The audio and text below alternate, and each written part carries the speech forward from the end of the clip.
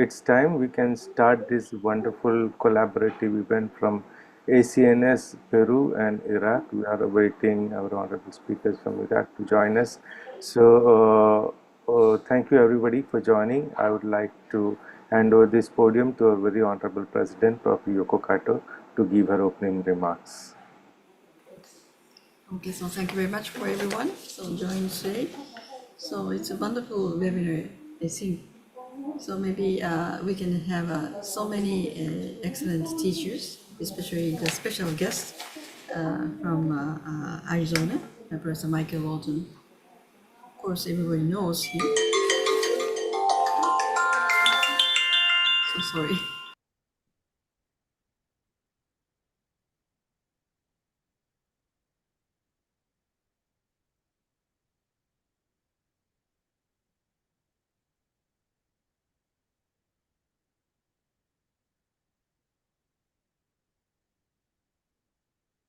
So let's start. So the first speaker, of course, we can have the opening remarks from the President, Prof. Gutierrez, as well. Is it okay? Yes, please. You can invite him, please. Okay. So we'll have the opening remarks from our very honorable President of Peruvian Neurosurgery Society, Dr. Gutierrez, and then we can go to the first speaker, Prof. Gutierrez. I thank for the Asian Congress Neurological Surgeon Education for the invitation to participate in our Peruvian Society of Neurosurgery in this international webinar, Peru, Asia. Thank you so much.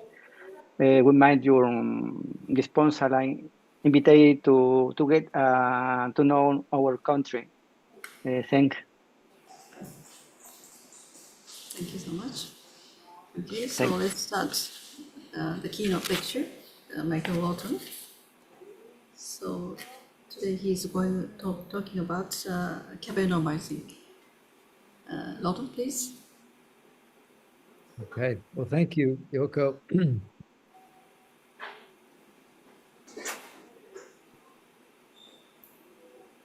Okay, can you see my title slide here? Yes. Yes. Okay, good. Well, we'll talk about cavernomas this evening. It's evening here in Arizona. I guess it's midday for you on the weekend. This is, we've reached the end of the cavernomas, the 7 cavernomas project, and the papers are all written. They're all published in the Journal of Neurosurgery. There are, I think, maybe 2 more that are in press waiting to come out, but they're all done. And all this work over the last few years will be put together in the form of the next book in the 7 series. We're finishing up the manuscript and should have it to the publisher in about 2 months. So I'm just going to share with you the taxonomy that we developed through the course of that work. And the whole idea is that, these they come in all kinds of different sizes and shapes, and sometimes it's hard to work through your treatment option, like how best to treat surgically. And the taxonomy is really designed to help you make the right decisions. And so I'll just begin. These were the case volumes that we looked at. I'm now over 1,200 cavernous malformations, over 400 brainstem cavernous malformations. And I use this to develop this taxonomy. This shows you taxonomies for many things, for aneurysms over here, AVMs here, bypasses, and now cavernomas. And the idea is, if you categorize these things nice and neatly, you can really organize your thinking about these lesions. So let me walk you through. There's 7 different types of cavernomas, beginning in the cerebrum, and then working our way through the deep structures, the basal ganglia and the thalamus, then down to the brainstem, the midbrain, pons, and medulla, and lastly, the cerebellum. So those are what I refer to as the 7 types. And within each type, there are subtypes. So these show you all the different subtypes in the taxonomy. Each one has its own color, and each one is categorized by the type and the subtype, almost as if you were labeling an animal in the animal kingdom in the way that they have a genus and a species. So there are two names, they're hierarchical, and I'll just kind of walk you through now. So for the cerebral hemispheres, there are four types. They're either convexity, medial, basal, and sylvian. And these are the four surfaces of the cerebral hemisphere. We do all recognize the different lobes, so those are helpful monikers. But these show you the convexity lesions. These are the ones on the convexity surface. Here's the medial surface, and you can see there are three different lobes here on that medial surface. Here's the basal surface. You can have it in the frontal, temporal, or occipital lobes. And then lastly, the sylvian. So when you encounter a cerebral cavernous malformation, you can categorize it into one of those four types. Now, as we go deeper below the hemisphere, below the cortical surface, we get to the basal ganglia, and there are only three types here: caudate, putamental, and palatal. And you can see the different colors showing that. But these nuclear structures really nicely segregate malformations in the basal ganglia. The thalamus is tricky. These are small structures. They have no surfaces on the ependymal or ventricular side, except for the medial and the pulvinar surfaces here. These divisions are really corresponding to the nuclear divisions. So there's 6 different subtypes here. There's an anterior, a lateral, and a medial shown in the front here. And as we go around to the back, you can see there's a pulvinar and geniculate, and also this choroidal type on the top. So this is how I break apart or break down the different regions of the thalamus, which will harbor the malformations. And here's just different perspectives showing those different divisions. And again, these are corresponding to the nuclear groups of the thalamus. As we go to the brainstem, there are 3 types: midbrain, pons, and medulla. And the subtypes refer to the surfaces. So we have anterior, anterolateral, lateral, posterior, and posterolateral. And you can see for the midbrain, there are 5 types. There are 6 types in the pons, and there are 5 subtypes in the medulla. So these are different views of the brainstem. And you can see in the midbrain, we have an interpeduncular, a peduncular type. And in the pons in the front, we have a basilar type. We have a peritrigeminal zone here, and we have a middle peduncular here. And as we go down to the medulla, we have a pyramidal and an olivary, and way in the back there behind those 9, 10, and 11th nerve rootlets, you can see the cuneate. Going around to the back, you can start to see here these subtypes in purple and orange and green. These are the ones that are on the posterior aspect, and we have a quadrigeminal and a tegmental in the midbrain. In the pons, we have an inferior peduncular and a rhomboid, which is the floor of the 4th ventricle in the pontine portion. In the floor of the 4th ventricle in the medullary portion, we have a trigonal zone. And then going outside the ventricle, we have a gracile and a cuneate. So these are views of the different subtypes. And last but not least, the cerebellar subtypes are shown here. Again, these are all defined by surface anatomy. There's a petrosal surface shown in red here. As we go to the top here, these are the tentorial surfaces here. That shows you the tentorial subtype. The blue stripe here is the vermis. As we go suboccipitally, you can see in purple here, the suboccipital subtypes. There's also a tonsillar subtype, and then finally a deep nuclear. So 6 different subtypes depending on where in the cerebellar hemispheres these are located. So this is just a summary. It's actually 35 in total, 4 in the cerebrum, and then you can see the other numbers here. Now, the beauty of the taxonomy is that it helps you identify these syndromes, particularly in the brainstem. this is a heat map. And what it shows you is, it shows you the symptoms here on the left and the subtypes here in the pons. And you can see that each column here has a different pattern of colors, and that corresponds to a different cluster of symptoms. And so, just as an example, the super olivary subtype is the subtype located in this underbelly of the pons, and it's going to impact the sixth nerve as it exits the pontomedullary sulcus. And so patients often present with this sixth nerve palsy. And so when you see a patient at the bedside, if they have an ipsilateral abducens nerve palsy and an ipsilateral facial palsy, you can be very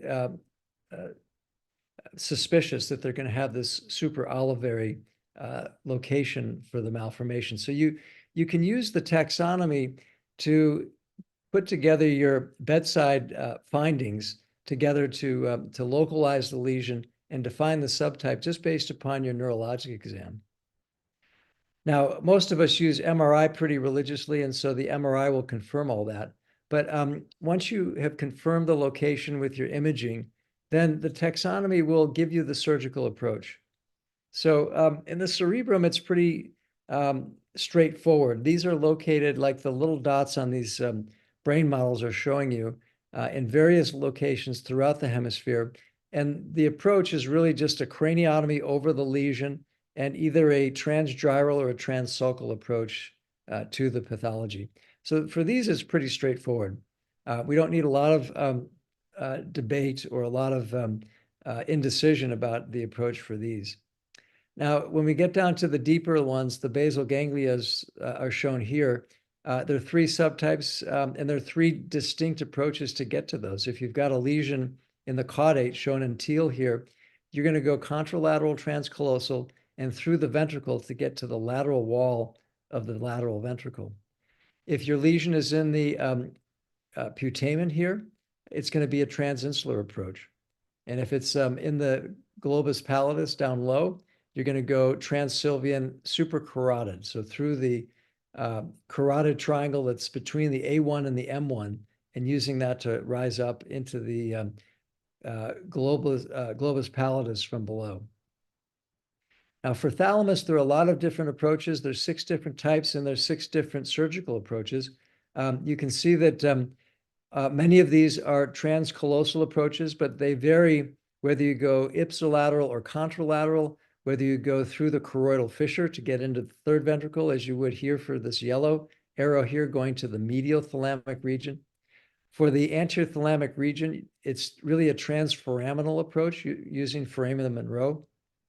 As we go to the lateral subgroup, we're going transinsular through the insular cortex. And as we get to the back of the thalamus, you can see that the pulvinar lesions are approached through a supracerebellar infratentorial paramedian approach. And these ones in the geniculate bodies in orange are going supracerebellar transtentorial. The last group is this choroidal group. It's right adjacent to the choroid plexus on the superior surface of the thalamus, and that's a transcallosal transventricular. So again, the taxonomy and identifying the cavernoma as one of those 6 subtypes will lead you to the correct approach and have some guidance in working through which one of these is best. Now for the midbrain, you can see 5 different approaches for the 5 different subtypes. 2 of these are through the sylvian fissure, either transsylvian interpeduncular or transsylvian transpeduncular, which are shown in teal and red. As we go past the peduncle and get to the tegmentum here in orange, we're going to go a lateral supracerebellar infratentorial. For those that are in the quadrigeminal plate, we're going to go in the midline, so that's a midline skit. And for those that are at the top of the midbrain, floor of the third ventricle, I like to go transcallosal transchoroidal fissure. So there are your 5 approaches for the 5 subtypes in the midbrain. As we drop down to the pons, you can see that the 𝒂𝒒 approach gives you a nice angle to the basilar lesions here on the front surface, the anterior surface of the pons. For those that are peritrigeminal, just medial to the 5th nerve, we can go extended retrosig through the cerebellopontine angle and get to those. For those in the lateral pons, a trans middle cerebellar peduncle approach is shown in orange. And now for the ones in the back, we've got a suboccipital transventricular approach for those that are in the rhomboid fossa here. And if they're in the inferior cerebellar peduncle over here laterally, we go telovelar.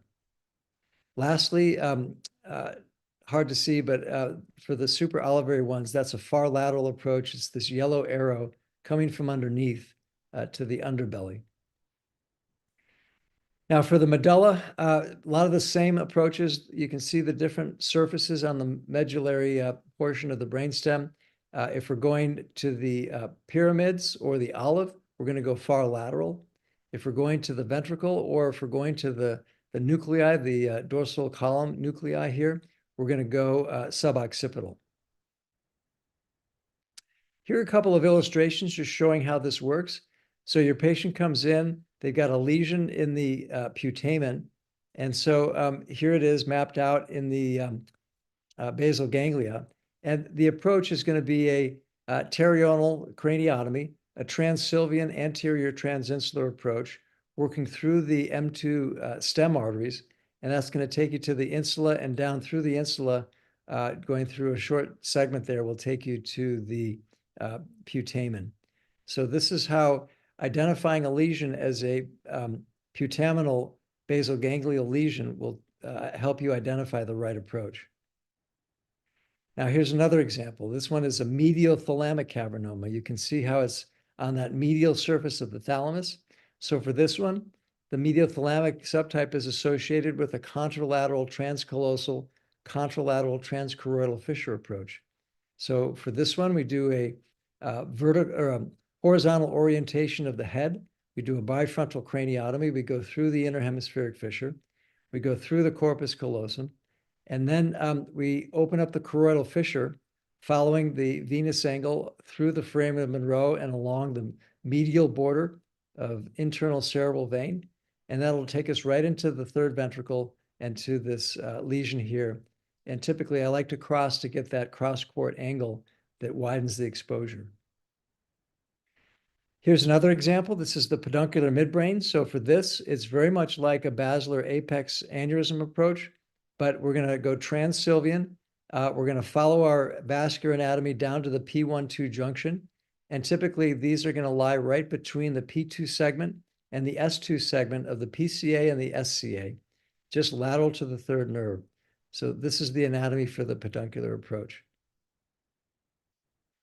Another example, here's the rhomboid lesion. This is the one on the floor of the fourth ventricle at the level of the pons. This is going to be approached through a suboccipital craniotomy. You need that suboccipital craniotomy with a C1 laminectomy because it helps you angle your approach a little bit higher. And we also typically take down the inferior medullary velum, making this opening wider so you can get as high up into the pons as you can reach to bring that into view. And that will give you what you need there. So this is the taxonomy in action. You know, you first type your lesion as one of the 7 types. You then subtype it according to which surface it comes to. That will tell you which craniotomy to do. It'll tell you which approach to do. These additional pieces of information like the anatomical triangle and the safe entry zone also have these unique associations here. And so it's a nice system of putting all of this information together. The triangles, the anatomical triangles are shown here. Many of these you know, like the carotid oculomotor or the oculomotor tentorial triangle. But there's some new ones in here, like the vertebrobasilar junctional triangle down here. Over here, this is the interlobular triangle, which we open up to get to the middle cerebellar peduncle between these semilunar lobules. And that brings us to our entry point on the middle cerebellar peduncle, and so forth. So these triangles are very helpful because as you work your way through your dissection pathway, they help to steer your trajectory and validate that you're going in the right direction. I like to refer to this as the triangle concept, and it's analogous to shooting a gun, where in order to hit your target over here, you need both a front sight and a rear sight. To have just one sight isn't enough. You have to look through this one here, down the barrel of the gun, and line it up with this sight here so that you get the two in alignment. And it's the two together that allow your shot to be aimed properly at the target. And the analogy is that you need the same with the surgical approach. You need a craniotomy, which is like your rear sight. You need the barrel, which is the approach, and you need the triangle, which is the front sight that lines it all up, with your target being the cavernoma. So the safe entry zones are shown here. This is the other piece of the puzzle. Sometimes you get down at the end of your approach and you find that the lesion is not there on the surface, and you have to go through some normal appearing tissue that's over the top. And so these safe entry zones are really important to learn and to be comfortable with. Little millimeters one way or the other can make a big difference in terms of patient outcome and neurologic function. So really important to learn these 21 different safe entry zones. And you'll see that they lie within these different subtyping zones. So each one has its own particular safe entry zone. Now, the arteries are also very useful in your dissection. This alphanumeric system of breaking all the different arteries down into segments is very useful for naming bypasses, which is why we helped to develop this many years ago. But it's also useful for what I call arterial addressing. So depending upon your subtype, each subtype has its own arterial address or target. And so if you know where in the vascular tree the lesion is going to be located, you can use the arteries to help get you to your target. And you can even develop these dissection codes, which are just using different segments of the arteries to guide you along a trail from the outside to the inside to reach your target. So just as an example, if you're trying to get to the interpeduncular midbrain lesion, you can follow the middle cerebral vessels down from the operculum, down to the M2 insular segments, down to the M1.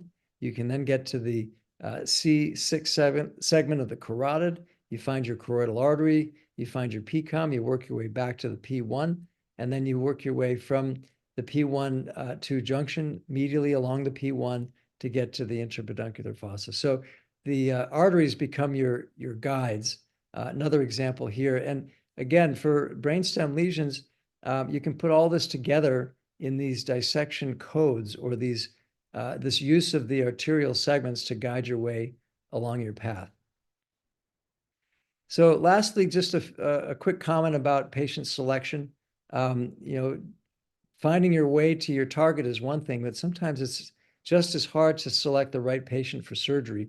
So we use this brainstem cavernoma grading scale that looks at the size of the lesion, whether it crosses the axial midpoint, whether it has a developmental venous anomaly, patient age, and whether or what the timing is of the last hemorrhage.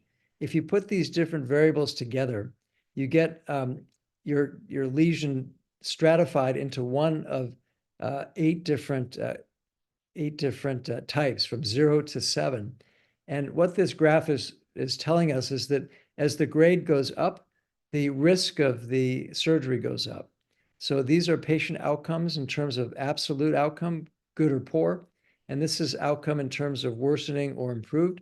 And what you see is that as your grade goes up, the outcome diminishes. And so in my mind, the low-grade lesions, the 0s, 1s, and 2s, are really good candidates for surgery.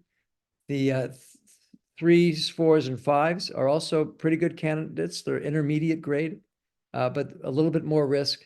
And lastly, the 6s and 7s are what I would call high grade and less favorable for surgery.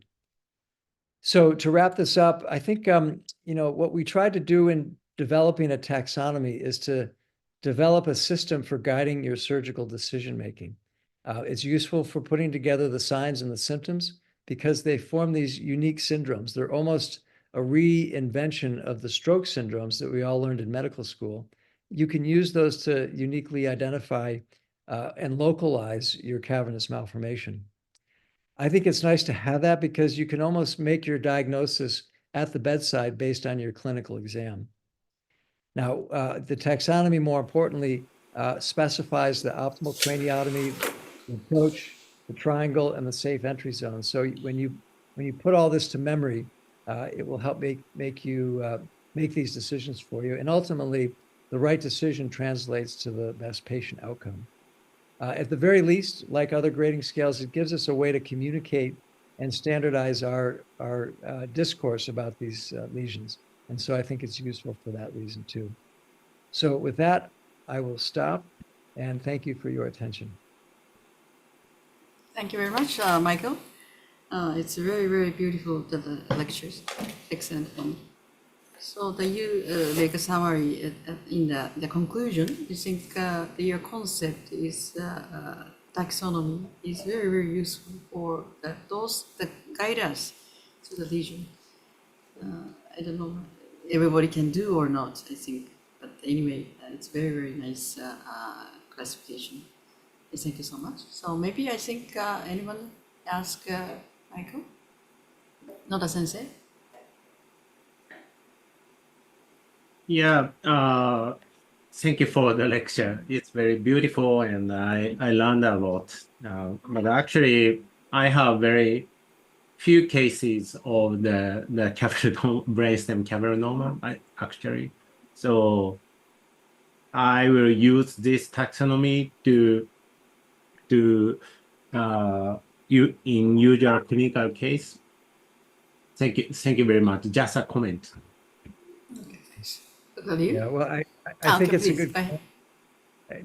These are very rare, and a lot of people only see a couple of these a year, so that's why sometimes the decisions can be particularly difficult.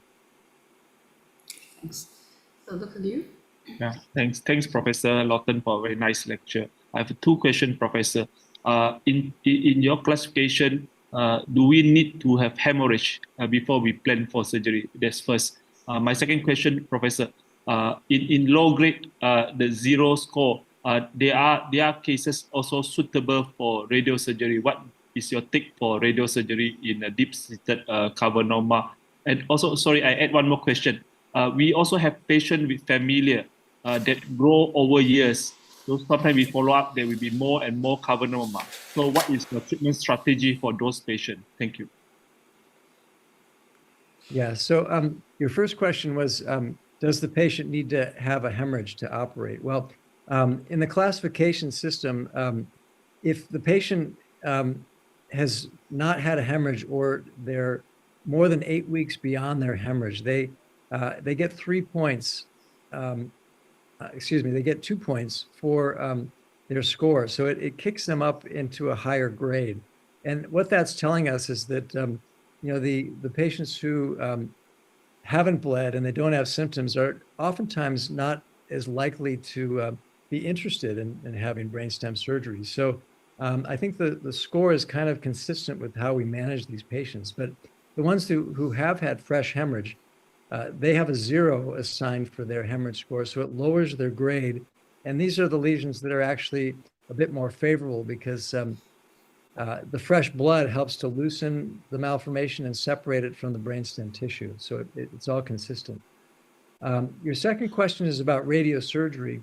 I am not a proponent of radiosurgery for brainstem cavernous malformations or for any cavernous malformations. And the reason is that if we think about why radiosurgery works for AVMs, it's because it causes the arteries to thicken, typically at the smooth muscle cell level. So the obliterative effect is from thickening of the smooth muscle cells.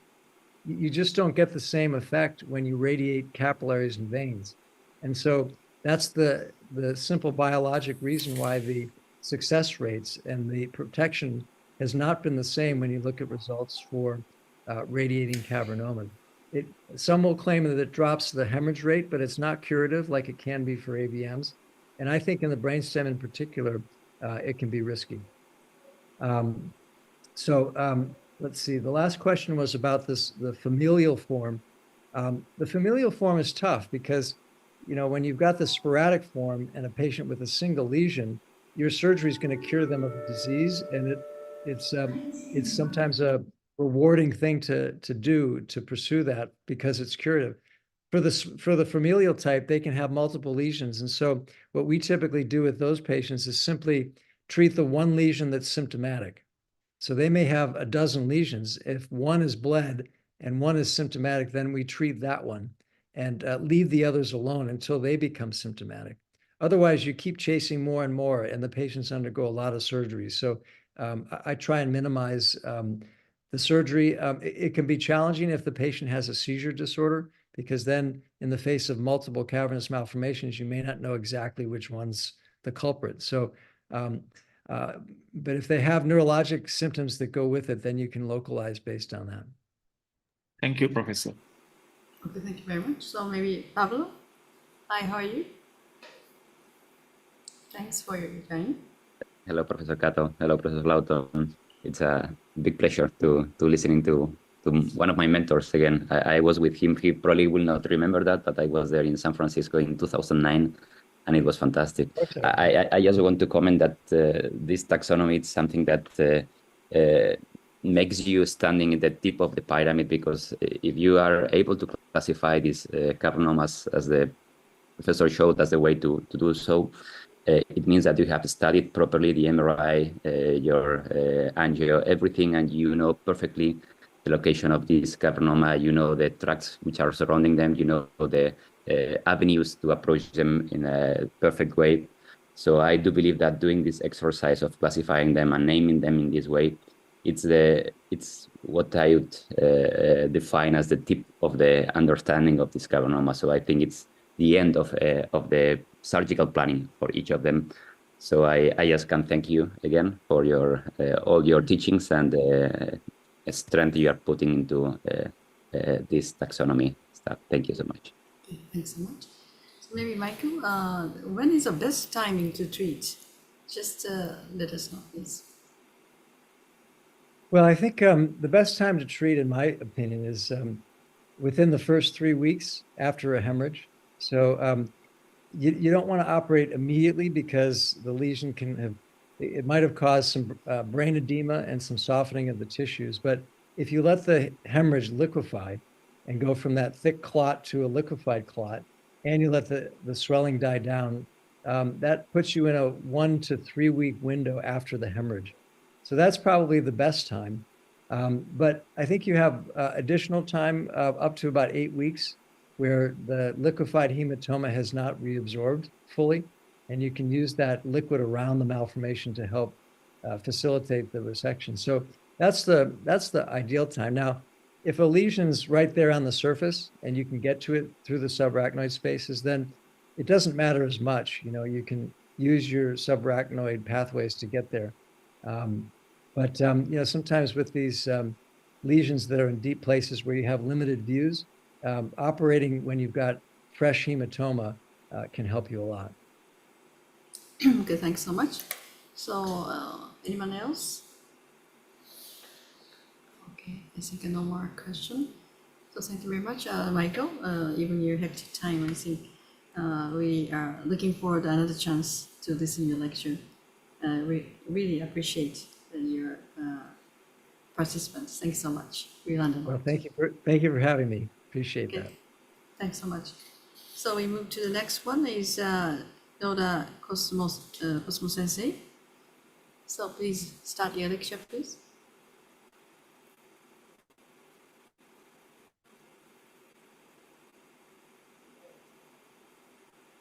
Unmute.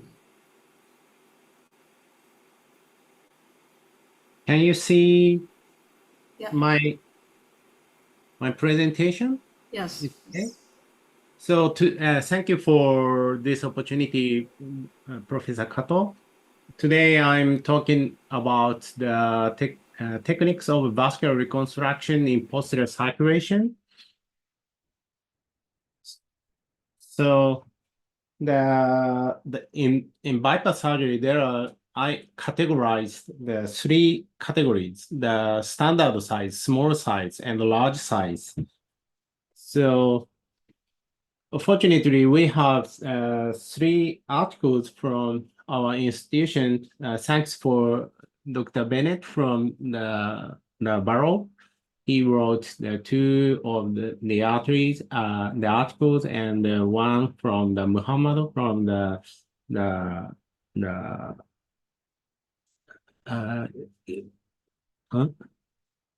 Indonesia, and I want to talk about today. The main focus is the small side bypass. So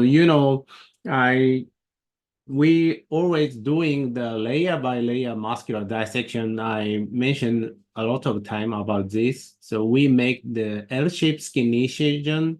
The purpose of this is the adequate surgical field and the cosmetic and functional considerations. And there is a lot of benefit and easy OA harvesting. So make the skin incision and elevate the sternocleido splenius capitis and the longissimus capitis, digastric and superior to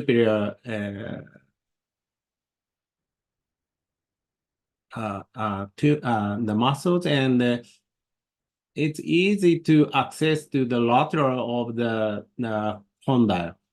And we can get the adequate surgical field and make it shallower and easier to do the anastomosis. To do this, we have to understand the origin and insertion of the muscles, the exact anatomy. If we understand the exact anatomy, we can elevate the muscle to the origin. Then we can maximize the surgical field to the skin incision. So anyway, the key to do this approach is the anatomy, to understand the anatomy.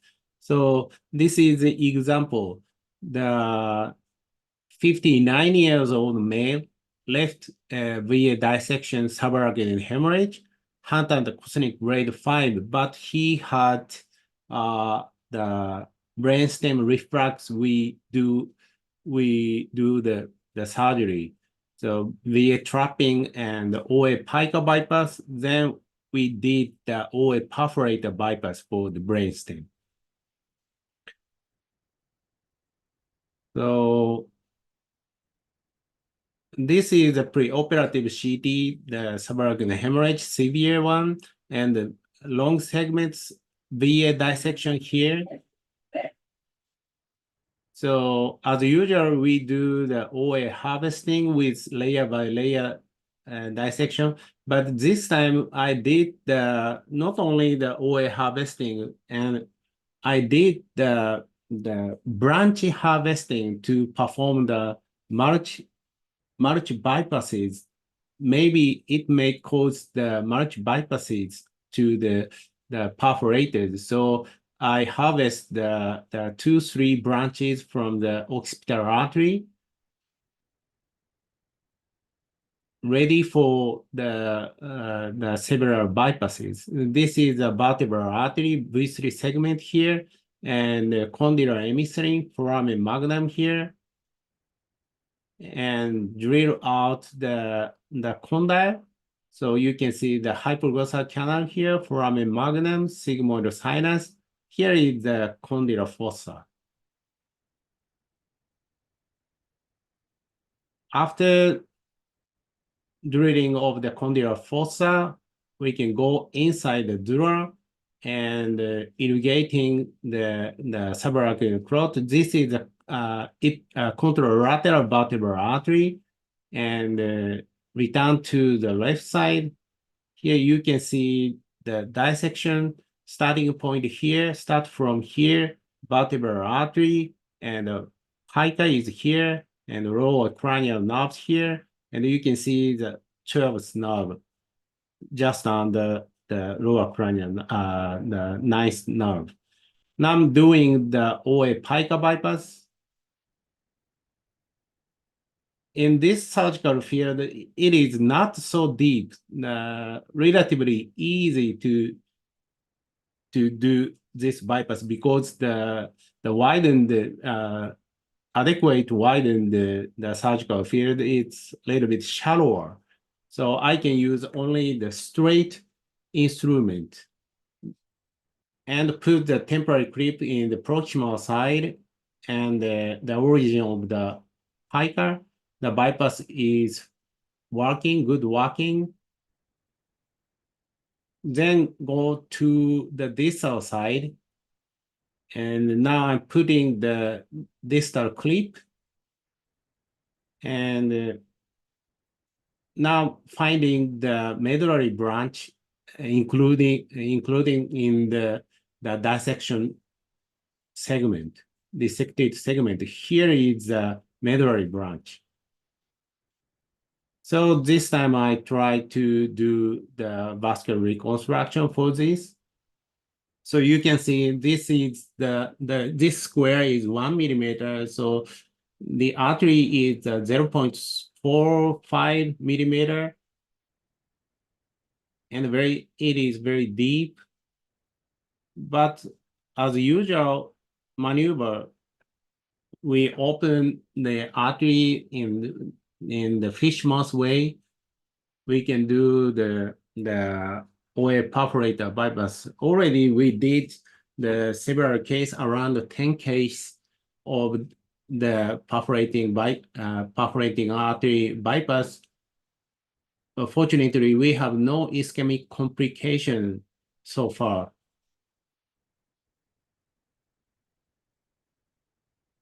But it's not easy to do this size bypass. It's very small. And already I did the OA pica bypass, so the length of the occipital artery branch is not so long, so it's very limited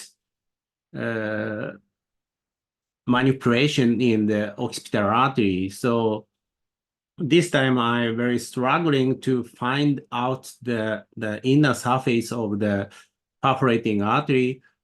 But finally, fortunately, I finished the bypass, and the ICG shows the good flow to the medullary branch.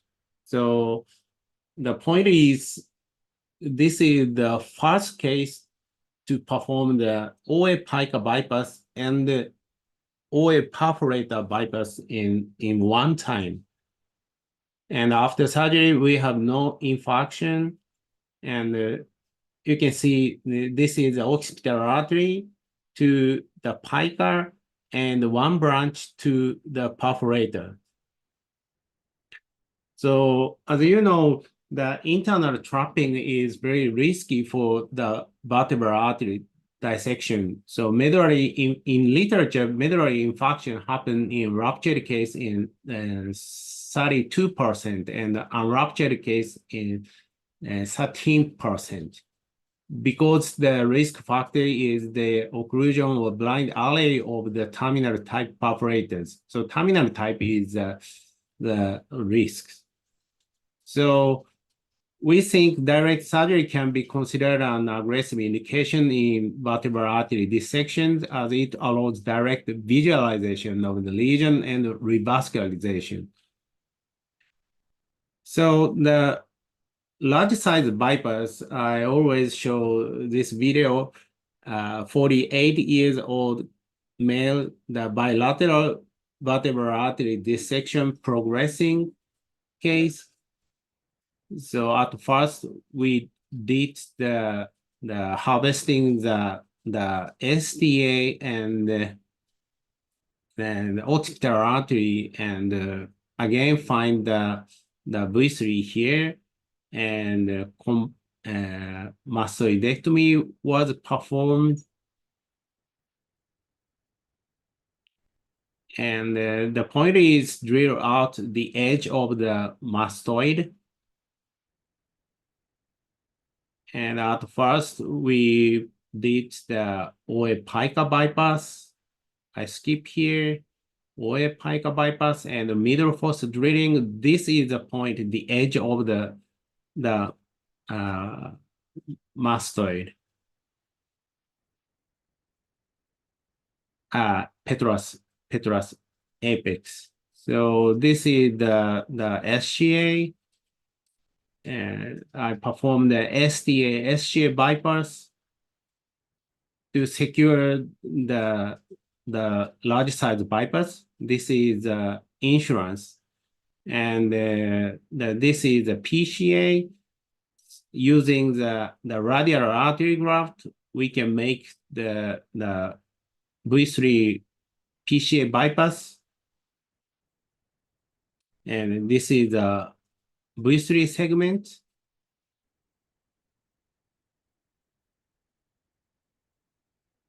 So finally the bypass is very good working, and I can trap the dissection point. And after surgery, the patient has no infarction, and the bilateral dissecting aneurysm is diminished. So this is the 3 years after the surgery. The patient has no cosmetic problem like this. So now the patient has already 6 years. So you can see after mastoidectomy, we can reconstruct the mastoid with the upper serum. So there is no cosmetic problem. This is another case 10 years after 𝑰𝒓𝒂𝒒 aneurysm operation, the 𝑦𝒓𝒂𝒒 bypass. There is no muscular dissection like this. And this is another case, 𝑦𝒓𝒂𝒒 bypass after 4 years. This is 1 month later of the OA perforator bypass. Patient has no symptom. And 6 years, and 8 years, and 6 years. Why I show this is there is a lot of the opinion to do the layer by layer dissection. The patient got the muscular atrophy, so we shouldn't do this. But you can see there is no muscular atrophy in the neck. So in cosmetic and functional reason, we recommend you to do the layer by layer muscular dissection. Okay, so time is limited. I can finish. Thank you. So thank you very much, Noda Sensei. It's wonderful, your skill and also the anatomical knowledge that we learned a lot from your lecture. So I think sometimes that bypass needs some several hints how you can have a shallow or surgical peel, so on. So maybe for younger generation that they learn so many things from your technique and your lecture. Maybe Pablo, can you make a comment or some question to you? Sure, and I wish to congratulate Professor Noda for this very elegant technique, and it's something always confusing to me, this hockey stick incision, the classic one. I have always tried to skip it exactly because of the muscle retraction, and not only that, but also when you retract all the skin, soft tissues, muscles towards the lateral side, sometimes that's obscuring and being very uncomfortable for your surgical maneuverability. So your proposal is something very, very smart and very elegant, and I can tell you I'm going to use it. I'm not sure if I will do some posterior circulation bypass. I'm not into the vascular business, but probably I will make use of it in other skull-based cases. So I really thank you for showing that. Yes, thank you for the comment, Dr. Pablo. Yeah, so this is not only the vascular surgery, but also for the tumor, you can do this. So we have to respect the muscles. So it's my opinion. And how is the, classically, this is a very, very painful post-operative course, but how is the pain in these patients in your cases? How do you feel that? Yeah, so layer by layer, decrease the pain after surgery because we never cut the muscle itself. We only cut the tendon and reconstruct it. So the pain is, yeah, it's painful too, but the degree of the pain is very low, I think. I'm sure. Yeah. Thank you. Yeah. Oh, thanks. So maybe Dr. Jose, please go ahead. Thank you very much for your excellent presentation, Professor Noda. Just one question. Would you ever consider a vein graft, or do you only consider a artery radial graft? Thank you for the question. Yeah, we can do the venous graft too. We prefer to use the artery for artery, but you can use the vein too. So we sometimes use the vein for the vascular reconstruction. Thanks. Okay. So, any more questions? Kimura Sensei, please. Thank you. And nice to see you, Professor 𝑦𝒓𝒂𝒂𝒓, and nice to see you, and Dr. Noda. Thank you for giving us a great lecture. I learned a lot as well. And I have two questions. So previously, I asked to directly in person on that venue. So I still anxious about the post-operative CSF leakage after 𝑦𝒓𝒂𝒒 bypass after complex bypass surgery. And so how to reconstruct the dural penetration area on the graft.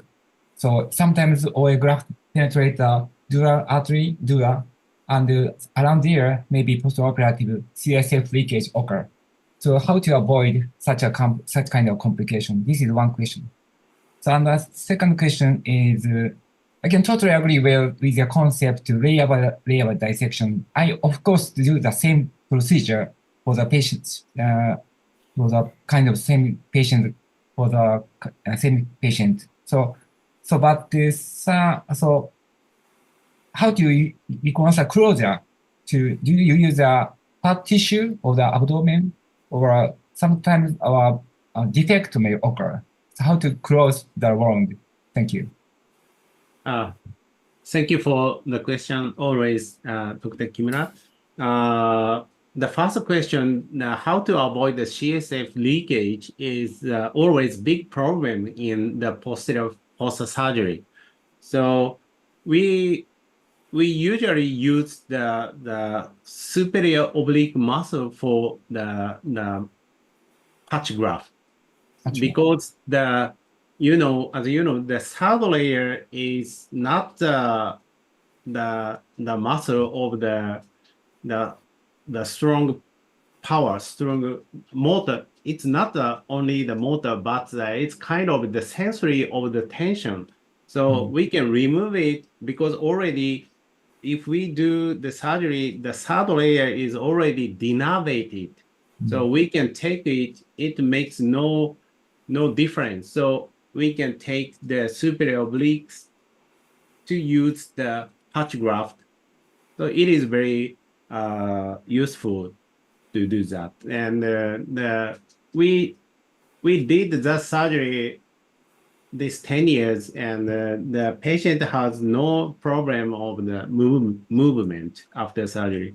And so the second question is the fat tissue. Yeah, fat tissue. We didn't use usually we didn't use the fat graft in the standard posterior fossa operation, but if we do the mastoidectomy, actually we use the fat graft from the abdomen. Yeah. Thank you. Thanks a lot. Yeah. Thank you very much. See you next time. Thank you. So, Noda Sensei, thank you very much for your excellent talk. Thank you very much. All the best in the future. So we can move to the next talk. The very famous skull-based neurosurgeon is from Spain, Pablo González López. So can you start your lecture, please? Sure. So can you confirm that you can see my screen, because my connection is not too strong? Is it working? Yes, working. Thank you, Professor Kato, Professor Liu, Professor Raja. Thank you so much to all the organizers for having me on this And I feel as usual with you, very small, because I'm going to share something quite simple. But this is one of the things that I have learned from my mentors, try to do difficult things in the most simple way. So that's my main goal today. And I'm going to share with you some cases in which during my learning curve to deal with anterior temporomesial lesions, I've been finding very useful. And it's what I have called the transplanum polare approach for the amygdala. So before starting that, I think it's very important to go back to phylogeny and understand how these temporomesial regions of the human brain have been located there.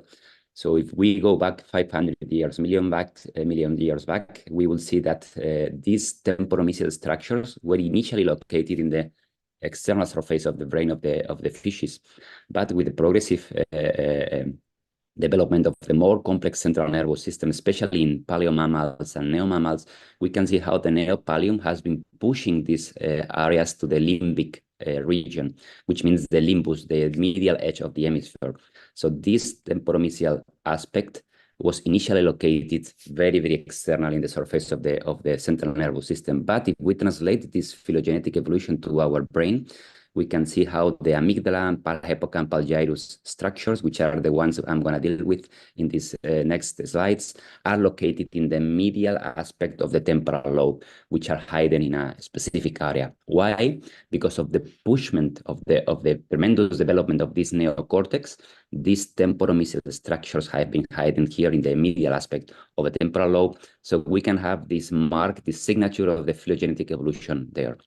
About the temporal lobe, this capricious shape of the temporal lobe and the evolution of the central nervous system, due to the telencephalic flexure, we can have 4 surfaces. And there is a very important surface that even Professor Lawton was highlighting, which is the superior surface is hidden in the depth of the sylvian fissure. And it's very important because here we have the transverse gyrus of facial, this diagonal gyrus, which is dividing the temporal lobe, the superior aspect of the temporal lobe, in a planum polare and a planum temporale. And this planum polare is the avenue I will be dealing with in the next slides.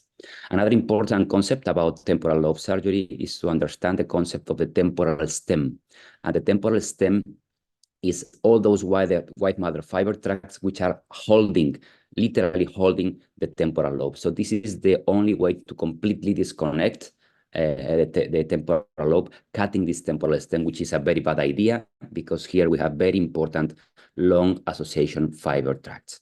So this is a study we did in a cadaveric specimen in order to understand the dorsal and ventral streams, and ideally we are going to be dealing with the ventral stream, which is mainly composed by the 𝑰𝒓𝒂𝒓 and the uncinate fascicle. So these structures, all these white matter fiber structures on the temporal stem, are covering the lateral aspect of the temporomesial structures.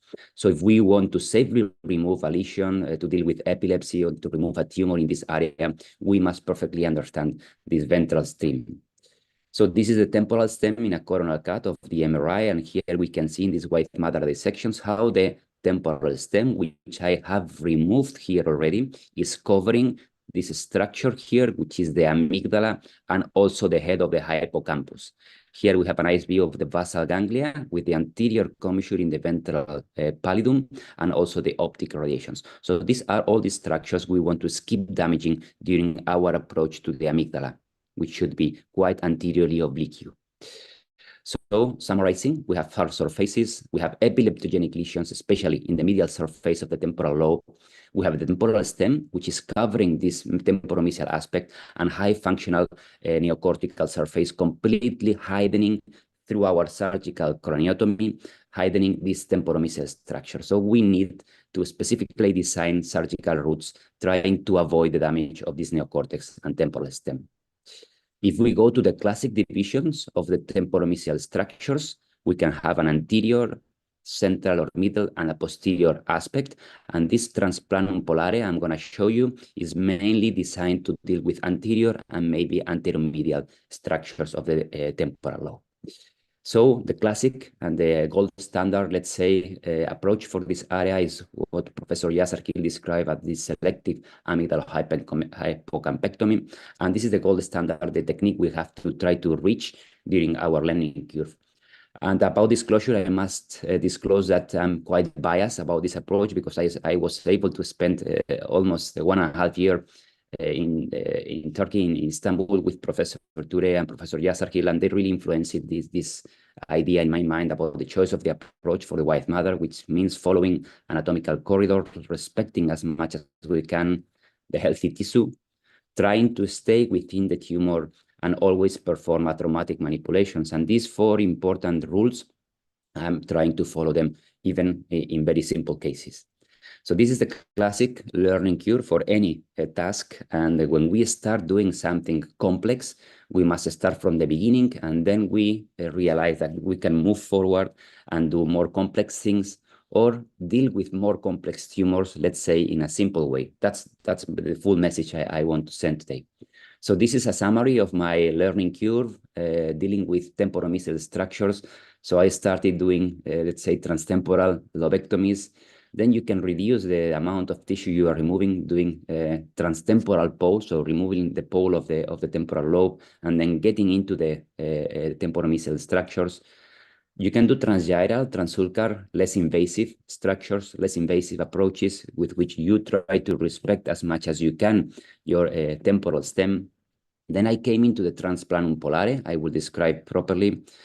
Then you can go to transsylvian, transtentorial, or intersubtemporal, intertentorial, and this is the learning curve I've been dealing with. And sometimes I always come back to some of these approaches in case of need, but I will concentrate on the transplanum polare. So let me divide the uncus, this classic pyramidal shape structure. If we trace a perpendicular line into this pyramid from the apex, we can clearly divide the anterior, which is the amygdala, and the posterior structure, which is the head of the hippocampus. So same thing we can see in the axial cut of the MRI, and same thing we can see from the lateral aspect, which is the surgical view, where we can have the uncus seen from lateral. So this is the base of the pyramid, where we have the amygdala in the anterior aspect and the head of the hippocampus in the posterior aspect. So you can always go back to your anatomy in order to understand your radiology. But as we have said, in order to reach this area, we have to understand that we have all the temporal stem and the ventral stream fibers covering our direct approach, our tangential approach to this amygdala. And these are the structures that compose the so-called limbic lobe. Reducing our approaches to the amygdala and the head of the hippocampus, I came to the idea that this transplanum polare approach is very useful, especially for those of us who are not very senior, not very expert, and we want to deal with lesions in this area. So what we do is just split a little bit. We drill the sphenoid wing enough, and we split a little bit the most anterior part of the sylvian fissure. We go into the planum polare, and here, before dealing with the MCA bifurcation, we just enter subpially the planum polare and direct our section anteriorly, centrally, and a bit posteriorly. And with this approach, we will be respecting the ventral stream. So let me show you in these 3D reconstructions.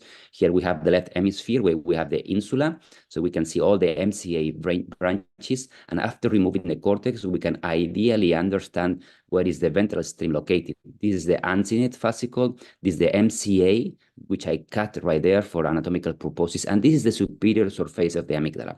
So this is the ideal entry point to our approach. So this is a surgical view where we can clearly see the uncinate, 𝑰𝒓𝒂𝒓, and optical radiations. I have opened the ventricle so as to see the head of the hippocampus and body of the hippocampus. These are the structures, and this is the route to the amygdala. So this is an example in which I want to show you how we can deal with this ganglioglioma. So we split the sylvian fissure and enter planum polare laterally, and we can have a good orientation just going subpially, so we have the vessels just above us.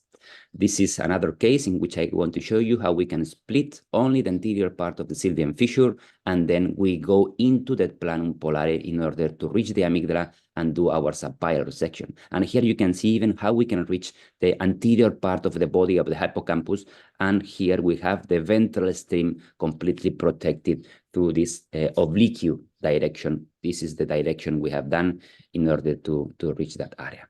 Another case, this is a dinette causing very uncomfortable seizures. You can see it's mainly located in the amygdala. The head of the hippocampus is just pushed posteriorly. So these are all the white matter tracts we want to respect, and this is the area we want to reach, just the amygdala. And probably, as we are dealing with epilepsy, we will be able to remove the anterior part of the hippocampus. So classic pterional approach, very limited, no need to expand it. I always go to release some CSF from the optical carotid system. I use some MEPs just in case we can have a problem with the lenticular striate arteries.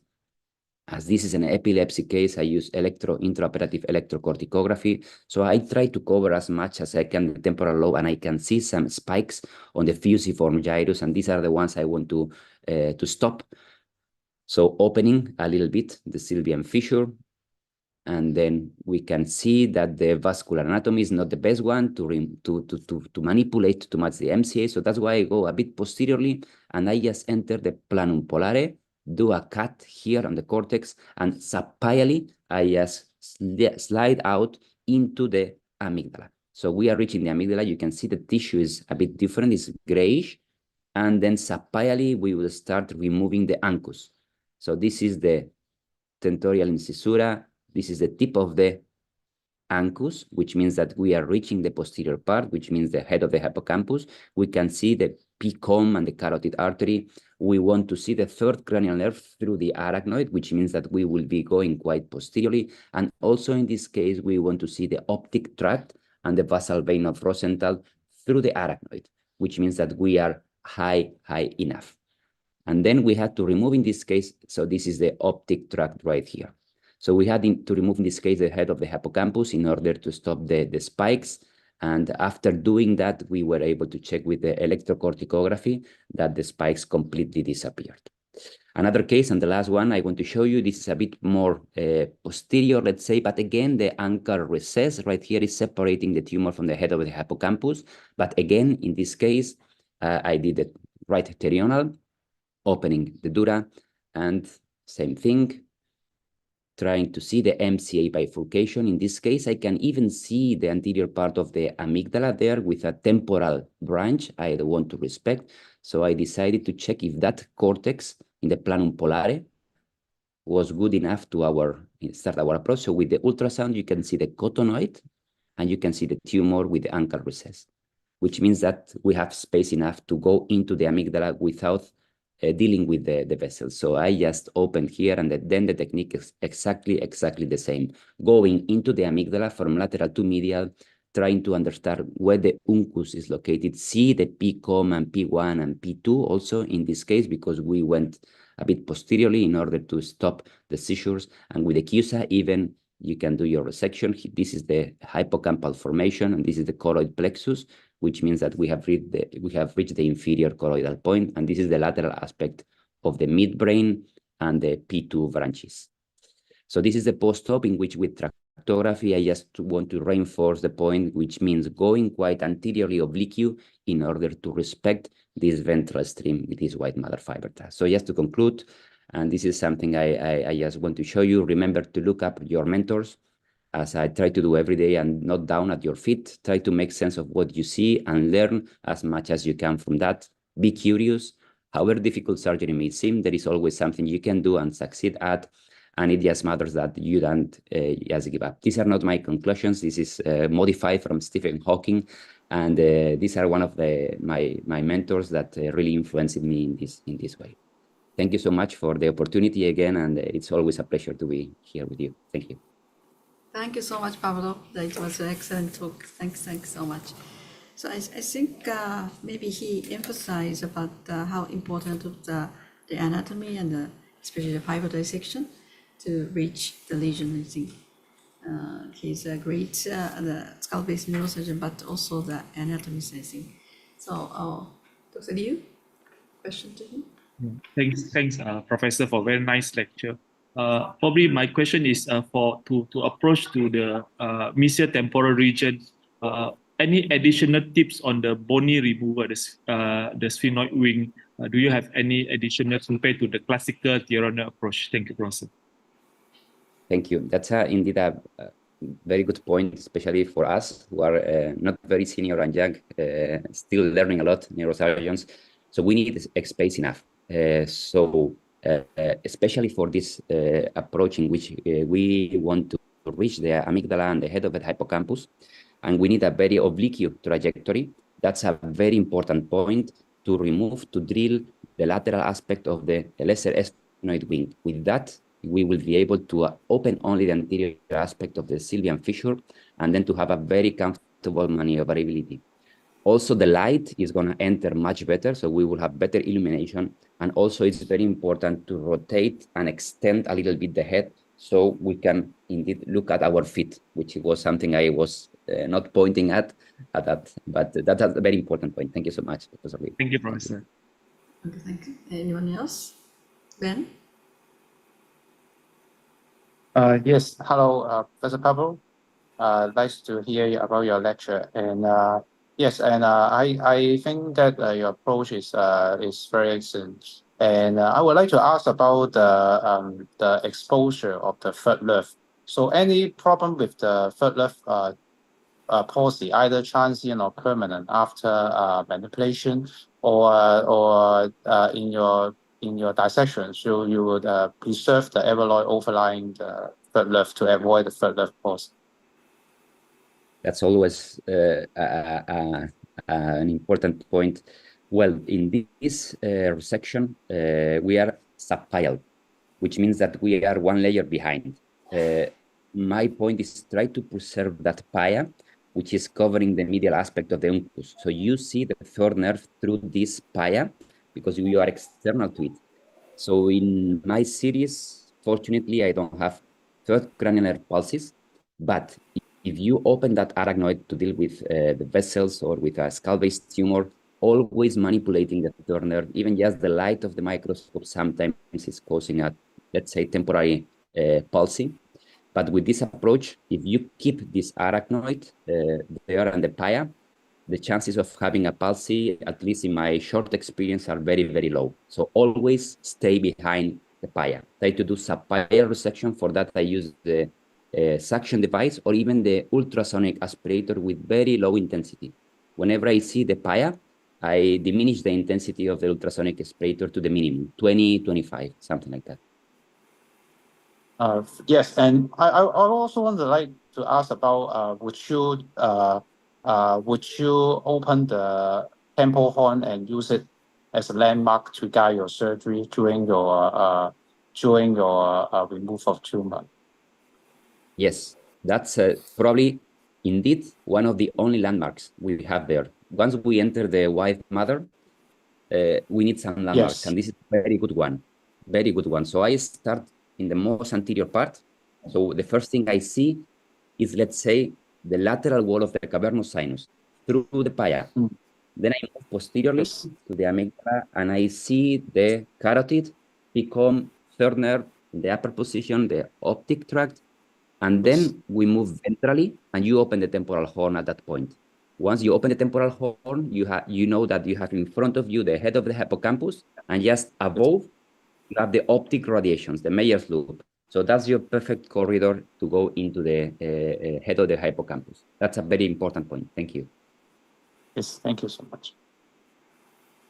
Thank you so much. So it's very, very clear explanation. So no other question? Okay, Pablo, thank you so much for your great lecture. So maybe all the best in the future. Thank you very much. So the next speaker is Professor 𝑦𝒓𝒂𝒓 from Lima-Peru. He's going to talk about the polyclinical analysis. Please.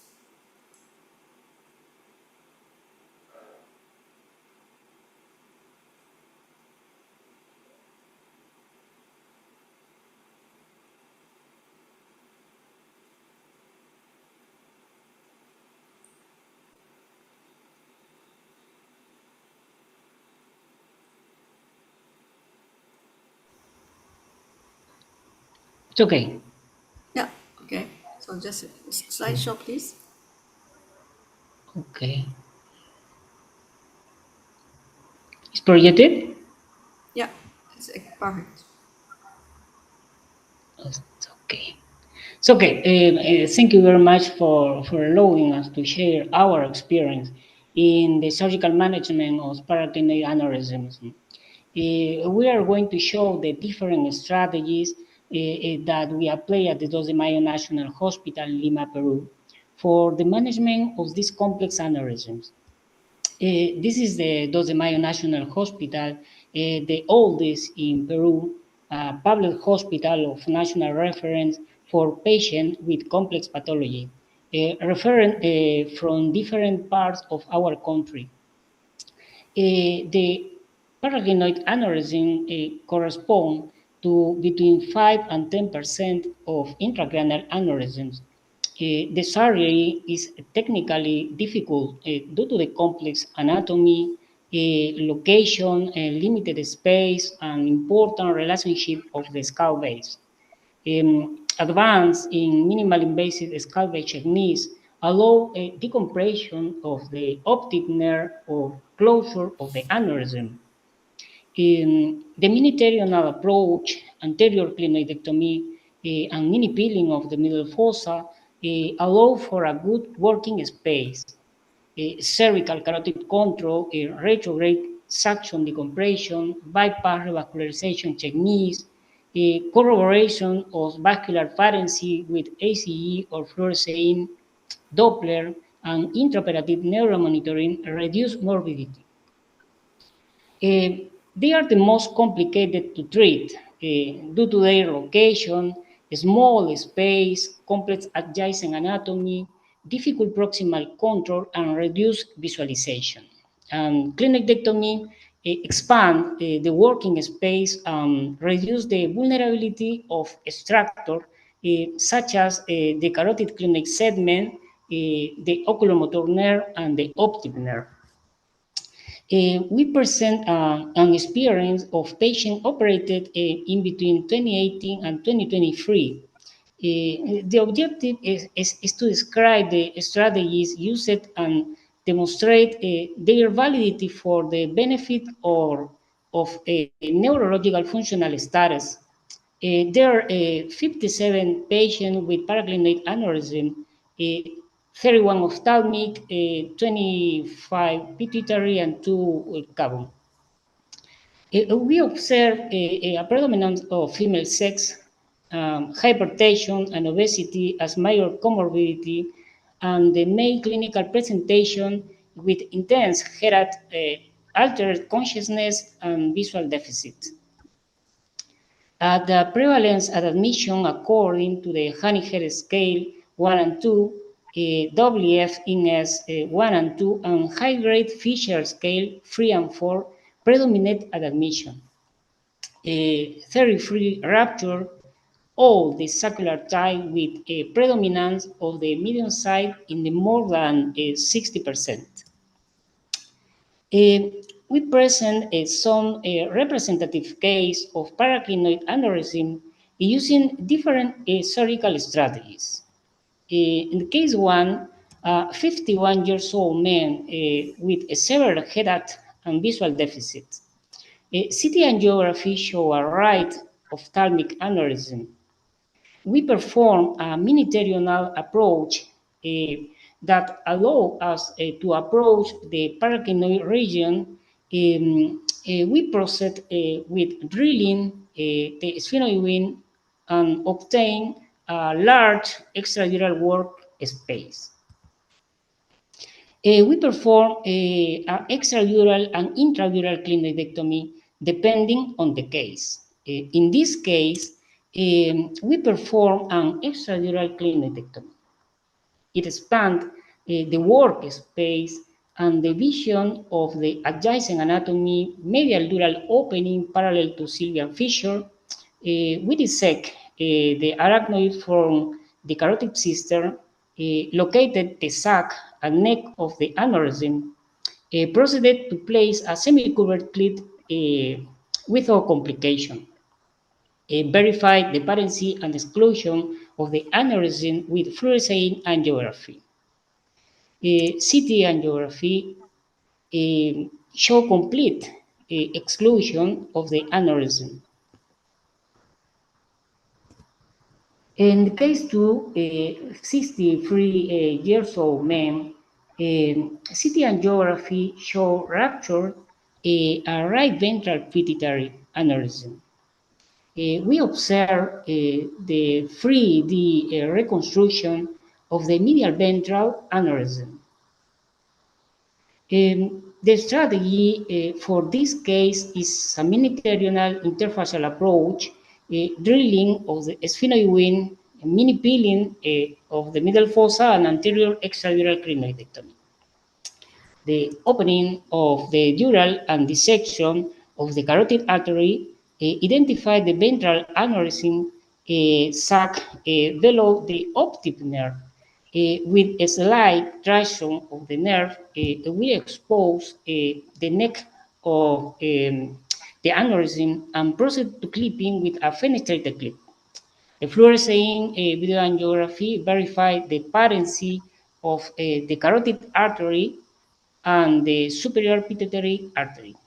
CT angiography confirmed a complete exclusion of the aneurysm and the carotid parency. In case 3, a 56 years old woman, she comes with severe headache and left amaurosis. CT angiography show rupture a large ventral aneurysm and compression of the optic canal. In this case, we perform a terminal interfacial approach. After the clinoidectomy and mini peeling, we dissect the carotid, and angiography with ACG show the large aneurysm. We dissect the carotid up to the bifurcation. We place a distal temporal clip and suction retrograde decompression that facilitate the dissection of the aneurysmal sac and clipping with a clip facing fenestrated. We corroborate the valency and exclusion of the aneurysm with ACG angiography. CT angiography and post-surgical angiography show complete exclusion of the aneurysm and carotid parency. And case 4, a 68 years old woman with severe headache and visual loss, angiography and CT angiography show a large ventral aneurysm. In this case, we consider that direct clipping or endovascular techniques were not possible due to the atherosclerosis decide, basal calcification, and wide net. We decide to perform a bypass and subsequently microsurgical clipping. Under intraoperative and neuromonitoring proximal cervical control, we dissect the superficial temporal artery to perform the anastomosis. The mini-terminal approach, anterior clinoidectomy, mini peeling, and the compression of the optic canal. We proceed to the FDA NCA anastomosis and verify the flow, the using fluorescein and microvascular Doppler.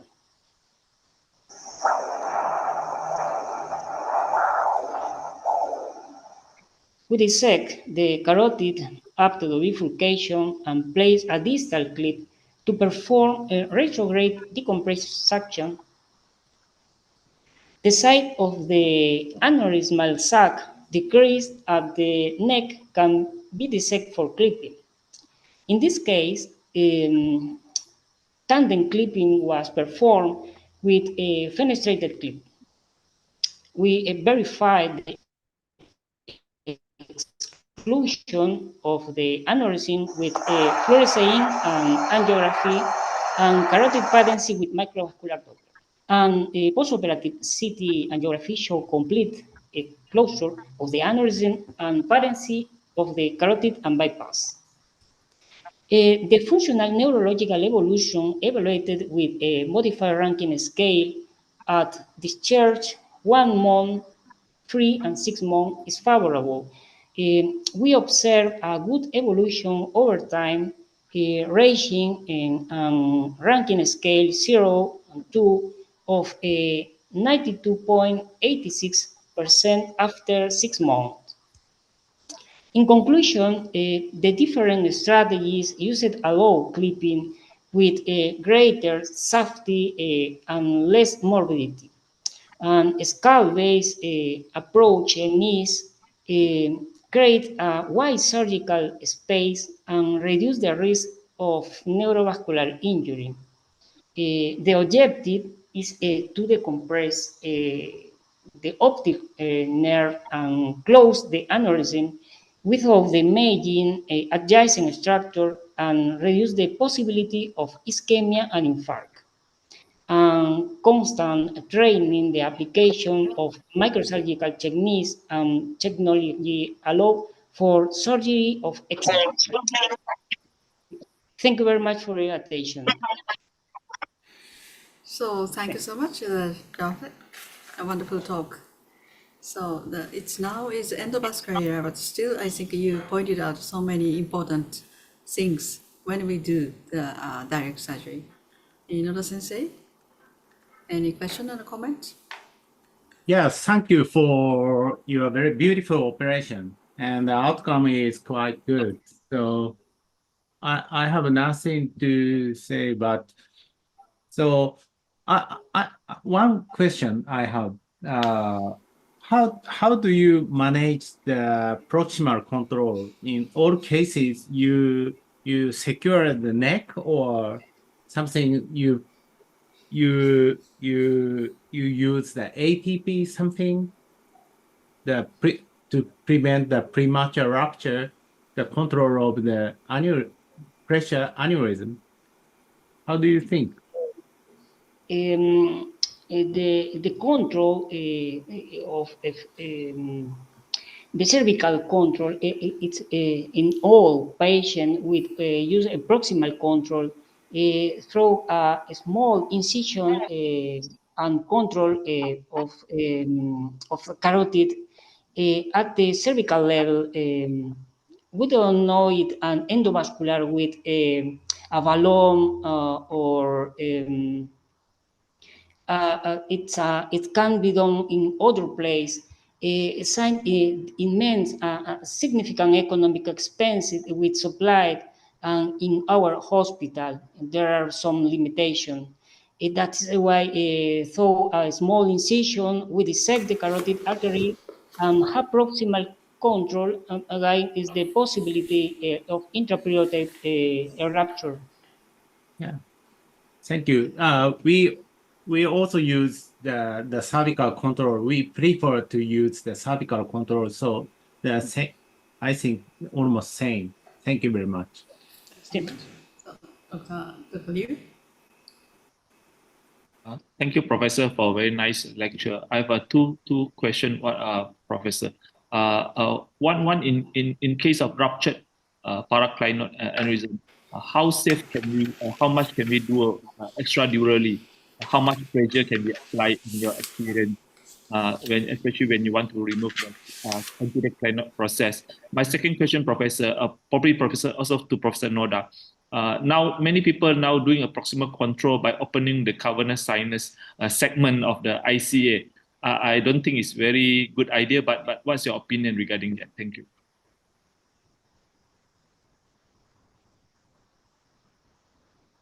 It's okay. We approach the aneurysm of the anterior circulation, carotid and paraclinoid, using the approach mini-terional, whether a rupture or unrupture. We consider the approach terional in aneurysm of the anterior communicative complex or severe intracranial hypertension or with hematoma to evacuate. But the mini-terional approach and drilling of the sphenoid vein and extradural or intradural clinoidectomy allow us a large working space to treat a paraclinoid aneurysm. The approach they offers us advantage over the terional. without compromise microsurgical exposure. They offers a minimal brain tissue trauma, a smaller craniotomy and shorter surgical time. Better cosmet, shorter hospitalization. The complement con a mini peeling of the middle fossa, a large workspace. So what about proximal control at cavernous portion? For it's a freezing cold, freezing. So he is asking you about proximal control, not at the neck, but in the cavernous portion. No, in the cavernous, no control. No, it's the neck and cervical control. Okay. Neck is very With- safe. Okay. Sí. So thanks. Yeah. Thanks. So, okay, Sí. please. Yeah. In our experience, I did I don't know some. the experience. Yeah, I did in the proximal control in the cavernous sinus several cases, but sometimes there are classification in cavernous sinus. So now it's very rare to do the paraclinoid aneurysm. But if I do now in this moment, I will open the neck to secure the proximal. It's much better and much wider surgical field. Okay. Thank you, Professor. Thank you. Thank so, Dr. 𝑦𝒓𝒂𝒓, you have some question?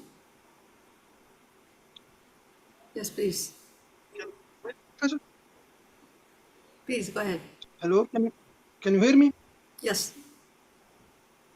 Okay, my question is, thank you, Professor.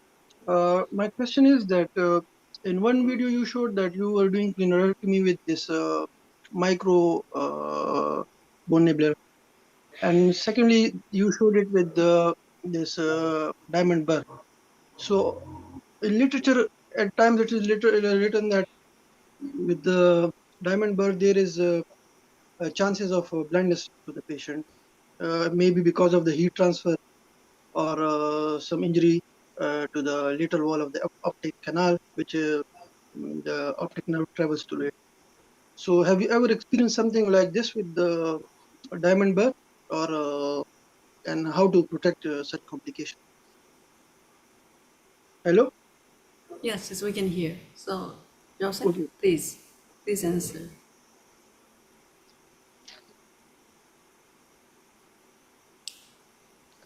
Dr. Joseph,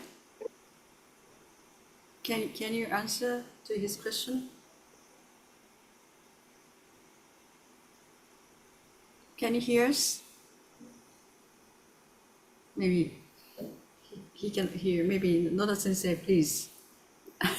Yeah, so Instead of him, please answer.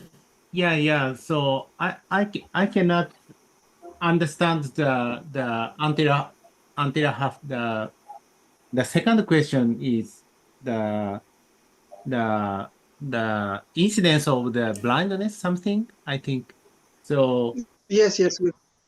yeah, so we have some article about that, and we report already, and we have some cases of the blindness. It's big problem, and now in conclusion, we think it's a heat injury problem. So now we try to not to use the drill, but the rongeur.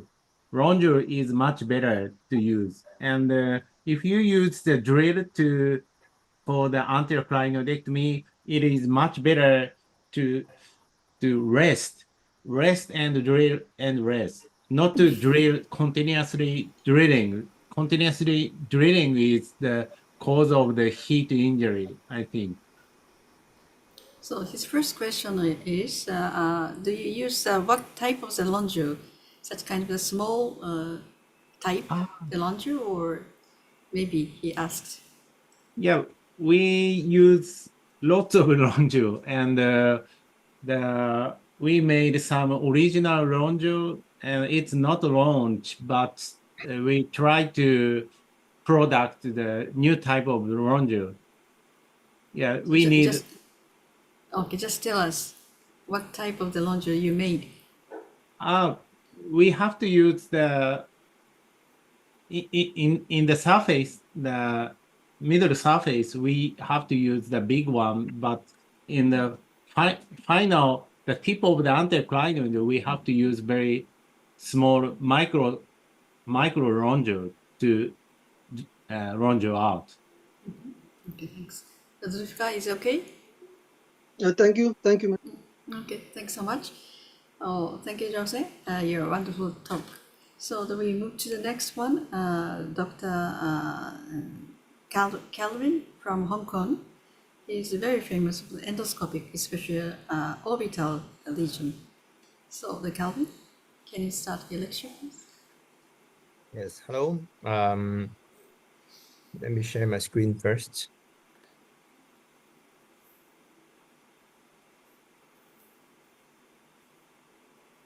Can you see my screen? Yes. Full screen. Yes. So hello, Professor Kato. Thank you very much for inviting me again to join the ACNS activities. And I'm Calvin from Hong Kong. So today I'm going to share my experience on endoscopic transorbital surgery after I've gathered a series of 50 cases since the year of 2020. So I started off with learning from the bench, learning from the lab, and nowadays my team has moved to more advanced clinical applications.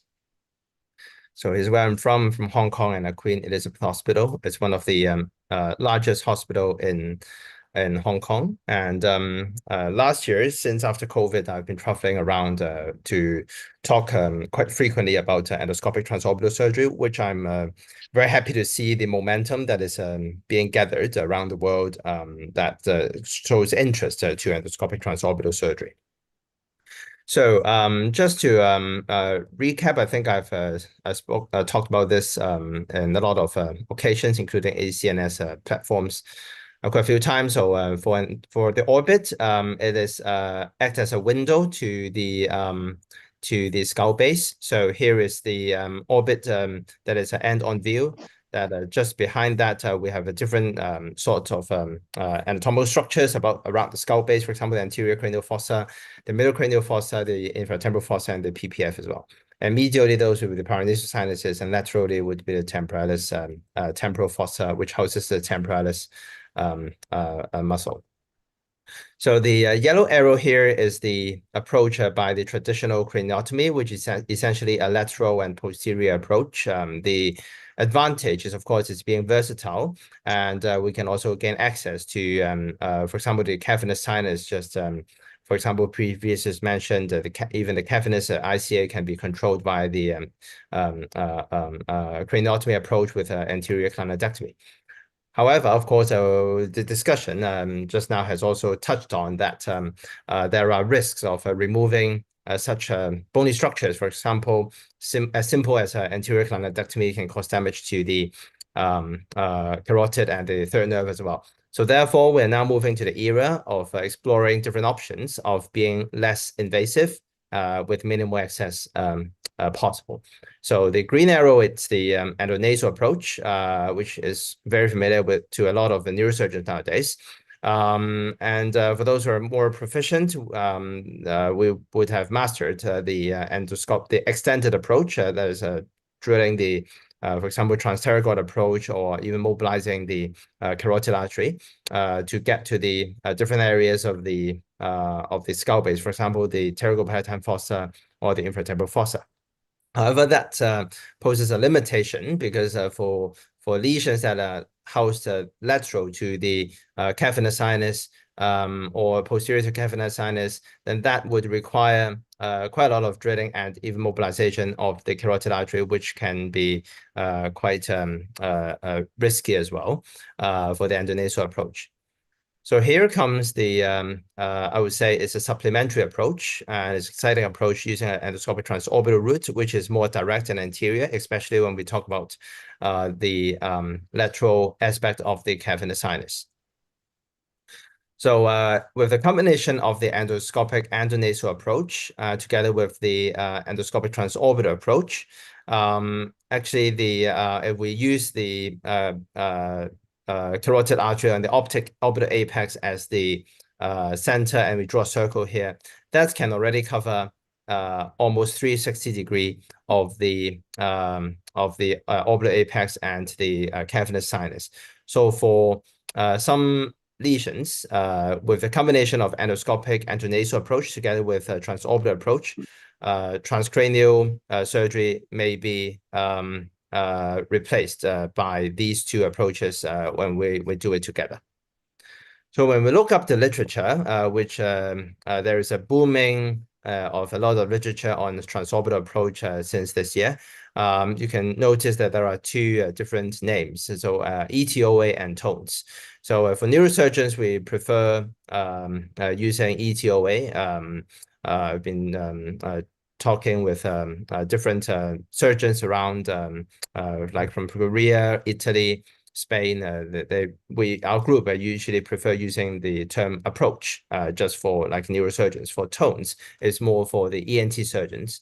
So to recap, it's minimal access and minimum invasive. Now these two concepts actually have slight differences. Minimal access just means that the incision is small. Like endonasal approach is minimal access surgery. However, for endonasal approach, it can be maximal invasive. Just think about like the amount of bone that we might need to drill for transpthoracic approach or for transmaxillary approaches, and crossing the neurovascular structures can be invasive as well, and also not to mention the nasal mobility. So for on the contrary, for transorbital approach, it's truly minimally invasive when compared to endoscopic endonasal approach. It's got a very low chance of CSF leak because usually we do not enter or traverse the paranasal sinuses. So there is a very, very low chance of CSF leak. So that's an advantage when we compare to that with EEA. So for intraop positioning, patients usually are placed supine with the neck slightly extended and the head turned towards the surgeon, just like how we position for cases under endoscopic endonasal approach with the assistant or the ophthalmologist or the ENT surgeon at the head of the bed. So for incisions, the incisions usually are either using the superolateral aspect of the eye, that is the subbrow incision or the lid crease incision, or we can use medial approaches like transcaruncular approach that would be suitable for cases that for lesions that are located medial to the orbital apex and the optic nerve. So since we've been doing the transorbital approach, we mainly use the lateral approach for the incision.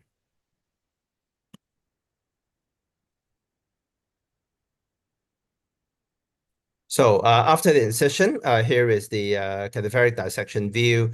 This is the left orbit. So on this diagram, the 3 o'clock is the greater wing of sphenoid. The 9 o'clock will be the periorbiter. So here's the first structure that we need to identify is the meningoorbital band. And the second structure that we see would be the SOF and the IOF using a 0-degree endoscope. And then when we use the diamond burr with irrigation, we will drill all along down to the middle cranial fossa dura, and then follow inferiorly, we'll reach the middle fossa floor. So under endoscopic view, we are able to then to dissect and peel the lateral cavernous sinus wall away from the middle fossa dura.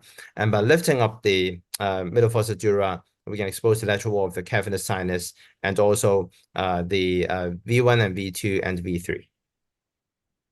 And also by opening the anteromedial triangle, we're able to have access to the cavernous carotid artery. And we're able to see the abducens nerve inside as well. So this is our experience in Queen Elizabeth Hospital. We have gathered experience of 50 cases, and as mentioned, most of them we use the supralateral incision, either lid grease and subral incisions. There are cases that we do together with ophthalmologists and ENT surgeons that we employ different incisions. So in the beginning, the first 2 years, we just focus on the benign pathologies. You might have known that endoscopic transorbital approach would be good for cases like orbital apex, cavernous hemangiomas with optic nerve compression, trigeminal schwannomas. We've started off with that and sphenoorbital meningiomas. And then in these 2 years, we moved to dealing that with using the transorbital approach, combining with endonasal and other multiportal applications to handle and excise malignant tumors. So in the operation, I like to use the chopsticks technique, which I learned from Professor Frolish in Paris when I was a fellow with him. I think it's quite useful, especially when we do the operation within the orbit where the corridor is quite narrow. So for the basic indications, orbital lesions, sphenoid wing meningiomas, trigeminal schwannomas, and sinus pathologies would be the 4 main basic indications that would be suitable for use by using the transorbital approach. So here's a first case to illustrate. It's a case of orbital apex cavernous hemangioma lateral to the optic nerve with a right eye blurring of vision and OCT showing right optic nerve atrophy. This case, we also use ICG. The reason is that it enables us to identify the cavernous hemangioma more easily when differentiated with the rectus muscle, which can appear quite similar under white light and the endoscope. So for this case, we use the endoscope, and then we also remove the orbital rim to create more surgical space for us to put the endoscope inside. For the transorbital approach, nowadays I sometimes remove the orbital rim, but it's not a must. I would say around 70% I do not remove the orbital rim, but I drill all the way lateral to expose the temporalis muscle. So here's the MOB that is cut, and then use a diamond burr to drill the greater ring of sphenoid to create some working space, because the lesion is just medial. It's quite medial for the trajectory that we need more corridor and space over the lateral side to prevent excessive compression to the orbital apex. We also check the pupil size and the reaction from time to time, and we have intermittent release of this malleable retractor. So we use the EM navigation, electromagnetic navigation, during the operation to identify where the lesion is, and we cut over the periorbiter, and then we inject the ICG. Now under the ICG filter, the lateral rectus enhances first. It's just similar to the dynamic contrast scan under MRI. So the muscle would enhance first, and followed by the cavernous hemangioma because of its cavernous and more venous face of the filling of the contrast, so which would take around 1.5 to 2 minutes afterwards. So it's a delayed enhancement. You see the difference here. The rectus is more enhanced, and the cavernous hemangioma is less enhanced. So in this way, we can avoid excessive pulling and retraction of the rectus muscle, which can cause a post-op paresis. So with a dissector, we're able to remove the tumor en bloc. So it's very important to try to keep the tumor capsule as intact as possible. Otherwise, there can be residual of the collapsed cavernous hemangioma that is left within the orbital apex. And so afterwards, we plate the orbital rim back, and the patient has improved in the right eye vision afterwards. And here is en bloc resection of the cavernous hemangioma. So this is a case of a sphenoorbital meningioma. So this is a recurrent case, has been operated by craniotomy before. So there's mainly is a recurrence with a hyperostosis component that causes protrusion of the eyeball and discomfort and optic nerve dysfunction as well. So we use the transorbital approach to strip the adhesion from the orbital rim. Imagine we do it with a transcranial route. There would be a lot more adhesion, and the drilling would be less satisfactory. So during this operation, we just tape. We do not tape both eyes because we need to compare both eyes for the extent of the proptosis. We want to have a good and symmetrical reduction of the proptosis. And of course, we also use the navigation to outline the area of required drilling of the hyperostotic bone here. And so similarly, we use the diamond burr with irrigation to drill the hyperostotic bone and to remove the tumor. And because it's only a very small defect, we do not use fat for the reconstruction. So post-op, the patient has improved in the vision and also reduced proptosis. So this is another case of trigeminal schwannoma. You see that the lesion is here. It's quite a mid-sized schwannoma. Of course, we can do it with open approach or endonasal approach, but for this, we used the transorbital approach. He presented with abducens palsy and V2 numbness. So here, by bluntly, during the interdural splitting, there is a small amount of venous bleeding from the cavernous sinus, which is controlled by simple packing by Surgisil. For this case, I didn't use the flow seal to control it. So you see the bleeding is not very significant as long as we identify the correct plane. So we use the bipolar to open the tumor capsule and use the usual strategy to debulk the tumor with suction. And actually, QSA can be placed in as well for debulking. And so after adequate debulking, we're able to remove the tumor on block the capsule after debulking, and we see the flapping of the CSF here. And here is a minor leak of the CSF from the arachnoid over the temporal dura.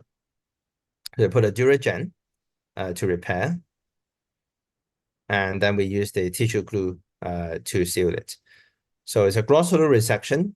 Post-op patient has resolved abducens palsy and resolved numbness as well. So these are the advanced indications. After we've mastered the technique for those 3 to 4 basic indications, we moved on to handle lesions like at the brainstem. This is a cranial pharyngioma, and also infratemporal fossa tumors like malignant tumors there, and other dumbbell large schwannomas, carcinomas, sarcomas at the ITF, PPF, and other head and neck regions. For these, we usually combine that with a transorbital approach together with endonasal approach as part of the multiportal endoscopic approach. So that was the case about the brainstem tumor. It's a recurrent cranial pharyngioma with multiple surgeries done, and including endonasal and craniotomy and radio therapy with gamma knife. Young patient presented with unsteady gait and recurrence of the tumor cyst here and the pons. So of course, I'm not going to tell you that I'm removing everything, including the calcified part with endoscopic transorbital approach. No, it's not. That's not the case, and that's not the aim for the surgery. The aim of the surgery is for decompression and to gain the function for the patient to be able to walk again. So this is the subbrow incision that we use, and we also remove part of the orbital rim to create some space to approach more inferiorly. So similarly, we split the cavernous sinus wall, and here is the orbit, and here is the temporal dura. And then we move inferiorly between V1 and V2. We enter into the macroscape after incising the tentorium. So after incising the tentorium, here is the brainstem. Here is the pons. And then we use a 30-degree endoscope to look into the brainstem and to do the debulking using suction. So we are happy that the tumor is quite soft and can be removed by suction. And here is a navigation showing how deep we are, 9 centimeters from the orbital rim. So you can see the brainstem here, and here is the cyst that is invaded by the tumor. We use a suction for decompression, and here is the abducens nerve. Here is the 𝒂𝒂𝒒. And turning laterally, we're able to see the trigeminal nerve and the 7 and 8. It's a trigeminal nerve, and here is 7 and 8. So this is just around 1.5 and 2 centimeter defect. We use a DuraGen for reconstruction, and then we put in a tissue glue and put in fat as well to seal off the defect. So post-op, the patient, remember pre-op, he was wheelchair bound, and post-op he is able to walk unaided. So he is happy about the surgical outcome. So it's also a good approach to remove tumors at the infratemporal fossa. It's a case of invasive recurrent pituitary tumor at mainly located at the infratemporal fossa and lateral to the carotid artery. So the concept is not very complicated, just to identify again the V1 and V2. And between V1 and V2, we're able to see the tumor here because it's a pituitary tumor. It's quite soft. We can use suction to remove the tumor, as shown in the video here. Here is the temporal dura. Here is the V3.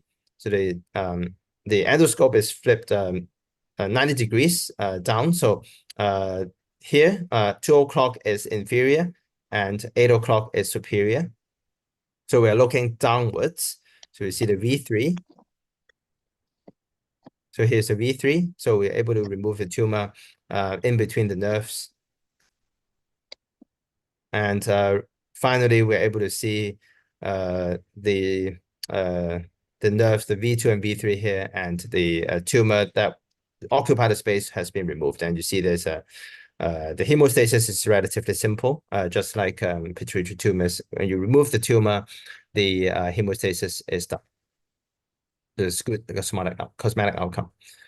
Now, as mentioned, we have moved on to multiportal applications. I don't think I have enough time to go through everything, but the concept is that we protect the petrous carotid between V2 and V3, just behind the eustachian tube, which is very important for tumors that are located here that are malignant, for example, nasopharyngeal carcinomas, which is still quite prevalent in Asia, and sarcomas that sometimes can be radiation-induced. That en bloc resection is important. So we need to protect and dissect the carotid artery from above. So here's the plane that we use the transorbital approach to dissect the tumor, the posterior part of the tumor, away from the carotid artery, and then use the endonasal approach to remove the tumor from anterior and inferior approach. So it requires 2 endoscopic teams, and it provides the advantage of having a proximal control for the petrous ICA as well. This is a case of infratemporal fossa sarcoma. The first part is the endonasal part. I'll skip it. Just show the endoscopic transorbital part. So here is the MOB that we use the endoscope to put in the orbital corridor and strip the dura away from the periorbiter. And then we go inferiorly to identify the V2 and V3. And we see the V3 here. This is the V3. And because it's sarcoma, so we sacrifice the V3 by cutting it up to the level of the Gasserian ganglion. And then between V2 and V3, we drill into the infratemporal fossa till we see the diseased eustachian tube. And here we see that the instrument sticking up from the endonasal corridor. And use a blunt dissector to dissect the petrous carotid between V2 and V3. And you also use a Doppler to identify it. And then with this maneuver, we're able to dissect the tumor that is anterior to the dissector and push the tumor down for the endonasal team to remove the tumor safely. So for these cases, we usually do this with the ENT surgeon or another experienced a team of an endoscopic surgeon. So with this hand, I describe it as a 4-hand technique. So 2 hands from above to dissect the tumor away from the petrous carotid in the ITF, and the other 2 hands will be removing the tumor en bloc from anterior and below. So for reconstruction, we use the nasoseptal flap to protect and cover the carotid artery, because these cases usually will be subjected to either post-op radiation therapy, or they have had prior radiation therapy. So an exposed carotid has to be protected to prevent a rupture. So post-op, the patient is fine with an en bloc resection. So I will skip this, and this is a case that we combine with a third port with a robotic-assisted transoral route using Da Vinci robots by the ENT and hand neck team, and this is a 6-centimeter liposarcoma that is removed. So for reconstruction, I don't use any Med-Pol. I use tissue glue for most cases. There are no endophthalmos and no CSF leak. Complications, we do experience transient orbital complications, especially for intraconal and orbital apex lesions. However, most of them recover within 3 months' time, and that's important to have a pre-op counseling to the patient that they would experience some transient orbital complications, mostly resolve within 2 to 3 weeks, if not then within 2 to 3 months. So these are the cosmetic outcome for my patients. They're very happy about the cosmetic outcome. And here's a book that is published by my team and together with the ophthalmology team. That's a good partner with me. And if you want to have a look, then feel free to do so.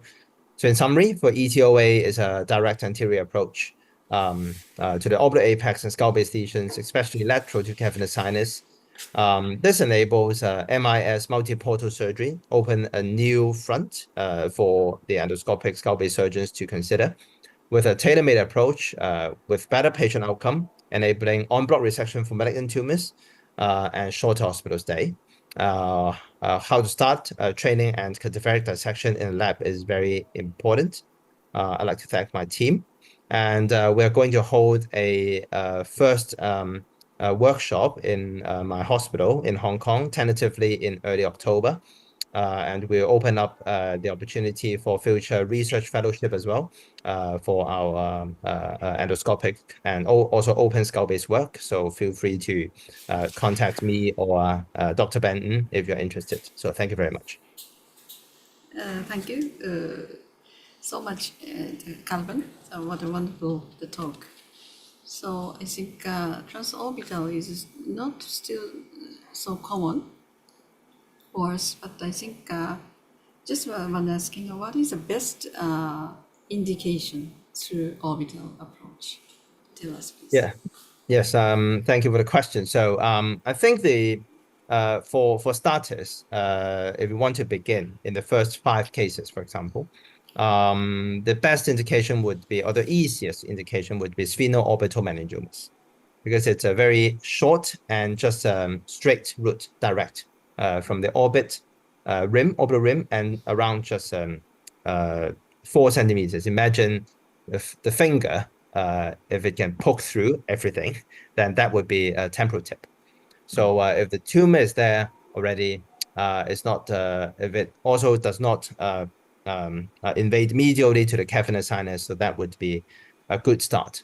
For orbital apex tumors, it can be the next step, but be aware it can be challenging, especially if the patient still has intact vision.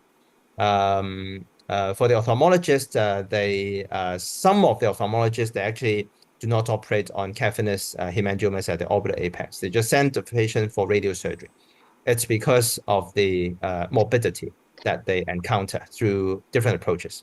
However, with the experience that I've gathered, actually with transorbital route, the visual outcome using transorbital excision would be even better than radiosurgery because we can remove the tumor as a whole, and there is no radiation-associated optic atrophy afterwards. So these two would be good to start off with for the indications. Thanks so much. So, Dr. Liu, any comments or question? Yeah, thanks, Professor, for very nice lecture.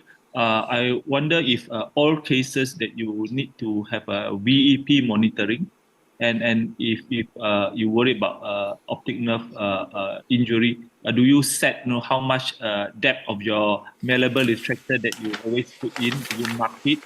And my second question, Professor, you did mention there's no case of a CSF leakage, but how about post-op hematoma?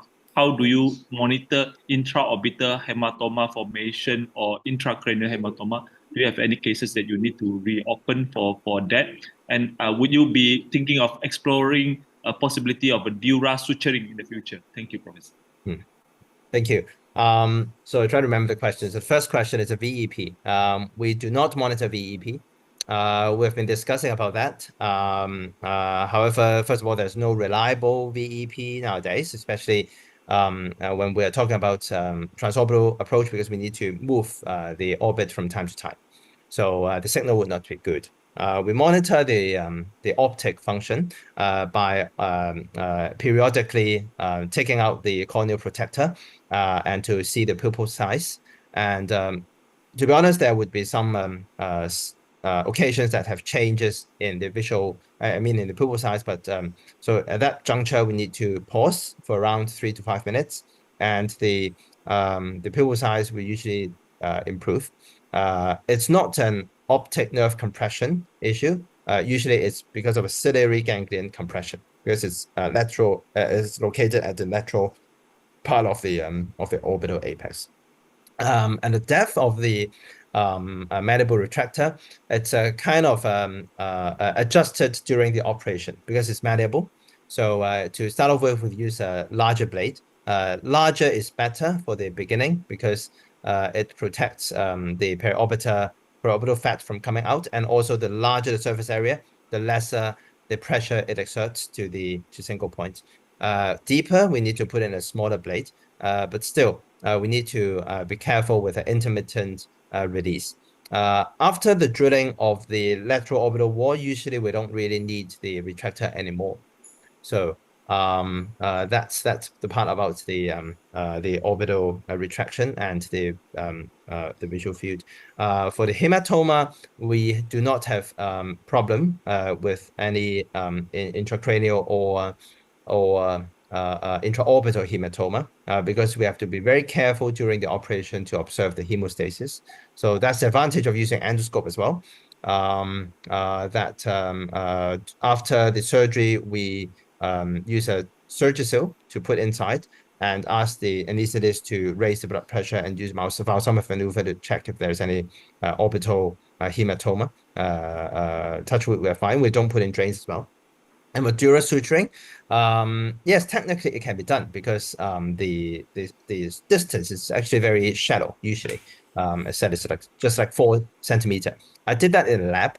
Just use the ordinary suture. The forceps, the needle holder is possible, but I don't find the need to suture it, to be honest. Just put in a Duragen and fat and T-seal would suffice, because post-op, usually for the first week, you can imagine that there will be swelling of the periorbital region, and that actually is good to seal off the CSF leak.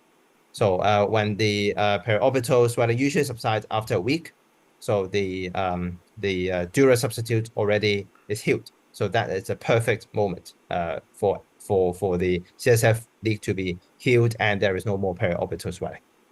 Thank you very much, Professor. Thank you, Calvin. What a wonderful talk.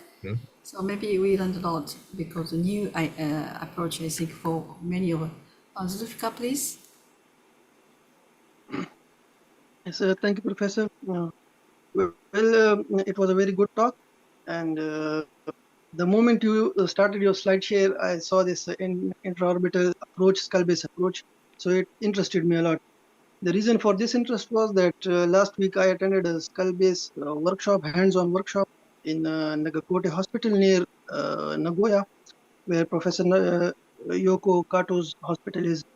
So there I saw this. Hello? Yes. Yes, we can hear. Hello. So there I saw this approach for the very first time, and so that's why it interested me a lot. And thanks, Professor Kato, for that workshop. My question in this is that, like you said about the indications, it was all skull based, like cavernous sinus up to the midbrain, infratemporal fossa. But during that cadaveric workshop, I the cadaveric dissection is usually different from life surgery dissection. So I could see the whole temporal lobe, the frontal lobe, and like full skull base, trigeminal nerve. So do you think in the future can the temporal lobe lesions and frontal lobe lesions be done by this approach, or was it a cadaveric dissection that's why I could see the lobes so clearly? For the future, I'm saying, can we do those lesions with this approach? Yeah. So great that you have hands-on experience. To start off with the transorbital approach, I hope you like it. Of course, you're welcome to join our course in October as well. I have noted your email. Thank you. Yeah, for the intrinsic, I think you're talking about intrinsic tumors for temporal lobe. Yes, there are. Yes, there are groups that are starting to do this, to do so. For example, low-grade gliomas or even GBMs at the mesial temporal lobe, and for a hypocampectomy for epilepsy surgery. I think it's doable. It's just about the indication. Now, technically, it can be done. Anything that are exposed can be done. Just like my analogy is always like this. Now, for example, we have discovered the use of chopsticks. So chopsticks is very good. But are you going to use chopsticks to drink a soup or to help yourself to eat a steak?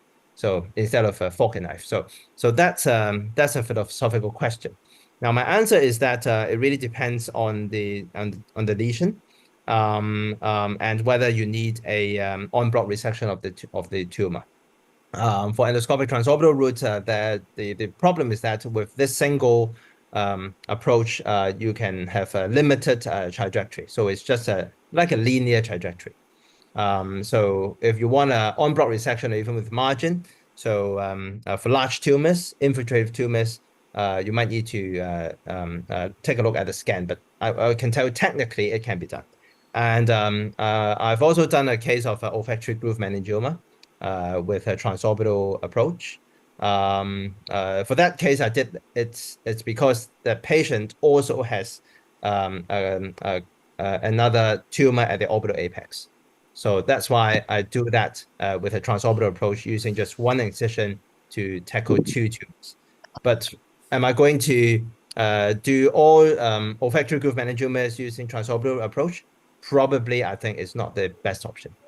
So technically it can be done, and as Professor Kato said, it's still a young but very interesting and exciting technique. So we're still on the path to explore different options.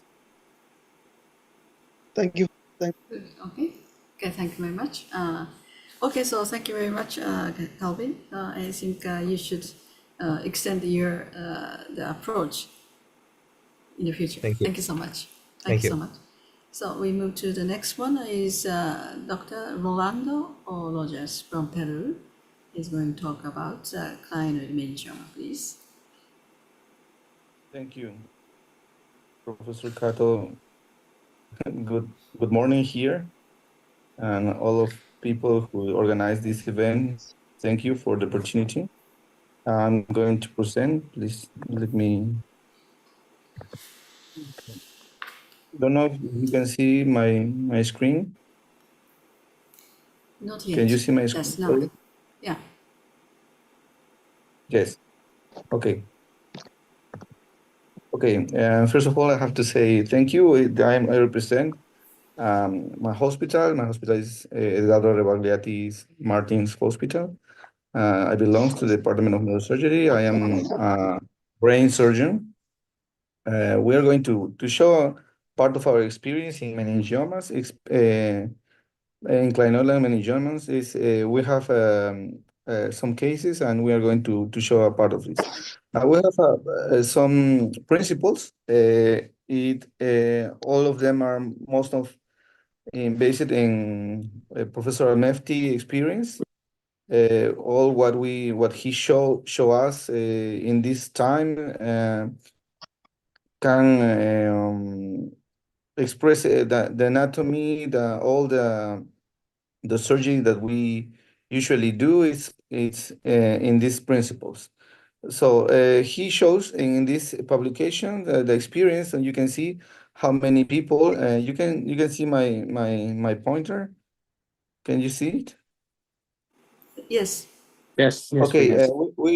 we can see that here there are experience in some places with some publications in the and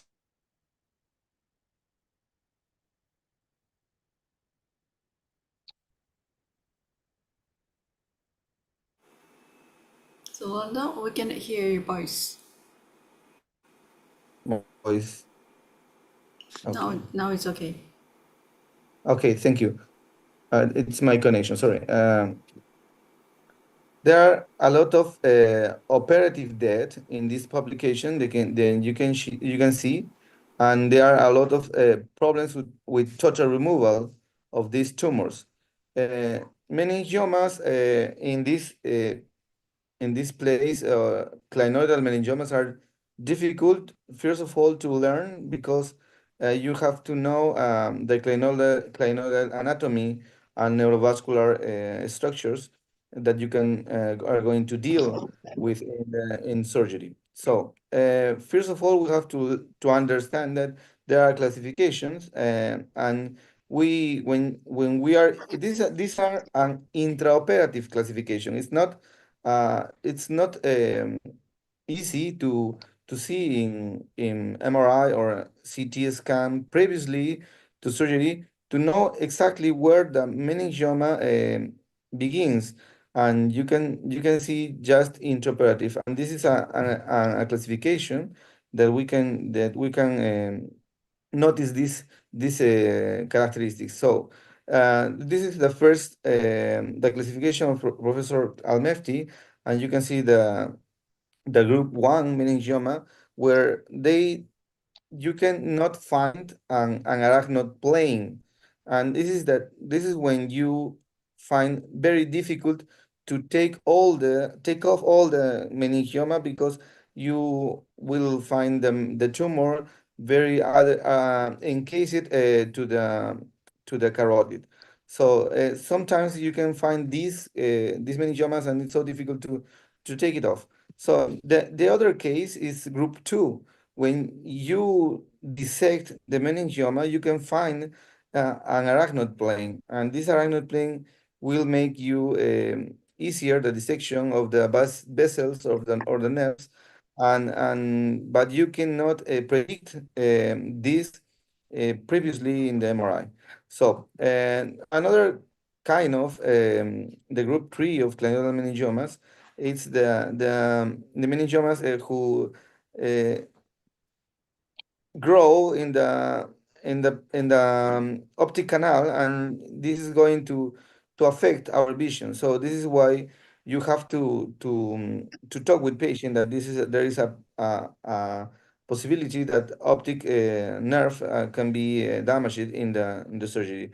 But when you are very careful, and you can take it off and open the canal, and it is possible to take it this kind of meningiomas. Recently, European Association, they make some recommendation about some topics specific in the management, surgical management clinoidal meningiomas. And those are, first of all, you have to have all the information before, as much as possible, with all techniques, and you have to make a neuroophthalmological examination, because sometimes you cannot note there's a problem in the optic vision, or maybe the optic field, and there are problems. Also, you have to know all the anatomical possibilities to deal with approaches. Most of time, and in our cases, most of cases, we resolve with tyrrional approach, but there are some times that you have to prepare another approach, tailored approach for each patient, for each case. And the embolization is not something that we usually do, and also the consensus of EANS does not recommend it. Also, the clinoidectomy, it's have many advantages, and we try to use it if it's possible. But there are two special characteristics, that you are going to stop to cut the blood supply early in the surgery, and also you are going to have more space if you do the clinoidectomy. It's difficult to to prevent sometimes in images, just if you're going to have the arachnoidal plane, and you are can find the arachnoidal dissection, and sometimes you are going to find just in intraoperative time. Most cases that tumor goes into the cavernous sinus, you are not going to deal with. You can leave some tumor, because I'm going to show you our experience that most of these tumors are grade 1 tumors, and not and it's going to have enough time to deal with maybe after that. Sometimes radiation, it's a possibility to use, but we prefer not to use it, because radiation have some adverse effects. So this is our experience. In 5 years, we operate almost 300 tumors, more or less 60 tumors per year, and our distribution is this. You can see clinoidal meningiomas. It's not similar to sphenoid wing meningiomas. It is different. The presentation, also the prognosis is different. So we almost have 3 or 4 cases a year. And it's important to know that most of them, as much as meningiomas, have a grade 1 distribution. So you can see all sphenoid wing meningiomas has more, almost 90% are grade 1 tumors. So we are going to present how we deal with a meningioma with cavernous invasion.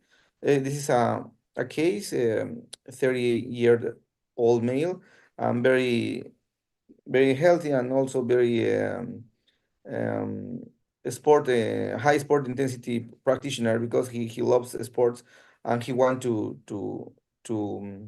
to continue with this hobby. And we planned, and this tumor, like as all of them, as any tumor that we have, with 3 Ds: devascularization, first of all, cutting blood supply. Most of time, meningorbital artery is principal problem, and also medial meningeal artery. The bulking, it's important to do as much as possible in a piecemeal manner, because when you try to remove all of time, you can find if is it a group 1 clinoidal meningiomas. We are going to have problems if you want to take with a huge piece of tumor. Most of time we prefer just use sharp knife or scissors in the last part of the tumor, because we have sometimes we change ultrasonic aspirator provider, and we have a different power, and we had sometimes difficult, maybe a vessel damage with this instrument. And the final part is the dissection, when you have to have to think always in the parenchyma. Sometimes parenchyma is it's more important and than all the meningioma. You can leave sometimes meningioma, but you have to preserve all the parenchyma. Try to find the arachnoid plane. This is the most important time, the most important part. You have to be very patient to find it. You are not going to run that. I think meningioma surgery is for patients, and I'm very we are not going to make something after this tumor, and you have to be very kind. And sometimes you have to leave piece of meningiomas if is it safe. And this is the case, so I'm going to show you. Okay, we're going to, this is the presentation. This is the images. You can see it, it's a meningioma, and at the beginning was clinoidal, and we have a cavernous sinus invasion.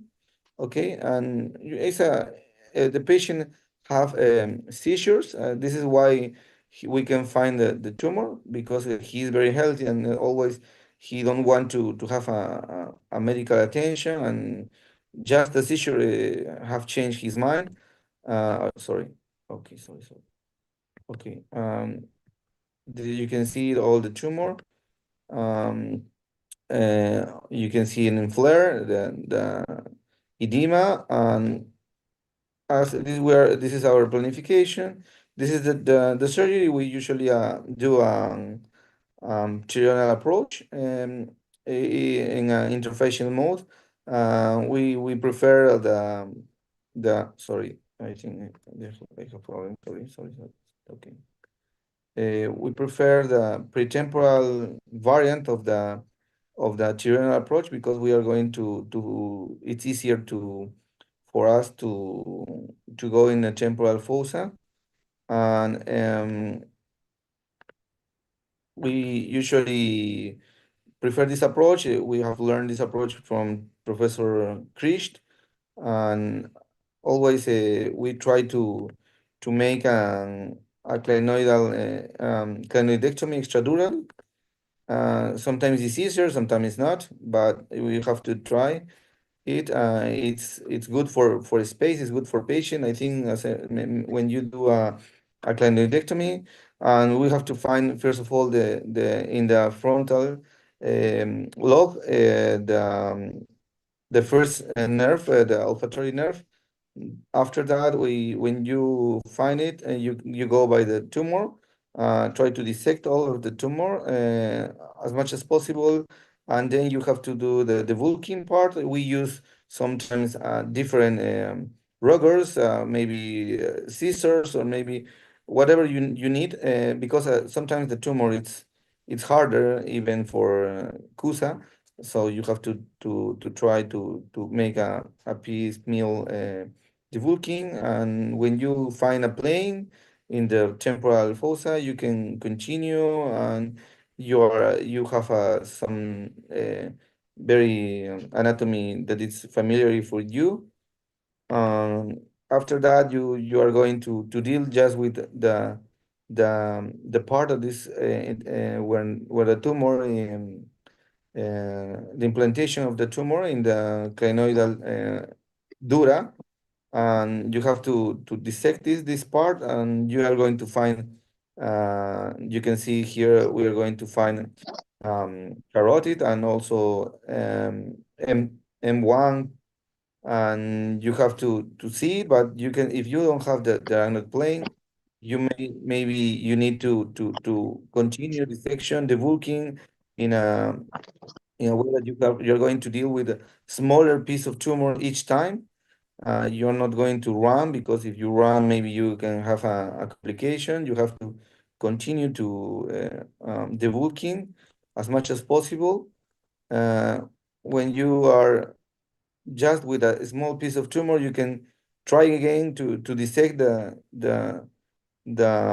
vessels, and also the you can see the carotid, and also you can see the M1, And also you can see here the optic nerve.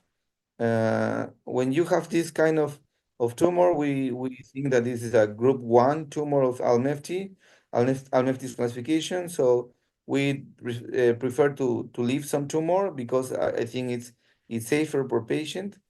And we just finish it, and we close the patient with a usual way in dura mater, and this is the way that we usually do clinoidal meningiomas.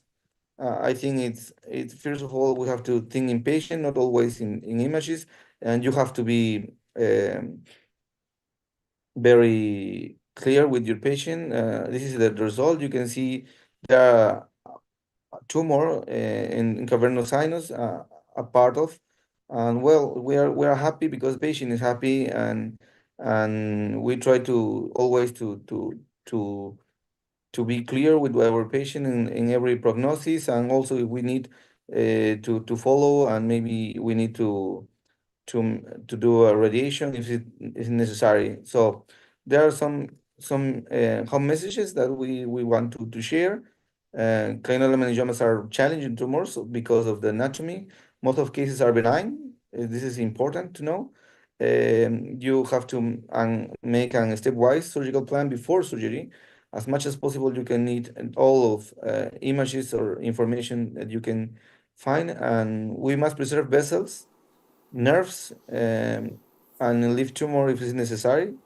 Clinoidectomy, there are groups that prefer to do it, and sometimes they don't prefer to do it. So if for us, it's not mandatory, but it may help if, first of all, to cut blood supply, open the optic canal, also have enough space, and make the clinical dissection from carotid easier. This is what we want to share. Thank you for the opportunity to Professor Cato, to Dr. Evelyn Vela, and all of the group of ACNS. Thank you for this time. Thank you very much, Rolando. It was a really nice lecture. I think maybe you emphasize about the anatomy and also the surgical skill. Dr. Fui, you have That's some... true. You have to go to the lab, and you have to review dissections of the anatomy of this part. It's the unique way to know what you are going to find behind the tumor, because sometimes if you don't know what are you doing, you are going to have complication, and we don't need it. Patients don't need it, and you have to be very humility, and to learn each time, every time, as much as possible in lab. It's the unique way. Thanks. Thanks so much, Dr. Hui. Hi, Professor Cato. Thank you for your very nice presentation. I have one question for you. In my practice, sometimes I experience another type of pathology that's similar to meningioma of the clinoid regions. It would be 𝑦𝒓𝒂𝒓𝒖, and for a new classification is called solitary fibrous tumor. And for this type of tumor, it also have like the neural attachments as well. Also contrast enhancement T1. But the difference is that it's very, very hemorrhagic. And how would you differentiate between 𝑦𝒓𝒂𝒓𝒖 and meningioma preoperatively? And the strategy of surgery, is it different between the two? Thank you for your question. Our experience in hemangiopericytomas in these 5 years experience presented, we almost have Sorry, 10 or maybe. Is it 𝑦𝒓𝒂𝒓𝒖, not hemangioblastoma? Right. Yeah. Hemangiopericytoma, sorry. If I say hemangioblastoma, sorry. Hemangiopericytomas, we have 12 cases. In these 12 cases, most of them are in olfactory sulcus. And also the presentation is this: the tumor is not in order. It's very have a, how do you say, it doesn't have an predictive way to grow. Sometimes it's very rare shapes. So we think that sometimes you can find it a very hemorrhagic tumor, but most of the times they are far from clinoidal anatomy, or they are in olfactory sulcus anatomy, the tumors of 𝑰𝒓𝒂𝒓. Is it okay? What about the treatment for hemangioperoxidoma of the same regions arising from the clinoid process? We did not find clinoidal hemangioperoxytomas. Most of cases are from olfactory sulcus. Okay. Yeah. Thank you. Thank you to you. Okay, fine. Okay, so maybe we move to the next talk. Thank you very much, Rolando. So please join us more and more in the future. Thank you very much. So Thank the you. next one is Professor Shiro Horisawa Sensei. He's an excellent epileptic and functional neurosurgeon in Japan.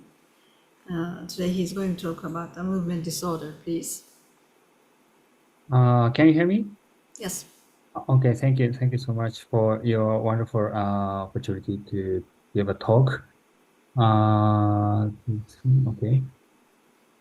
Okay, I'm a functional neurosurgeon, so actually I'm not sure about the current situation of the Iraq and the Peru in stereotactic and functional neurosurgery, but I do believe that the regional surgery is a very, very helpful and valuable in even in Japan. So I think this will be helpful for you. This is we have several surgical targets for movement disorders, including a motor thalamus, which is the ventral nucleus or ventral intermediate nucleus of the thalamus. This is a very useful target for essential tremor. And the globus pallidus interus and the subthalamic nucleus, GPI and ACN, are established target for Parkinson's disease and dystonia. And we also use a pyrothalamic tract as a fusion for L. This is a very, very promising and attractive target, and I will mention later. And the CTT or PSA or another alternative target for tremor disease. And it's good to know that there are two distinct intrabrain circuits associated with the movement disorder surgery. Left side is a parietal circuit available for dystonia, dyskinesia, rigidity, bradykinesia, or any hyperkinetic movement disorder surgery. And the right side is a cerebral circuit. This is available for tremor, any kinds of the tremor, such as tremor, Parkinsonian tremor, Holmes tremor, any kinds of the tremor well controlled by the surgery on the right side of the target, ventral intermediate nucleus of the thalamus or cerebellothalamic tract, this connecting fiber between the VIM and the cerebral nuclei. And I mainly use this for targets. I will mention focusing on the hyperkinetic movement disorders, or mainly on dystonia. This is our first paper published in 1969 in the case report of the focal hand dystonia writer's cramp successfully treated by the stereotactic thalamotomy. So left side figure showing the sagittal image of the thalamus. You can see the electrode here, and you can see the several regions. And the right side figure showing that the gradual improvement of the writing condition with the 3 regions. So this is a nice report of the writer's cramp dramatic improvement by the stereotactic surgery. And now we notice that the optimal regional sites for focal hand dystonia is a dorsal part of the ventral nucleus. This pink represents is a VIM nucleus. This is good for tremor. And just anterior to the VIM, this is a VO. So this is the hotspot for the focal hand dystonia. This is a representative case of this is a left fist fingers involuntary flexion while playing musical instruments. So her symptoms is this movement disorder on the left hand, fixed fingers involuntary flexion, only while playing a musical instrument. So before making a lesion, we carefully check the stimulation response, and the symptoms improve dramatically with the stimulation. So we proceed to making a lesion. And this is a typical focal hand dystonia. He had a right fourth and fifth fingers involuntary flexion. And now we are making a region, and with time, the symptoms gradually improve. So this is a typical course of the focal hand dystonia by the stereotactic ventricular thermotomy. And the cervical dystonia, this is a most common form of a dystonia movement disorder, and this is well controlled by the GPI, globus pallidus intervenous region. But unfortunately, nowadays, palidotomy, the ablation of the GPI, a completely forgotten procedure. This is a paper by Marwan Halis and the professor of University College London, Emeritus Professor Marwan Halis, emphasize that the reason may be that widespread use of DBS, deep brain stimulation, has resulted in a lack of training of younger generation neurosurgeons in the art of performing a proper ablative procedure. So unfortunately, the DBS, advent of the DBS, that is the reason. And 2010 to 2021, we can see very, very rare, small number of papers related to the peridotomy other than Japan. So actually 10 papers from Japan, all of the papers from our centers, and the United States or UK or Italy is so quite rare paper we can see in terms of a peridotomy. And now the cervical dystonia and bilateral deep brain stimulation on the GPI is the most common established procedure. And the symptomatic improvement evaluated by the Toronto Western Spasmodic Torch Course scale. This is a evaluation scale, most common evaluation scale for cervical dystonia, and the 60 to 50% improvement. This is not so much, not 100, not 80%. 50 to 6% improvement is enough. This is a common, but actually we don't need a deep brain stimulation. So this is a lesion surgery case on the GPI. The one-side region, majority of the patients are very happy to have a one-sided lesion without device implantation. So actually, we don't need the DBS for dystonia patient. This is dystonic compact cornea, axial trunk bending anteriorly. He had a staged bilateral peridotomy.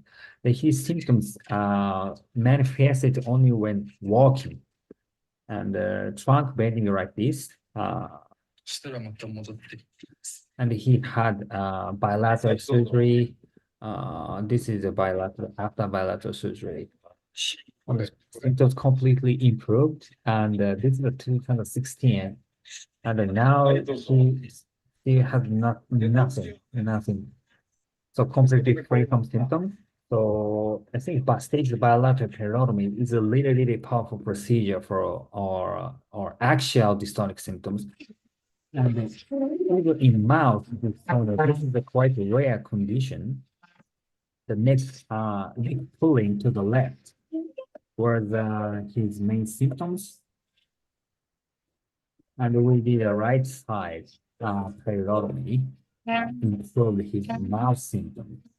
So the dystonic symptoms in the axial symptoms or midline dystonia is a good indication of the GPI surgery. So even at the eye dystonia, this is the first eyelid closure. What was the symptom? And the blepharospasm, the left-sided dominant, and we did a right side surgery. And his symptoms dramatically improved just after the lesion on the GPI on the right side. So that's for 7 years, the complete resolution. So he didn't need deep brain stimulation. So we report 47.9. This is a unilateral region. So comparing the deep brain stimulation, the 50 to 60% improvement. So this is a lesion surgery without device, 47.9. This is compatible with those of a DPI DBS for cervical dystonia. So we report the staged bilateral unilateral peridotomy for or various kinds of dystonia, focal dystonia, generalized dystonia, segmental dystonia, 51.8% improvement after unilateral peridotomy. But bilateral peridotomy achieved 74.0. This is a very nice improvement. But bilateral periodontomy developed very serious complications. That was a Parkinsonism, freezing of a gait or sharpening of gait or balance disorder in dystonia patients. This is a very serious complications. The dystonia patients usually does not have any walking or balance disorder. It's not like a Parkinson's disease. Their walking condition was normal. But after the bilateral periodontomy, the patients suffered from freezing of a gait, sometimes very, very serious like this. It's like a very advanced Parkinson's disease. So this is a very miserable complications. And also a balance disorder, posterior reflex disturbance. This is also a very serious complication. It's very, very heavily negative impacts on their daily lives. And unfortunately, these complications didn't improve spontaneously and refractory to medications. And I really respect the idea of the 𝑰𝒓𝒂𝒓, who was our ancestor or functional neurosurgeon who had done more than 10,000 regional surgery. He would hesitate to sacrifice the same structure bilaterally, no matter what the structure may be. So his approach of the bilateral Parkinsonism patient had one side on the GPI, another side on the thalamus. So asymmetrical region may be safer. That was 𝑰𝒓𝒂𝒓's approach. So we needed to look for alternative target as a GPI because we have to abandon the bilateral periodontomy due to the very serious complication of the Parkinsonism. So the promising target is the pyrosome tract at the field of Forel. So the pyrosome tract is white matter bundles originate from the GPI to the thalamus, and the two fibers merged at the Forel's field edge here. And that is our target.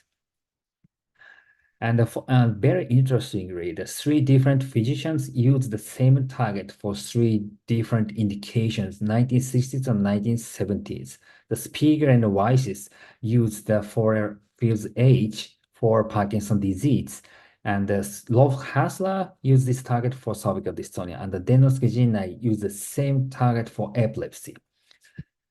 And I confirmed every indication, and they were right with the clinical trial. Parkinson's disease, okay, this is very, very effective for Parkinsonian tremor or dyskinesia or rigidity, good. And also we confirmed that the field for a region for cervical dystonia and also epilepsy. This is a very nice indication of the field for ablation for epilepsy. So this is a Spiegel and 𝑦𝒓𝒂𝒒 paper, 1963. Tremor and the rigidity dramatically improved after the campotomy. This is a campotomy. They call it the Forel ectomy or campotomy, the same procedure. And the 𝑦𝒓𝒂𝒓 make a lesion on the Forel field H1 for cervical dystonia. And you can see very dramatic improvement of the cervical dystonia after 6 months after the surgery. And but unfortunately, I think until 2006 or 7, we could not find any paper related to the Forel ectomy from 1980 to 2005 or 6. And the Dr. Daniel John Monod in Switzerland, he revived the Spiegel and 𝑦𝒓𝒂𝒒 campotomy for Parkinson's disease. So the lesion on the field of Forel and the Parkinsonian symptoms dramatically improved after this aberration. And this is our first patient of the Parkinson's disease with a latifuncular region on the pyrosome tract at the field of Forel. This is a very typical Parkinson's disease, the wearing of phenomenon and the pictal dyskinesia. And we make 2 lesions on the field of Forel. And one day after the surgery, the patient began to walk very smoothly without medications. And the patient took a L-DOPA, but we didn't see any dyskinetic movement. So very effective on the akinesia and dyskinetic movement.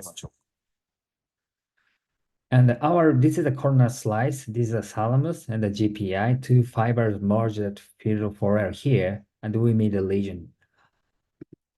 And we report a Parkinson's disease. This is a small clinical trial, and we apply this target in the generalized or cervical dystonia, which require bilateral surgery. So bilateral periotomy induced a serious complications in the Parkinson and a postural instability and gait disturbance, 25%. But one side is GPI, another side is a field 4L and pariothomic tract, PDT. We haven't seen any serious complications like a Parkinsonian gait disturbance and postural reflex disturbances. So I think the approach of the asymmetric approach, like Alvin Cooper, much safer than the bilateral same structure aberration. So this is a myoclonic dystonia patients receive the stage of the bilateral, one side of GPI, and another side is a pyrosome tract at the field 4L.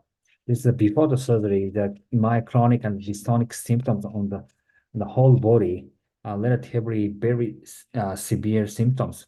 And he did a left side pyrotony at first, and the right sided myoclonic movements dramatically improved. But actual symptoms didn't respond well to the one side region.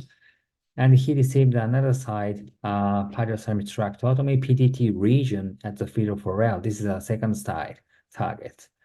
And this is the first side target. This is asymmetrical ablative surgery.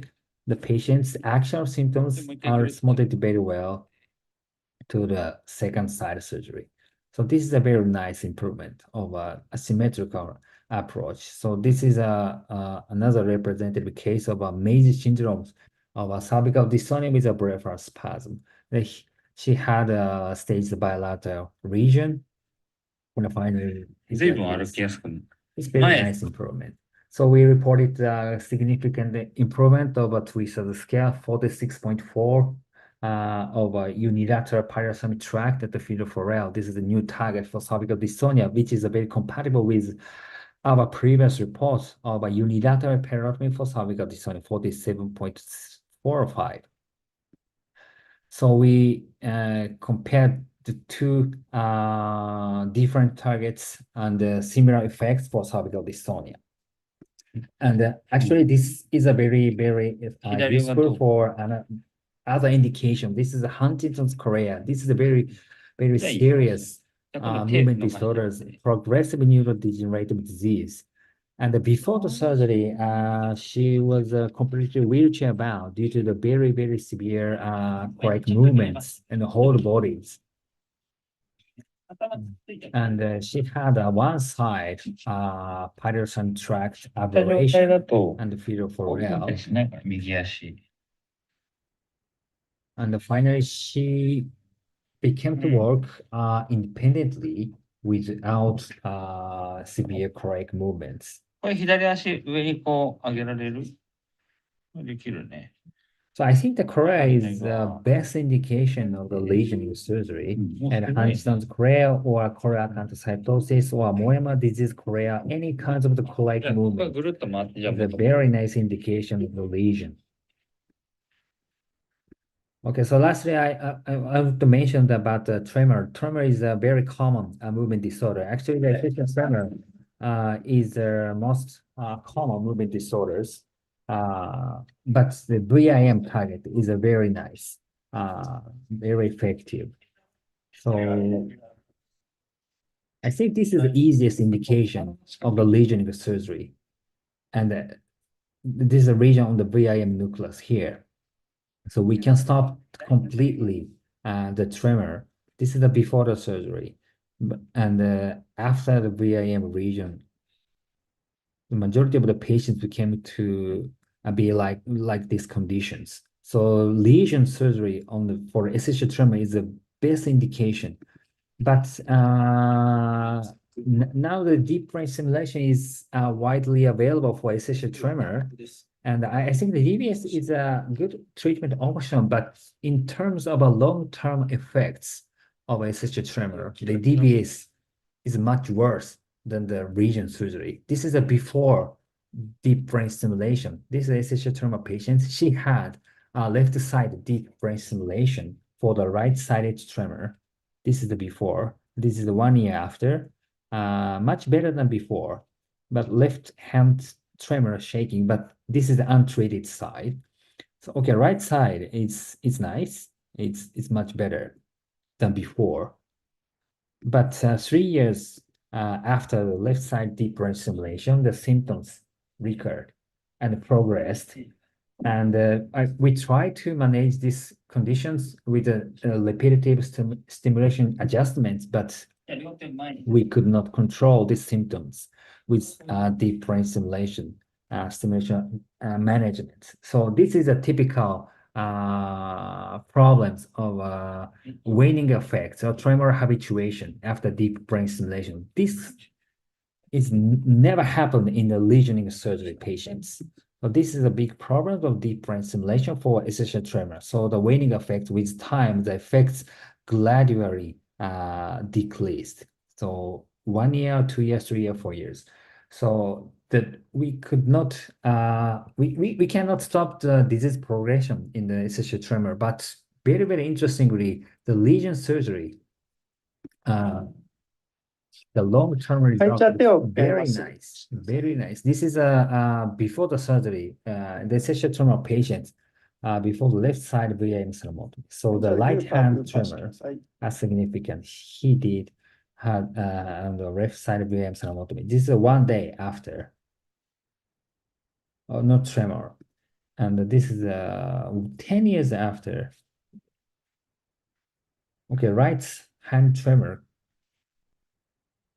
still completely improvement. So we haven't seen any tremor recurrence after the lesioning surgery in essential tremor patient, but very, very common in DBS patients. So I think the essential tremor, the deep brain stimulation is completely out of indication in my opinion. So the lesion is much, much better and easy and very, very safe. So I do believe that the lesion is the best solution for essential tremor patients. Okay, so anyway, so the radiofrequency aberration, this is a very old-fashioned and very cheap and reusable device. So majority of the countries, this is available. But actually, deep brain stimulation is a very highly expensive, and in Asian countries, majority of the Asian countries cannot afford the deep brain stimulation for movement disorders. The government cannot pay the money to the DBS device. But actually, we don't need DBS. So the radiofrequency aberration is a very, very effective and suitable for any kinds of the movement disorders. And we don't need deep brain stimulation. And the dystonia tremor can expect long-term effects, 5 years, 10 years, 15 years. So long-term result, it's very nice in region surgery, in dystonia and tremor. And additionally, the radiofrequency region is also effective for tremor and epilepsy and the psychiatric disorders and OCD or depression, anorexia. So I think that this procedure should be reevaluated more and more. Okay, thank you so much. Please feel free to ask me anything about that. Okay. So thank you very much, Horisa Sensei. It is really interesting and very beautiful lecture. So I think sometimes it will take 3-4 years. So it was very impressed. Maybe we can wait for several years sometimes. Any question for Horisa Sensei? Dr. Fui?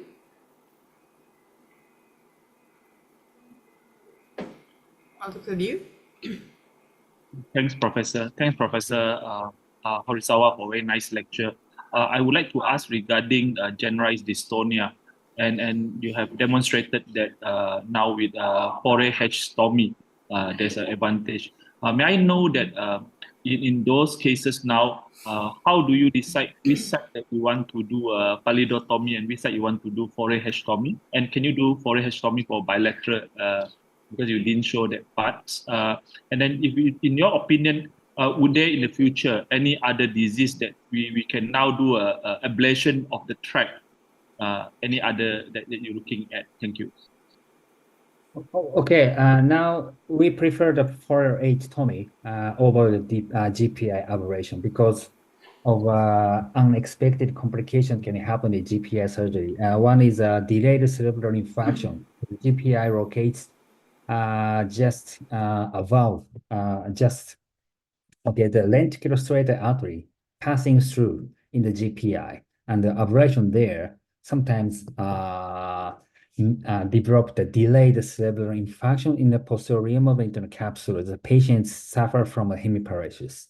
This never happened in the foreign age-tomy. So I think the GPI abrasion is 3 to 5%, not so common, but we prefer the foreign age-tomy. And the effects on the movement disorder is completely same between two targets, GPA and 4H. So that's why we prefer 4H, because and additionally the localizing of the target is very easy compared to the GPI. The 4H area, our target is lateral to the mammillary tract. This is a very clearly visualized low intensity T2 low intensity area, and just above the STN. This is also a clearly visualized as a low T2 intensity area, and the red nucleus just anterior to the red nucleus. This is also very clearly visualized T2 MRI. So I think the localizing is very easy to detect where is the field of Forel. So you question the bilateral for HSOMI, we never do that because the negative impact of the field for HSOMI on the voice is much severe than the GPI region. We haven't seen the voice reduce the voice volume after unilateral paridotomy. But I experienced several patients, not so severe, but mild hypophonia, reduced voice volume after one-sided 4H-tomy. So if we have a bilateral 4H-tomies, I think that the very serious reduced voice volume, hypophonia, must happen. So we never do that, and we don't recommend that. So I think the stage of the bilateral, one-sided GPI, another sided field for air is much safer in terms of movement disorder complications. Thank you, Professor. Thank you so much. So, Hui or Ben? Yes. And thank you, Professor Wisaka, and nice to listen to your lecture. I would like to ask about, you mentioned that the Parkinsonism can be one of the complications. So usually after the, in the case of the complication with Parkinsonism, usually what are the predominant symptoms? Is that the motor type symptoms or non-motor type symptoms? So if how would you treat the complications with the Parkinsonism? Is that by the medication to control the motor symptoms? Yeah, thank you. Yeah, actually, it's unfortunately all of the patients didn't respond to the medication, any kind of the medications. It's like a post-stroke Parkinsonism symptoms. Yes. So yeah, so unfortunately, we have no solution to this. So that's why we had to abandon the bilateral periotomy. Fortunately, I haven't experienced such a Parkinsonian symptoms after the stage the bilateral asymmetrical region, one side GPI, another side field for L. So that's why I don't recommend the bilateral periotomy, bilateral for stomy. So that we should respect the Cooper's opinion. So yes. Asymmetrical, region is much safer. Yeah. Yes, understood. Thank you so much. Because I saw that I listened to your previous lectures maybe a few years ago. There are cases with bilateral polydotomy, and it's good to see after that the lessons that you learned, and then we finally find the right way and to deal with this situation. And thank you so much. Thank you so much. Yeah, thank you. Thank you very much, Horisa-sensei. We move to the next talk from Iraqi, Dr. Aus. Nice to see you again, Aus. Good morning from Iraq. Ah, okay, good. You look Good very morning. fine. Yes. And good evening from Japan. Yes, it's right. So he's going to talk about endoscopic approach for the trigeminal invasion, please. Okay, my screen is working now. Yes. Okay. First of all, I am very lucky to visit. Just a slideshow, please. Yes. Just okay. Not yet.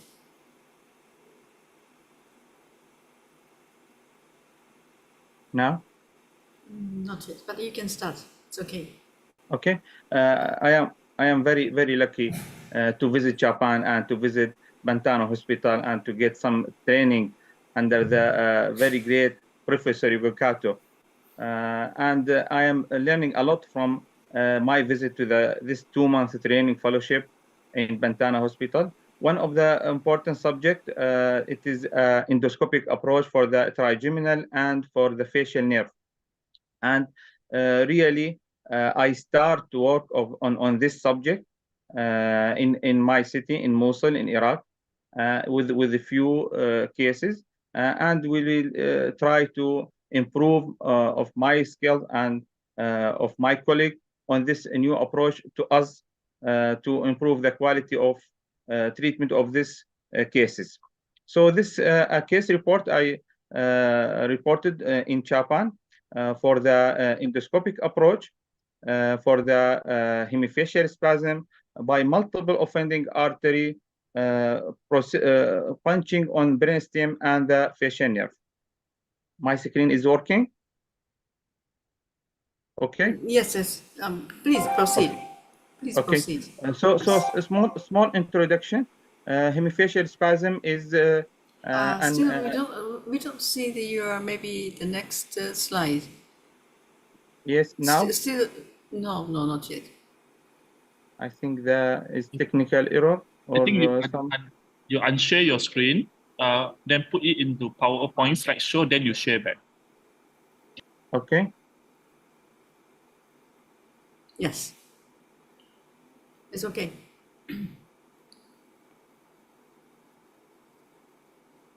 Now it's okay. Now it's a slide of introduction. Yes. Okay. So hemifacial spasm is a peripherally induced movement disorder characterized by the involuntary clonic or tonic contraction evolving of the upper and lower facial muscle, including the platysma. It starts from the small muscle fibers contraction, then increasing in the intensity, frequency, and time. Even at sleep, it may become socially and functional embarrassing. One of my patient is told me, I can't face any male because my face is contracted, and this male feel I try to get some company or some love with him. There is a two type of hemifacial spasm. Is a primary due to a vascular compression, mainly by the anterior inferior cerebellar artery, 𝒂𝒂𝒒, and the second due to a compression by the space-occupying lesion like a tumor or aneurysm. The case presentation is a 58 years female presented with the left hemifacial spasm for about 1 year. The real complaining started before 4 years by small twitching and increasing with time in frequency and in the severity. She treated conservatively by medication and antibiotics, but unsatisfied result. She accepted the endoscopic approach, and after good explanation for the microvascular decompression, and we prepared this patient for surgery. It is a primary type for brainstem impression by the multiple offending artery. Usually, there is only 1 or 2 artery, but in this case, there is a multiple artery occur in the same time. There is a severe disfiguring the anatomy and make a pressure at the root entry zone of the facial nerve. Most hemifacial spasm is sporadic, and occasionally there is family cases with facial spasm. This is a CT an MRI, a fusion image showing there is 3 vessels compressing on the facial and brainstem.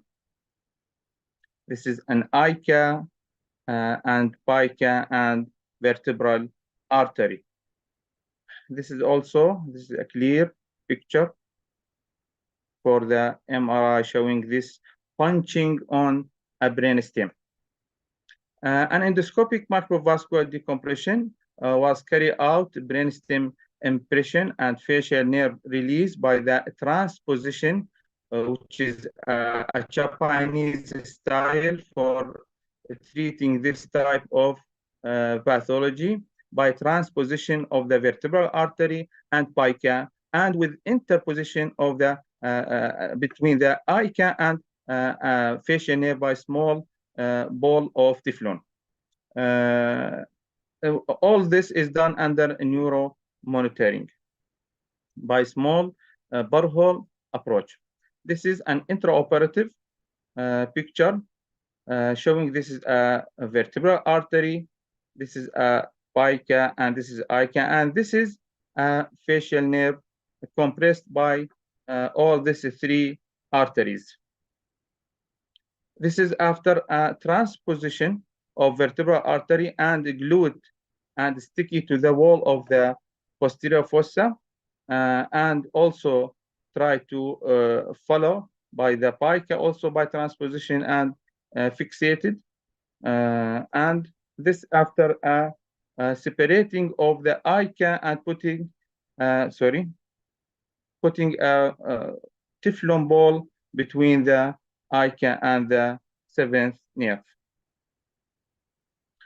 A full endoscopic, this is a discussion of the case, a full endoscopic microvascular decompression. Now it considered a revolutionary approach, safe, effective, time saver. It takes only 1 hour or 1.5 hours.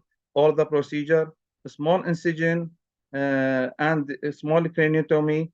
This endoscopic approach gives a panoramic view with different endoscopic angle, which is impossible with the microscopic approach during the operation.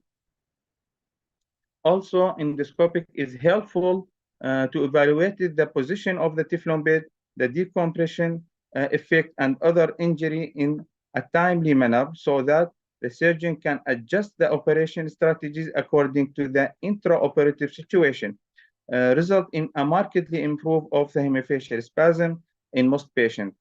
The success rate, it reached to up to 90% in some series. The 7th cranial consists of a short central nervous system segment with a centrally oligodendrocyte myelinated length at the proximal end, and long peripheral nervous system segment with peripherally Schwann cell derived myelinated at the distal end. Depending on the type of myelin sheath, tolerance to the external force may differ.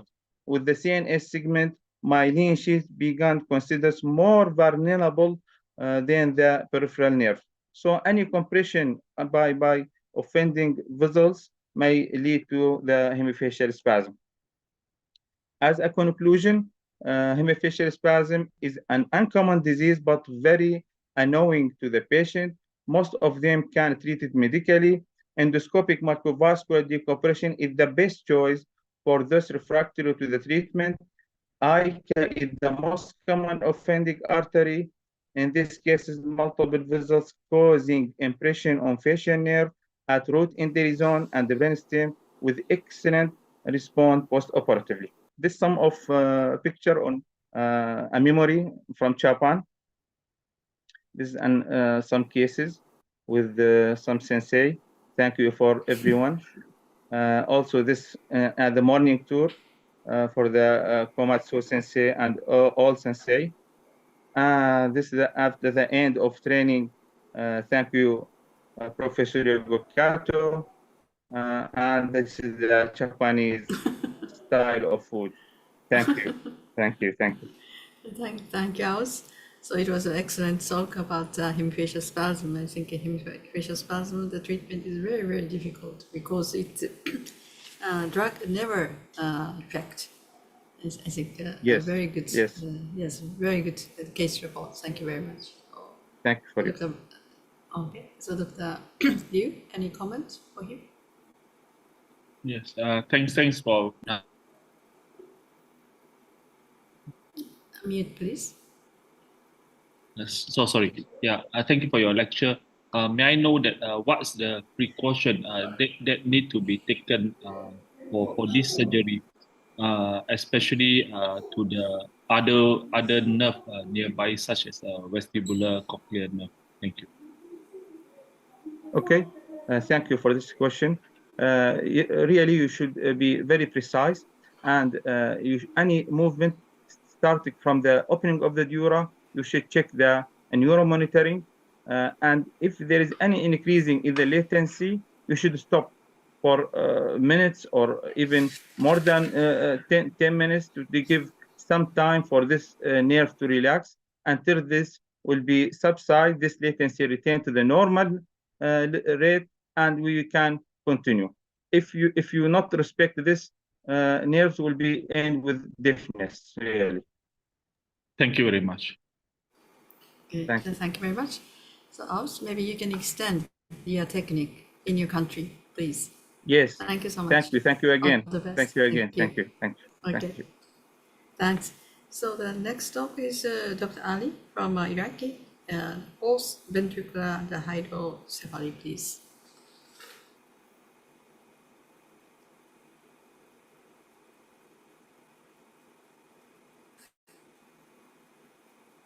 So Dr. Ali, are you ready to talk? He is with us, but really he is some of technical.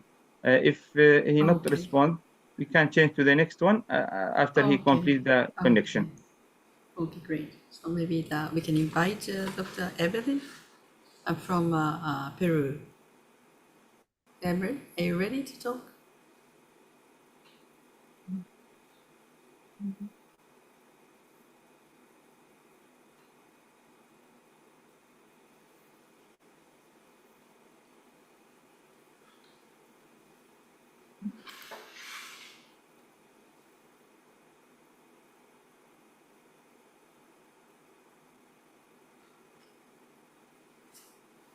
Evelyn, ready to talk?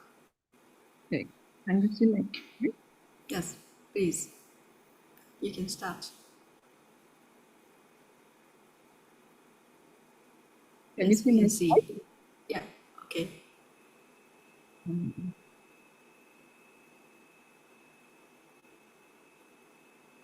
Okay. Thank you very much, Professor Kato, for this opportunity. The topic that I choose is safety of the mini-pterynal approach for select honors.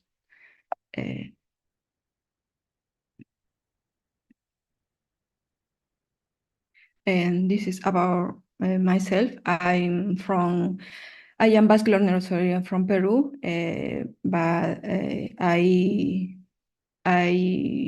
fellowship in Brazil and this year in Japan. When I go to Japan, change more about my philosophy of the vascular all of neurosurgery. When I treat a patient, always when I have problem, I think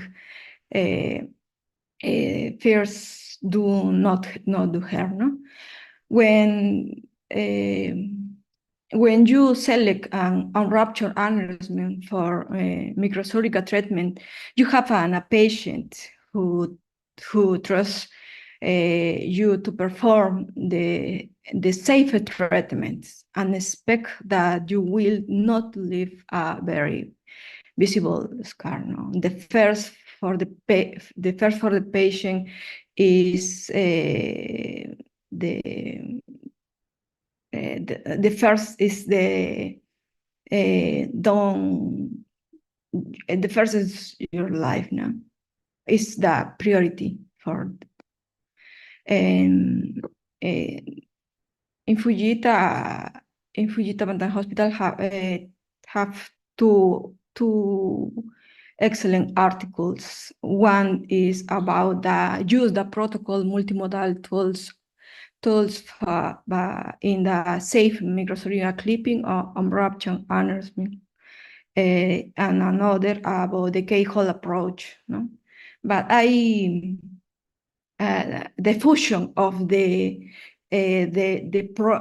protocol and the mini-piterional approach, I think, is better for the patient.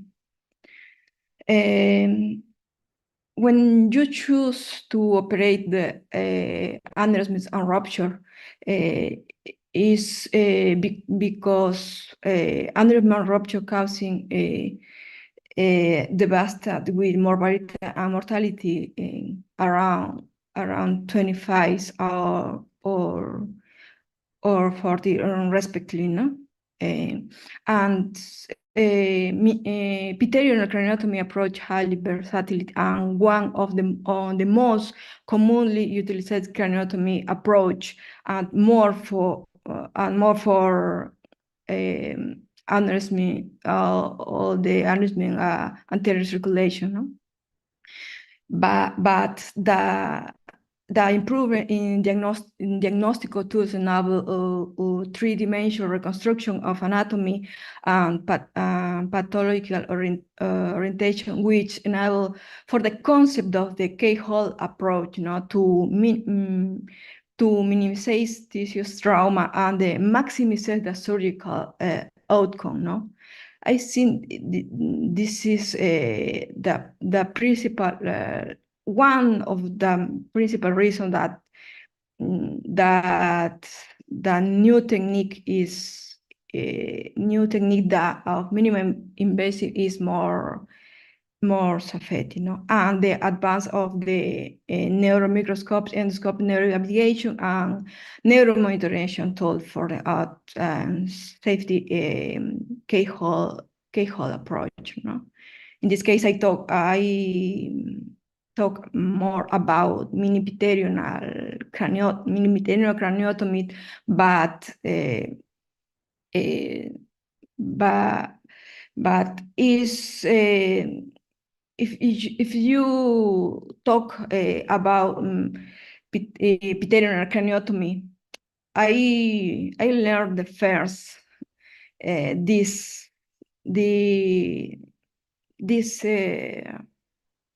this technique, no? I think the conventional craniotomy is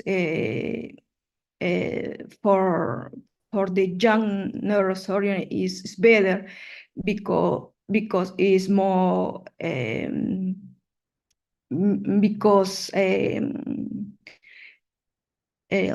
healthy to it's better the view, no? And I think that I don't go to Japan. It's probably I don't accept it to mini-piterional approach.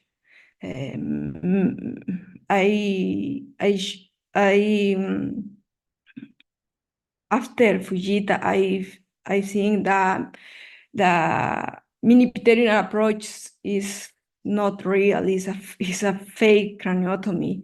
But I think with the practice and with the tools and with the better studies, property is no have controversies. The controversy exists regarding the use of the approach on different aneurysm localization, optimal aneurysm size of the patient with subarachnoid hemorrhage. But the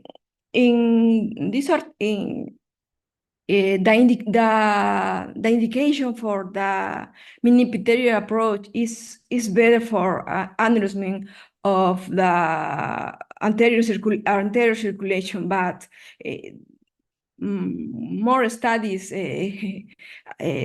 is different. The signs of the localization, but you see more college that have good outcomes with mini-Pitheran approach. But I think that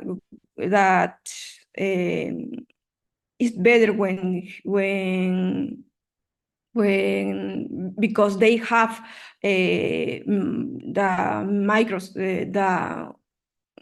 microscope better microscope and another tools to help if have inconvenience in the surgery, but not in all hospitals have this have in the same, no? And another controversy is the frontal weakness has been reported in mini-Pitheran, but it's a few, but all the studies have is more reported in Pitheran craniotomy. But I think that if your technique is very good, and if you find the excellence for the approach, don't have this problem, or if a few is the same of the mini-Pitheran approach. Mini-Pitheran approach is for anterior circulation. Why it needs? I think this is for the evolution in endovascular procedures with a lower complication rate and satisfactory aneurysm treatment, further inspire of this surgeon to develop the less morbidity surgical option for aneurysm surgery. And another, the advantage of the keyhole approach are small operative wounds, short operative during the less blood loss, enabling that damage, the temporal modes, and less wonderful pain, with ultimate dollar to early. I think it's more important the early return on the productive life of the patient. If I have the solution, I need to make if I have the expertise. But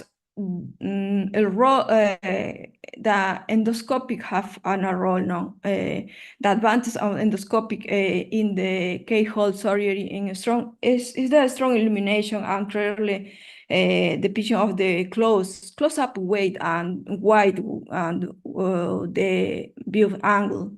The hiding angle with a strike of line of the microscope weight can be clear with endoscopy is a small craniotomy of a mini-Pitheran approach. Endoscopic endocyanine green video angiography further adds up the advantage of the endoscopic in the field of this animal surgery. ICG fluorescein with the small perforate parent artery and clip the aneurysm beyond the line of the microscope way. Is done. The angulars less allow visualization around the cornet with a required retraction of the important neurovascular structure. Is very important. The use of the endoscope. Not all hospital have this endoscope, but have hospital that have but don't use. No. The limitation of the mini-Pitheran approach, predefinite surgical corridor, no, and a decreased intraoperative orientation, not on view angle and coaxial control of instrumental loss, and other loss and intraoperative light and side, no. In 𝑰𝒓𝒂𝒒 Hospital, have a protocol for all the case of the treatment of the aneurysm with piterional approach and mini piterional approach, no. After the open the sylvian fissure in all the case, mini piterional and conventional piterional is the route the ICG. They use the ICG endoscope motor evocative potential, no? And microdoppler, but microdoppler is optional. This is after, before, after, and after clipping. I think this protocol is implemented in all hospital. The successful of the surgical of the treatment with microvascular is the same of Fujita, no. The first step is involves pre-clipping ICG, no. It's in ICG, the standard ICG alone clearly highlights vascular structure from non-vascular structure as white and black images, no, but another structure cannot be observed but with have a ICG they with green indocyanine is provide real-time simultaneous visualization of the aneurysm vessel and surrounding structure, including brain nerves with a better deep perception, facilitating a better anatomical correlation, no? And a second is that involves pre-clipping neuroendoscopy evaluation, no? And the neuroendoscopic is better illumination, higher magnification, ascending, and view waving angle. The angles cannot provide a real-time sense about the hidden perforatum K neurovascular structure with are not visible under the depth angle of the microscope, no. It's important, no, but not is only for it's in the moment, but I think with piterional approach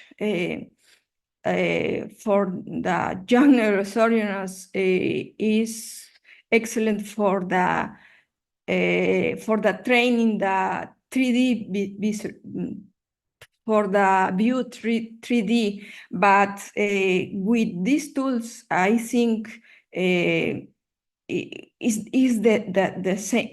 the same. I choose two cases of Fujita Bantané, no? The first case is femal, not with the right middle cerebral middle cerebral artery aneurysm, no? In all the case, the use the reconstruction that's better reconstruction of the imaging, no? And when the position that is not done, not changeable or not have different respect a paternal approach, no? And in the literature, it's not reported that in the incision, the six-ang incision that make in Fujita, no, that is most cosmetical, no, this incision is more versatility, is better, is better, no, and in this imagine you choose you show the perfect use the hooks, no, and I like this thing. I like the technique, the mini paternal approach for Japanese style, because it's the same that I learned. I learned that the paternal approach is very clearly don't blood, and is perfect, no? And with a craniotomy, with a small craniotomy, no? In this case, only is only a one burr hole, but use two burr holes in post case, no? This is the video, and we choose the small craniotomy, no? And the drilling of sphenera and open the sylvian fissure. And it's important for the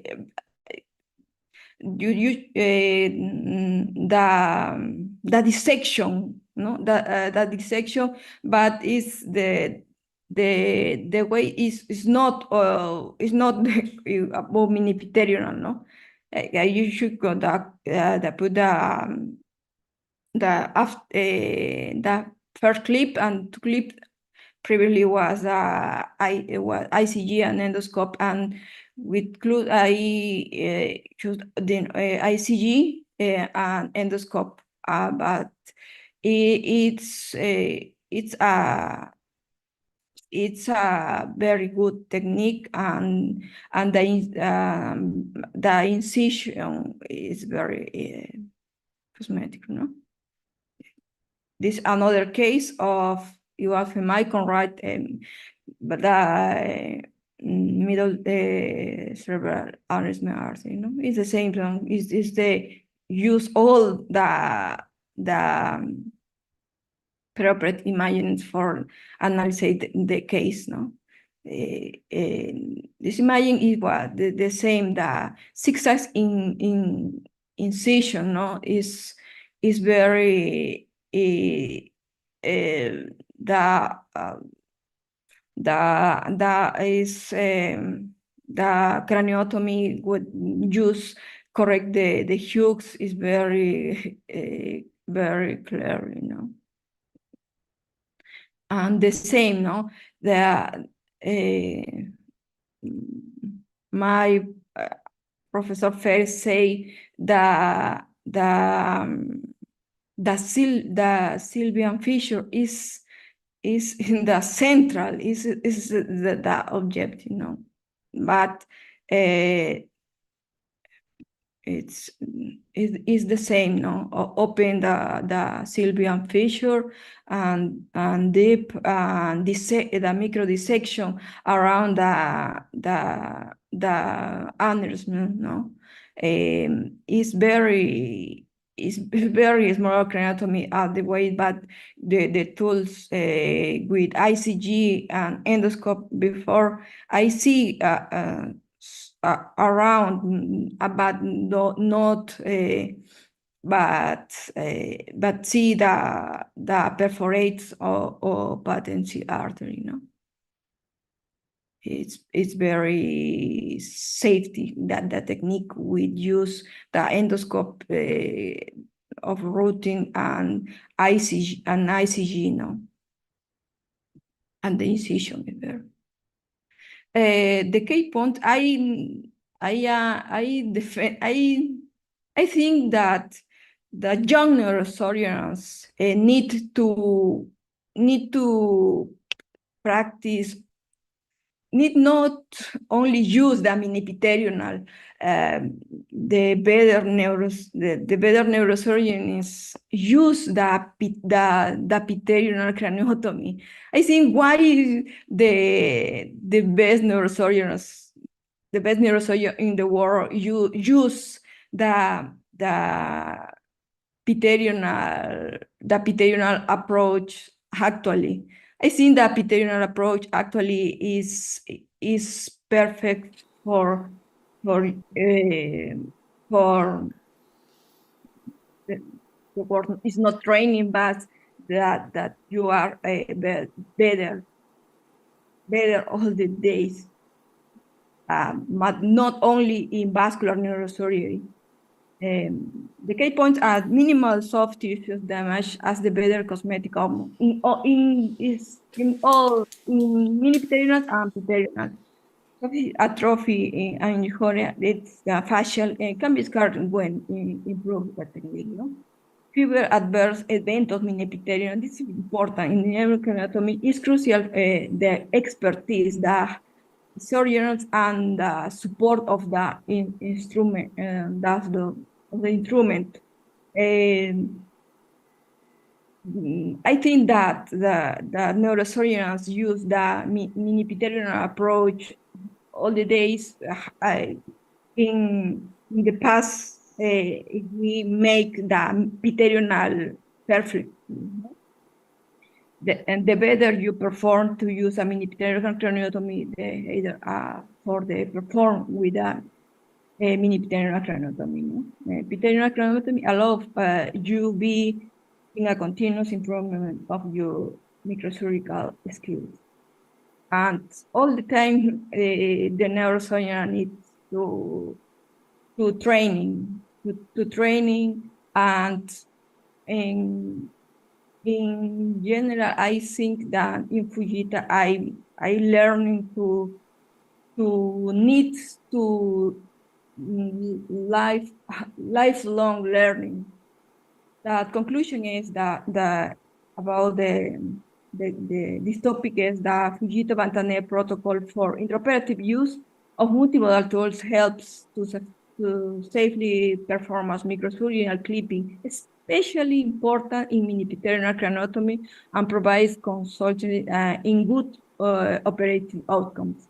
And less invasive technique support by technology should be used without negligent manual training and continued learning that can let you become a better neurosurgeon every day.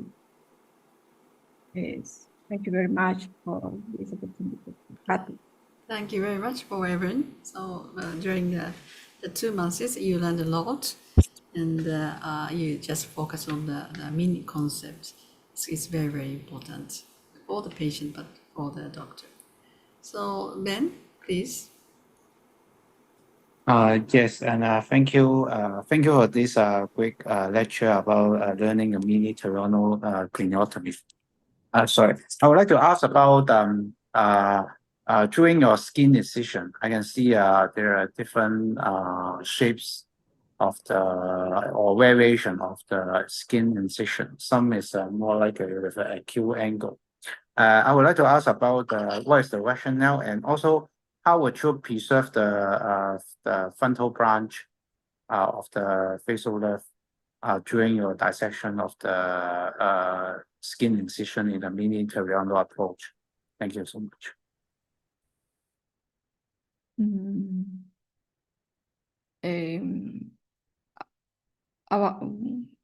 about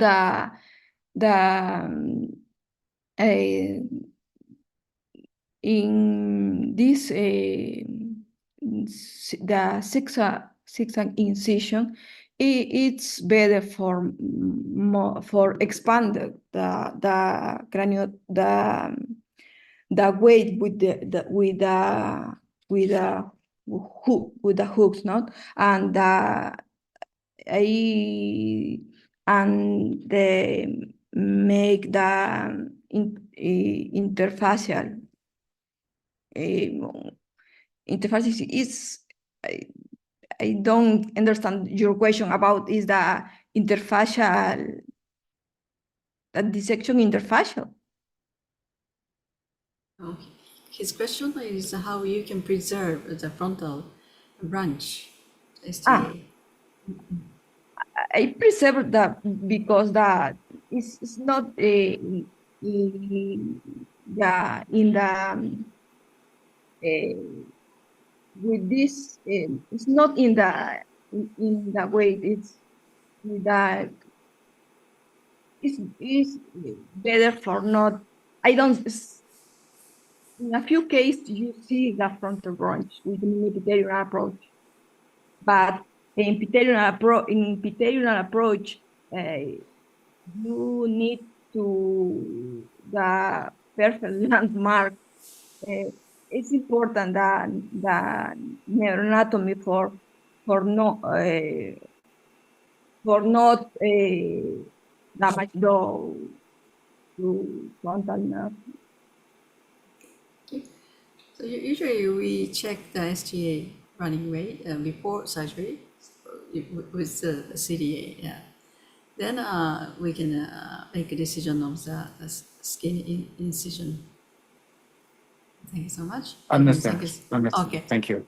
Erin, thank you so much for your great talk.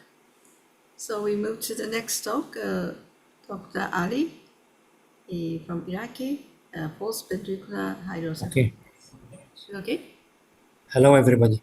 Hello. Hello, everybody. Thank you for the invitation. Actually, my talk about the fourth ventricular entrapment. Does the voice is reach to all members? Yes, we can hear you. Yes, We can hear your voice. Okay. No. Ali Hikmet.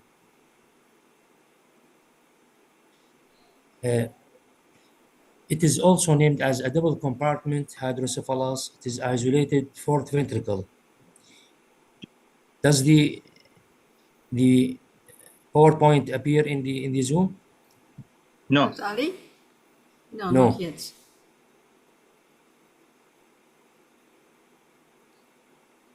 So how? Share screen. Show options.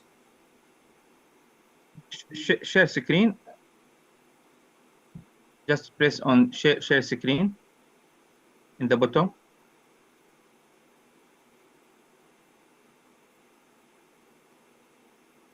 No show screen in the top. In the bottom list. Downward. More show option.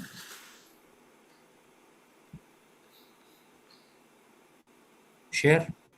Yes, share screen. Okay, does it appear now? No. Yeah, not yet. So Dr. Aus, maybe we can ask another speaker. Oh, okay. It appears now, isn't so? Okay. Okay. So my talk about the fourth ventricular entrapment is also named as a double compartment hydrocephalus or isolated fourth ventricles. By definition, it is enlargement of the fourth ventricle after treatment of hydrocephalus, mainly due to aqueductal stenosis, leading to separated supratentorial from infratentorial compartment. Although it is relatively rare and occurs months or years after successful treatment of obstructed hydrocephalus, it is need early diagnosis and treatment because rapid neurological deterioration may be occur, threaten a life of patients. I will not enter to the anatomy because it is easy. The etiology and the pathology, the lateral ventricle produce a vast majority of CSF, which then pass through the foramen of Monro to the third ventricle, and from there to the fourth ventricle through the aqueductal of Sylvius.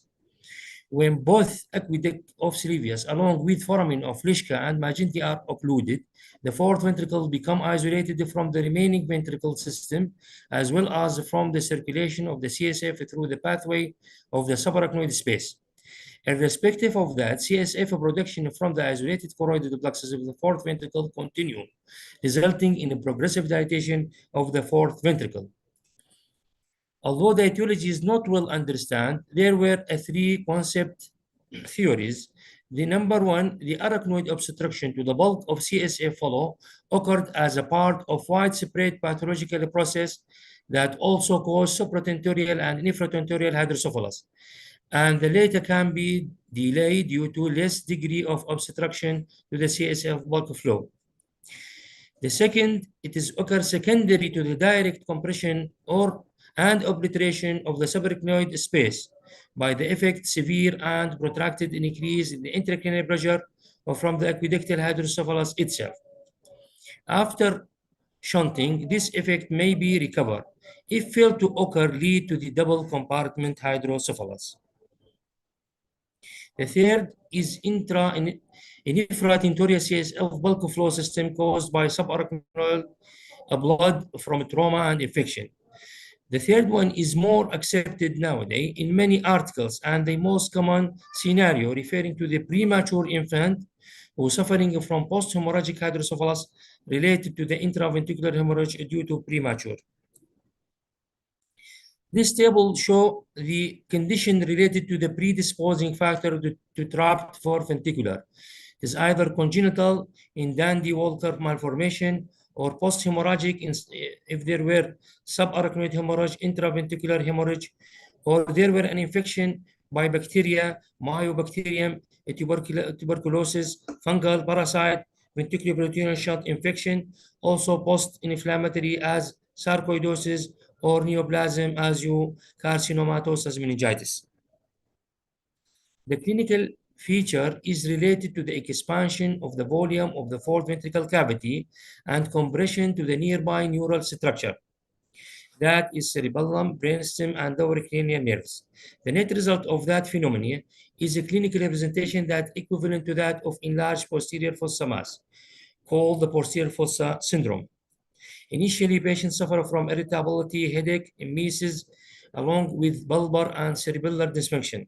Later on course of the disease, other neurological signs are recorded, including absent-tonus posture, lethargy, respiratory instability, and bradycardia. This table shows how much the mutism and the speech changes, complete loss of speech, decreased speech pronunciation, dysarthria, change in the speech quality, and personal initiative. Also, there were ataxia such as hypotonia, unsteadity of the gait and balance. Behavioral symptoms starting from regressed personality, physical agitation, poverty of spontaneous movement withdrawal. Emotional liability as dysphoria, apathy, distress, inconsolability, and truthful lying, and disturbances and irritability. The diagnosis is easily by the MRI or CT scan, which show dilated fourth ventricle increase in size in serial study by comparison. Recent MRI thought the aid of focused thin overlapping sagittal section in T2-weighted MRI image at the level of the aqueduct. This image was tracked on the assessment of underlying offending pathology and degree of the aqueductal obstruction. The aqueductal obstruction was classified as short segment obstruction, which is less than 5 millimeters in length, which need aqueductal stent. Long segment obstruction more than 5 millimeters need VP shunt, or there were aqueductal web. A sternogram or isotope CSF flow study can be used also to reach the diagnosis. About the treatment, number one is suboccipital craniotomy using operative microscope to do veal excision of the aqueduct. The second is fourth ventricular shunting procedure, and the third one is endoscopic procedures. The fourth, ventriculoperitoneal shunt or ventriculopleural shunt, directed or with aid of stereotactic guided method. It is by the lateral transcerebellar route. Complication is injury to the fourth ventricular floor during the insertion of the shunt catheter, or intracystic hemorrhage and the appearance of frequent malfunction, or by midline transforaminal route, which is adopt a catheter trajectory parallel to the brainstem along it with long axis. Number C is reverse trochleason procedure, shunting the fourth ventricle to the lateral ventricle. Actually, in our center, we're using the shunting procedure through the lateral intracerebellar approach, and by using U connector and to connect it to the valve, which is already has been in the patient in the past, to make the pressure of two sided is equal. About the endoscopic approach, either supratentorial approach through the transfrontal, third ventricular approach on the coexist ventriculomegaly to achieve safe navigation and visualization of the aqueduct to exclude the aqueductoplasty. An aqueductoplasty is followed by insertion of a stent to establish a communication between the fourth and third ventricle. Also, there were intratentorial endoscopic approach through the transforaminal Magendie route, and fenestration of the obstructed aqueduct is achieved from below through the placement of the stent. The most serious complication that is initially related to the aqueductoplasty as well as stenting is injury to the upper brainstem structure, which is related to and lead to diplopia, ptosis, oculomotor paralysis, and this commonly unresponsiveness, postoperative transient permanent paresis of oculomotor function, which can be mentioned in literature in range of 1.9% of cases. Actually, I did a case reported of such cases. My case, about 20 years old male, has a right-sided ventriculoperitoneal shunt placed 3 years back after the diagnosis of obstructed hydrocephalus without apparent cause. 8 months later, symptoms of an increased intracranial pressure will be alert consciousness started again. A brain CT can reveal dilatation of the left lateral ventricle. Left-sided ventriculoperitoneal shunt was inserted within subsequent relief of his symptoms. After about 2 years, patient was admitted again because of headache, vomiting, and blurred vision. These symptoms were subacute at the onset and progressive in nature. 2 successful CT scans of the brain show well-decompressed lateral ventricle with large and progressive dilatation of the fourth ventricle, causing brainstem compression. The diagnosis at that time is trapped fourth ventricle was made, and separation shunt system was placed directly in the fourth ventricle through suboccipital parole. Postoperative period was an eventual, and the patient was discharging to home well. And this the MRI of this patient postoperatively, showing the fourth ventricular shunting. And thank you. Thank you so much, Ali. It's very, very fundamental, very important talk. So maybe Dr. Liu, do you have one comment for him? Yeah, thank you, Professor, for nice lecture. Professor, may I know if we do have a same problem, especially post hemorrhage, with supratentorial and infratentorial ventricular dilatation. But every time we treat with just lateral ventricle VP shunt, the fourth ventricle remain dilated. So in your opinion, how do we tackle those cases as a single procedure, Professor? Thank you.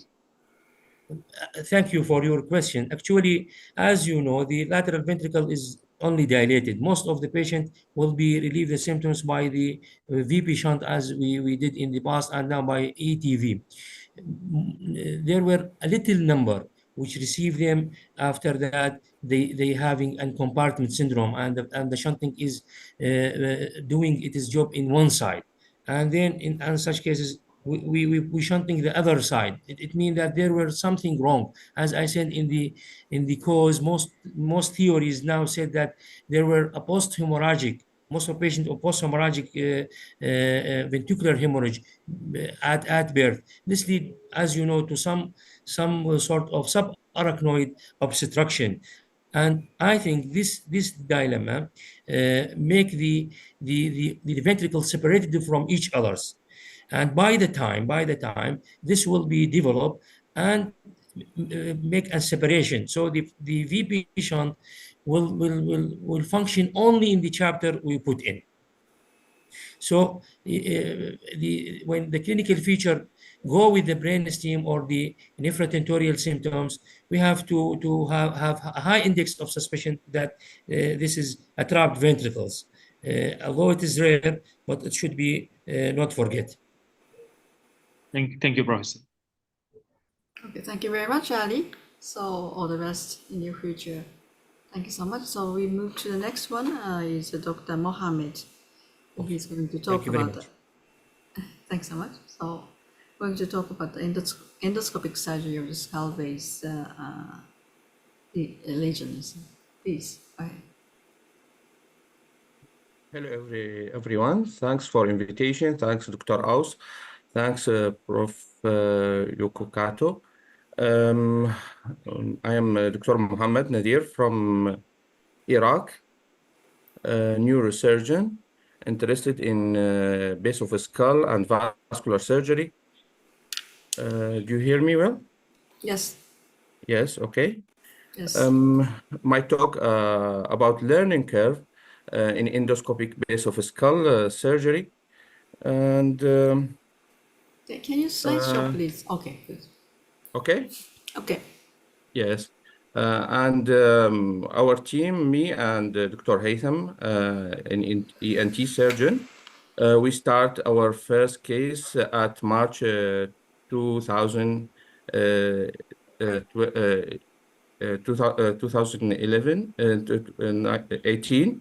We have more than 400 cases, majority pituitary adenoma, then craniopharyngioma, meningioma, and other cellular and supracellular mass. At the beginning, the time around 4 hours, and lastly, maybe less than 2 hours. An MRI is a fundamental to see the anatomy, the structure around the tumor, optic nerve and vessels, and the shape and the extension and direction of a tumor. CT scan also is very important to see the nasal and paranasal and sphenoidal anatomy. And also very important is a sphenoidal septa to see direction of the septa, maybe go to the carotid or to the optic.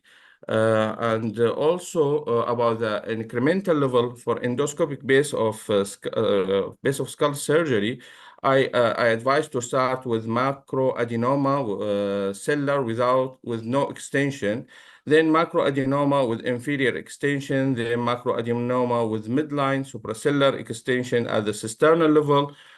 We have two types with midline supracellular extension. One is like an egg shape or with, and other with a snowman. This type egg shape is easier because maybe the tumor is tinting the diaphragmacelli or damage the diaphragmacelli, so the removal of a tumor it will be more easier. Here in the snowman type, maybe the tumor go through the hiatus with the stalk, and the supracellular part not easy to down with the removal of intracellular part. So maybe need to enlarge the diaphragmacelli or remove the infratentorial part, and later on may need another go maybe later, 2 or 3 months ago, when the supracellular part descend down to the cella, or can go intracranial by microsurgical removal. Also, Also, later on, microadenoma. Microadenoma is not easy surgery because in macroadenoma, the adenoma make the cell bulge and easy to identify the anatomy. In microadenoma, there's a difficulty with the removal of tumor also from the and separation from the normal pituitary and not to damage the normal pituitary. The other level, macroadenoma with extension to the cavernous lateral or to the third ventricle, and later on with the craniopharyngioma. Also, an important thing to see is intercarotid distance, because in some cases, there is not enough distance to go through in some like kissing carotid and it's very difficult and maybe relatively contraindicated. Also in redo surgery, because there's a damage of the bone and the anatomy, it's not so clear, maybe need also navigator to see the anatomy and need a very skilled hand. Also radiation or long-standing treatment. Long-standing treatment with Dostinix may make the prolactinoma very hard and sticky, and also may cause damage to arterial or any important structure. Type of hormonal secretion is very important. In ACTH secreting hormone, in cortisol is very difficult surgery because the tissue all is friable and vascular and not easy. Also with anesthesia. About the surgical procedure, with anesthesia, we have a GA with hypotension, a bradycardia technique, supine position, head elevation 20 degree, and we can increase it if we want to 40 degree. If there's any bleeding, so when elevate the head, the cavernous or the venous bleed may decrease. We use binostril forehand technique in majority of cases. Sometimes we need to do septoplasty before to use the forehand technique. And rarely we use a mono or a transseptal technique. C-arm uses in redo surgery or in difficult cases, AP and lateral. We put dissector or sucker and to see the midline and the level of sucker related to the cella. About the surgical technique, we have nasal and sphenoidal and cellular part. We use resection of middle turbinate. At the beginning, we do more middle turbinate resection, mainly with the craniopharyngioma due to enlarged of middle turbinate and other tissue due to acromegaly, in acromegaly mainly due to a growth hormone increase. Nowadays, less. About ENT, my ENT colleague tried to respect the nose, and then we are, as a neurosurgeon, we want to do a good exposure. So with the ENT that buffer nasal damage. Haddad flap harvested in some selected case. Lastly, we do rescue flap and reflect it down. And if we need, and if there is a CSF leak, we can change it to Haddad flap. This is the nasal part. We start and to see the septa and middle turbinate, inferior turbinate, and choana, and go up, and superior turbinate here, and we can see the ostium, sphenoid ostium, and large sphenoid ostium in this side, and go to the other nose, and also the same, and see the ostium in the other side, and then remove the bony part of the of nasal septa and make it one cavity, and then remove the vomer and rostrum and to enter the sphenoid. Here the sphenoid septa here, and this is the carotid in both sides, and this is the sella. Here the optical carotid recess. This is the sella, and we start here removing the bone and expose the sella and to the limit of the carotid due to the cavernous sinus here, and start removing, open the dura and removing the tumor, start removing tumor from below and both sides, and later on to the upper part to prevent downward of diaphragm ocelli, downward go of diaphragm ocelli that prevent the posterior part of a tumor. And if we want to expose and to go supratentorial, we can open tuberculum and planum, and we can expose and extend the level of incision. And for reconstruction, we use fibrin glue, abdominal fat, haddad flap, fasciolata if needed. Sometimes, in some cases, we need we use middle turbinate that we cut. In pituitary surgery, so the success depending on good selection of cases, good preparation of and hormonal assessment and correction. The most important that the hormone was cortisol and T3 and T4 because there's very difficulty if there's any problem in that hormone and also a close follow-up post-operatively image and hormonal recurrence rate is high, and teamwork with endocrinology and with radiosurgery. Some cases need a gamma knife. This is a case with the tuberculum celi meningioma. This is the limit of meningioma. This is the planum. This is a good, the good sphenoid. And we start, this is the CT post-op. And, sorry.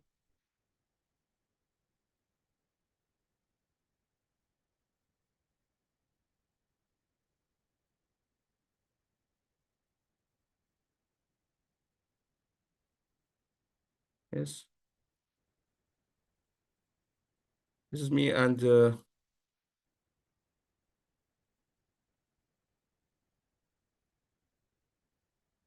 Dr. Haytham. We start drilling first. We start drilling at the level of sella, then go up and open the dura above the sella and start removing the tumor. Try to see everything, not to pull blindly. And here we can see the anterior cerebral artery, anti-communicating artery, recurrent artery of Hebner, the brain. This is the optic nerve. Try to separate the tumor from the optic nerve, and this is the optic canal here, and the optic canal in the other side. And try to deliver the tumor. It's very difficult to deliver it as a one piece. We try to cut to preserve the normal structure. The goal is to remove the tumor and preserve the normal structure, vessels and optic nerve, not to remove the tumor and damage other structure. Bleeding here is very difficult to control endoscopically. So take a time and take a careful dissection and need a very skilled hand to remove that, like that tumor.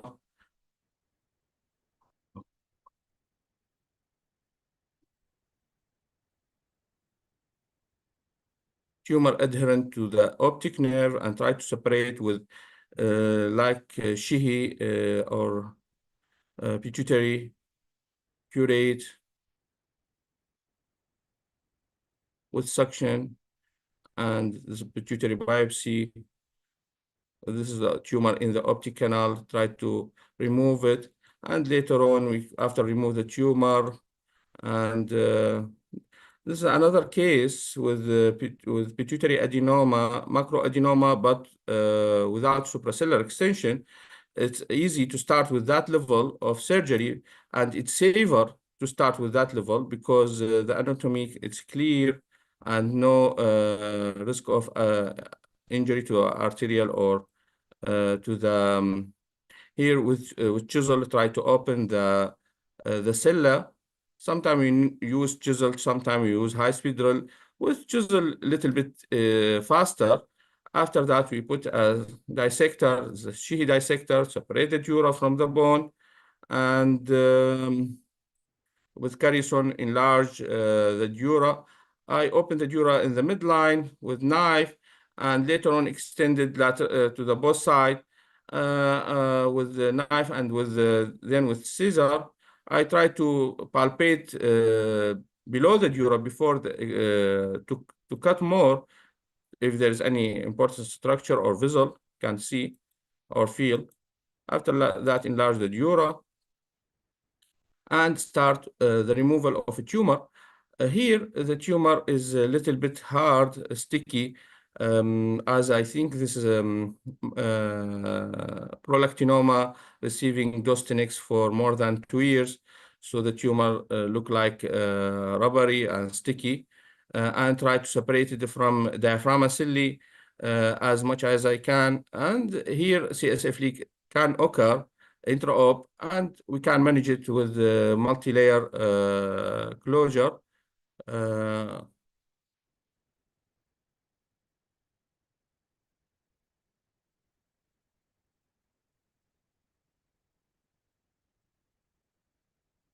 Sharp cutting under vision is a safe technique. After remove, here we try to separate the remnant of a tumor from diaphragm ocelli. As you see, we do forehand technique is better, and we can manipulate. This is diaphragm ocelli descending down to cut tumor as much as we can. There is some CSF leak, but for pituitary, not so important. The CSF leak for my surgery is very, very low in pituitary, because we can put a fat here and make a good closure, and no risk for CSF leak later.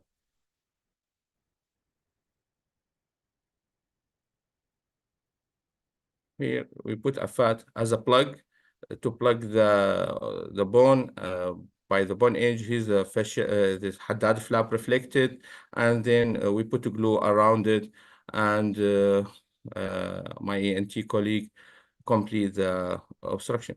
For craniopharyngioma, here the important thing not to do the total excision, because the craniopharyngioma mainly adherent to the structure, to hypothalamus or to the brainstem or vessel, is to do as much as we can decompression, and to make patient relief from pressure symptom, and without complications. So in endoscopy, try to do intra craniopharyngioma debulking as we can, and try to pull. If the tumor can separate it from normal tissue, we can continue. If there is a difficult or adherent, better not to do complete excision. And mainly in this another case of craniopharyngioma, this post-op, this calcified part, and some cystic craniopharyngioma, mainly in pediatric, maybe we can do some total excision. And this my team, and thank you for your listening and for invitation. Thank you very much, Mohammed. It was a great talk. It's very focused on the transsphenoidal skull-base surgery, I think. Yes. Any question or comment, Dr. Liu? Thanks, Professor, for a very nice lecture. Professor, may I know that do you use fascia lata, and if you use, when do you use? And the type of fat, if you use fascia lata, you may want to get some flat type of fat, but otherwise, do you just use the peri-umbilical fat tissue? Thank you. Yes, I do fascia lata if I go more anteriorly, and the defect may be big in some of meningioma, and I think that Haddad flap cannot reach that area, and there is a big bony defect. I do some fascia lata graft. The fat, I take it from a peri-umbilical area, yes. Thank you, Professor. Thank you. Okay, thanks so much. So when you close the skull base, especially the cella base, do you suture sometimes?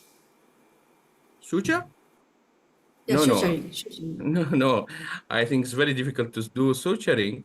Maybe some experienced hand can do suturing, but we can do suturing if go more anteriorly, and we can do approximation at the level of planum or dura, anteriorly supracellular or meningioma or planum or olfactory groove meningioma. Sometimes we can do some approximation, but suturing is very difficult, I think. Okay. Thank you so much for your very experienced talk. Thank you so much. So the final speaker. Thank you yes, for inviting. thanks so much. So I would like to invite Dr. Yashir. He can talk a low-grade glioma, the challenging the tumor, please.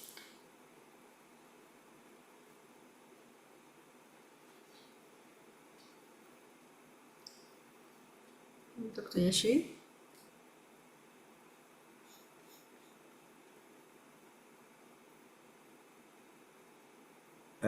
Good morning, good evening, and good afternoon for the others.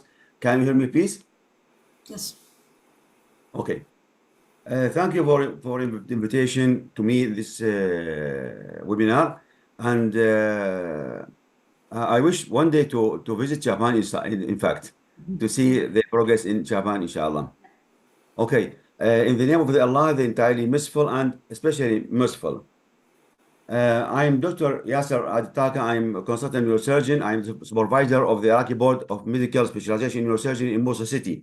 And also, I'm working in the Department of Surgery, Mosul Medical College for Mosul University. My talk today, in fact, I'm going to speak about low-grade glioma, tumor of the brain, the challenging tumor. In fact, we know that once we are faced with the tumors of the brain, as surgeons, our think we will go directly to think of surgery. But sometimes, for example, if I'm faced with meningioma, for example, false meningioma, or cerebral convexity meningioma, now the decision of me will be directly surgery. I will, especially if this tumor is giving some symptoms and signs to the patient, so that the decision of surgery will be easy to be taken. Also, if I'm faced with, for example, features in the clinical features, I mean symptom signs and radiological features by MRI or CT scan, do not inform me that this patient is having glioblastoma, I mean malignant tumors, so that no hesitation in taking decision for surgery, so that I take my surgery directly. While I'm faced with the low-grade glioma, now there will be some sort of thinking and repeat my thinking many times. Will I do surgery? Will I not do surgery? And this is due to many factors. For example, I start my lecture with this image. This is an MRI image of patient. This is MRI of T1 and T1 with GADO. This T1 and this T1 after contrast. We can see that there is no change. There is no enhancement between T1 and between the after GADO, pre and post contrast. So how there's no difference in these images. That this image may reveal sometimes to be said this may be an infarction of other diagnosis. This is, for example, also MRI of the brain, T2 and T2 flare. Also, you can see there is no difference in low-grade astrocytoma. And as surgery, this is the picture of a brain, the surface of the brain, which is normal surface of the brain, as you can see clearly, so that the tumor is behind this area, which means that if I want to remove the tumor, I must do some incision at here or there. I mean, this will be followed by a deficit. So that will I take the decision of surgery or not? And this is the quite hesitating things. Now, and challenging things. Regarding astrocytoma, the incidence of astrocytoma, it is tumor are the most common primary intraaxial brain tumors. The average annual age adjusted incidence from 2006 to 2010 was 5.17 per 100,000. Approximately 16,000 new cases per year in the US are found every year. What are the aspects of challenges in these tumors? In fact, they are challenges at terminology. challenges at histopathology classification, challenges at symptomatology, challenges in the clinical examination, I mean science, challenges at investigations, and challenges at treatment options, whether surgery or no surgery or radiotherapy or other things. Challenges also at surgery. If I want to decide to do surgery, what are challenges at surgery? Type of surgery. Challenges at adjuvant therapy, like chemotherapy, radiotherapy. And lastly, the challenges at the prognosis for these patients. So that, as we can see, there are many aspects of challenges for us to deal with these tumors. Regarding challenges as terminology, in the past, we know all that astrocytoma grading was either as low-grade astrocytoma, anaplastic astrocytoma, or GBM, glioblastoma multiforme. Or next grading in the past for the WHO was as grade 1, grade 2, grade 3, and grade 4. I think that grade 1 was equal to low-grade astrocytoma, anaplastic equals to grade 2 and 3, while glioblastoma multiforme equals to grade 4.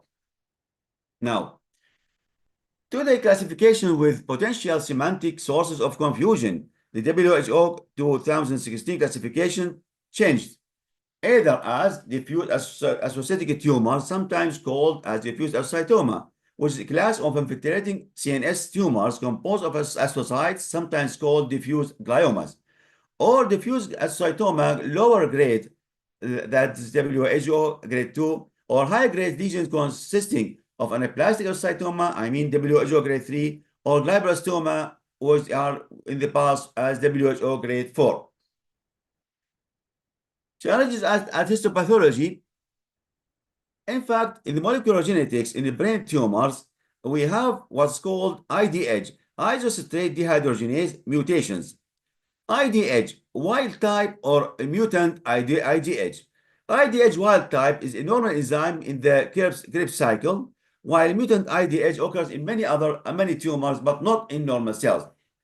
In fact, IDH, isocytrate dehydrogenase mutations, are found in 70 to 80% of secondary glioblastoma multiformes, and is precursor of a grade 2 and grade 3 gliomas, but is only 5% of primary glioblastoma multiformes.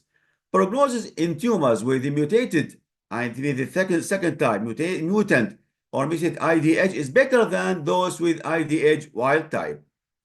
WHO recommends testing for IDH mutations in all astrocytic tumors, and in fact, this will give us a better clue or better idea about the diagnosis and, in fact, about the treatment and about the prognosis later on. We are still speaking about challenges as histopathology grading, as I told you, 2016, there was job listing. Grade 1 reserved for special types of astrocytomas that are more circumscribed, including pyrocytic astrocytomas. While diffuse astrocytomas are grade 2 through 4, the frequency of occurrence among about 287 cases astrocytomas were grade 1 only 0.7%, which is very rare tumor.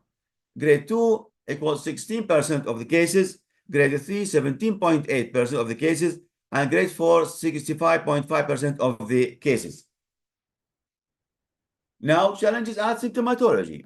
May be asymptomatic, may be headache only, may be seizures, idiopathic first-time seizures in a patient over 20 years. Mental status changes, symptoms suggesting of transient ischemic attack or progressive focal deficits, so that there is no so clear features suggest for me that it's a tumor. As you can see, for example, one of them may suggest a transient ischemic attack, TIA, or maybe only seizures. Sometimes we are faced with patients treated with seizures only with anticonvulsant drugs, and I faced many patients, they don't have any CT or MRI done by other doctors. Challenge as clinical examination, I mean science, maybe normal examination. If you examine the patient, you see they're normal, completely, fully conscious patient, no papilledema, and no physiological intracranial pressure, no focal deficit. Or we see papilledema in the patient or focal deficits in some other patients. Challenge as investigation. In fact, we have the CT scan, computed tomography, MRI, magnetic resonance imaging, MR spectroscopy, which is quite helpful nowadays for us. PET scan, post-traumatic tomography, and cerebral angiography. Now, this is CT scan of the brain of patient having low-grade ascytoma. This is the pre-contrast, and this is after contrast. And you can see there is no any difference between the two images. There is no enhancement, hypodense and still hypodense lesion. MRI. Also, this is a pre-contrast and this is post-contrast. We can see this is the site of the lesion, hypointense. After contrast, still also hypointense. Other MRI for this is the lesion, isointense, still isointense for pre and post contrast. Other one, T2 and flare, also the same picture in both of them. We can see the CSF white here, white is changed to black, while the site of a tumor is still the same color at T2 and flare. Lastly, MR resonance, magnetic resonance spectroscopy, MRS. We can see in this patient, for example, this patient is having the tumor. We can see the increase in the choline. This indicates for us that this patient is having this tumor. While if the other patient low choline, we can exclude the possibility of tumor.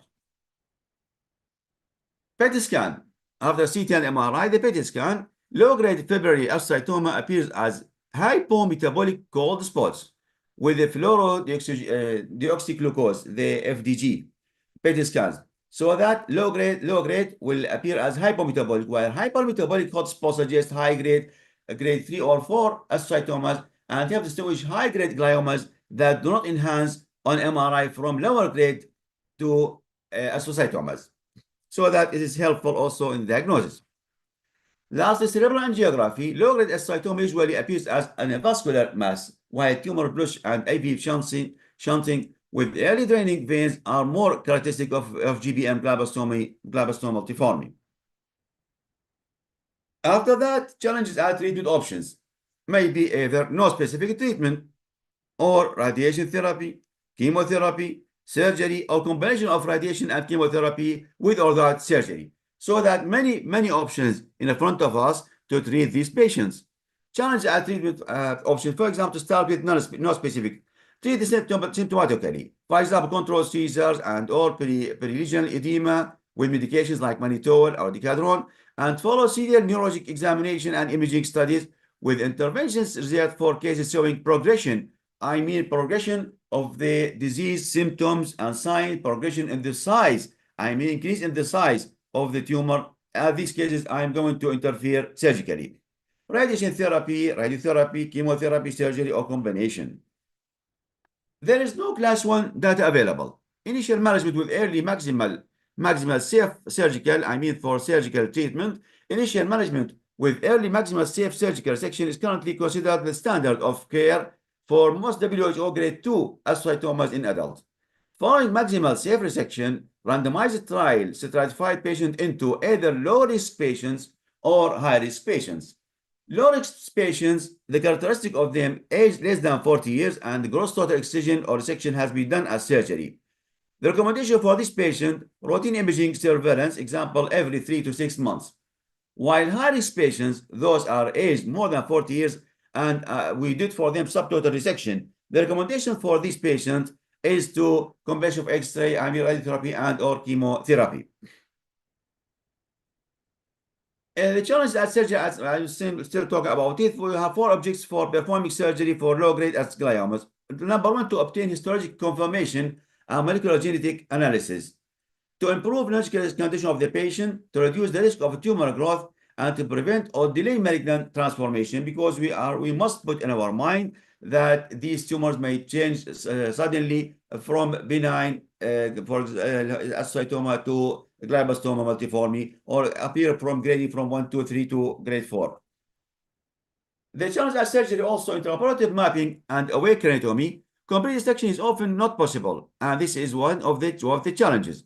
Now, I know very well that I am not able sometimes to remove the whole tumor.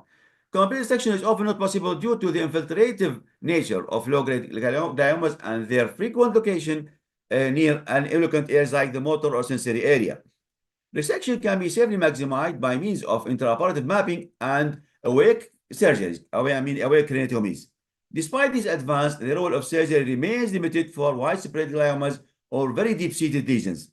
Technical considerations at surgery, since the margins of low-grade gliomas may not be readily or clearly visible at the time of surgery, adjuncts such as stereotyping and image-guided techniques may also be extremely useful.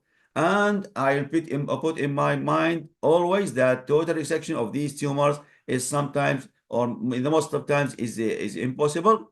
And also to put in my mind and to tell the patient family that this patient will got some sort of deficit after surgery.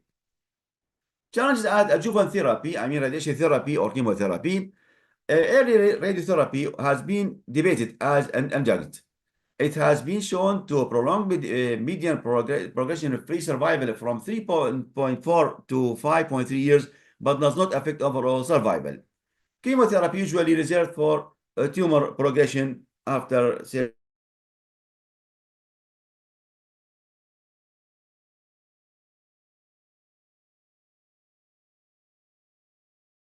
of 10.9 years.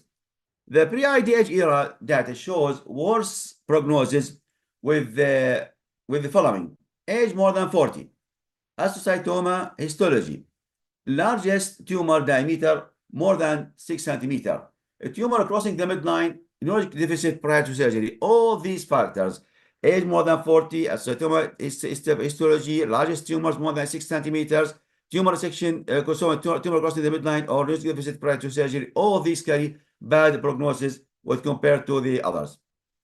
For example, this is a type of calculation. If a patient age more than 50 years, yes, 1 point, no, 0 point.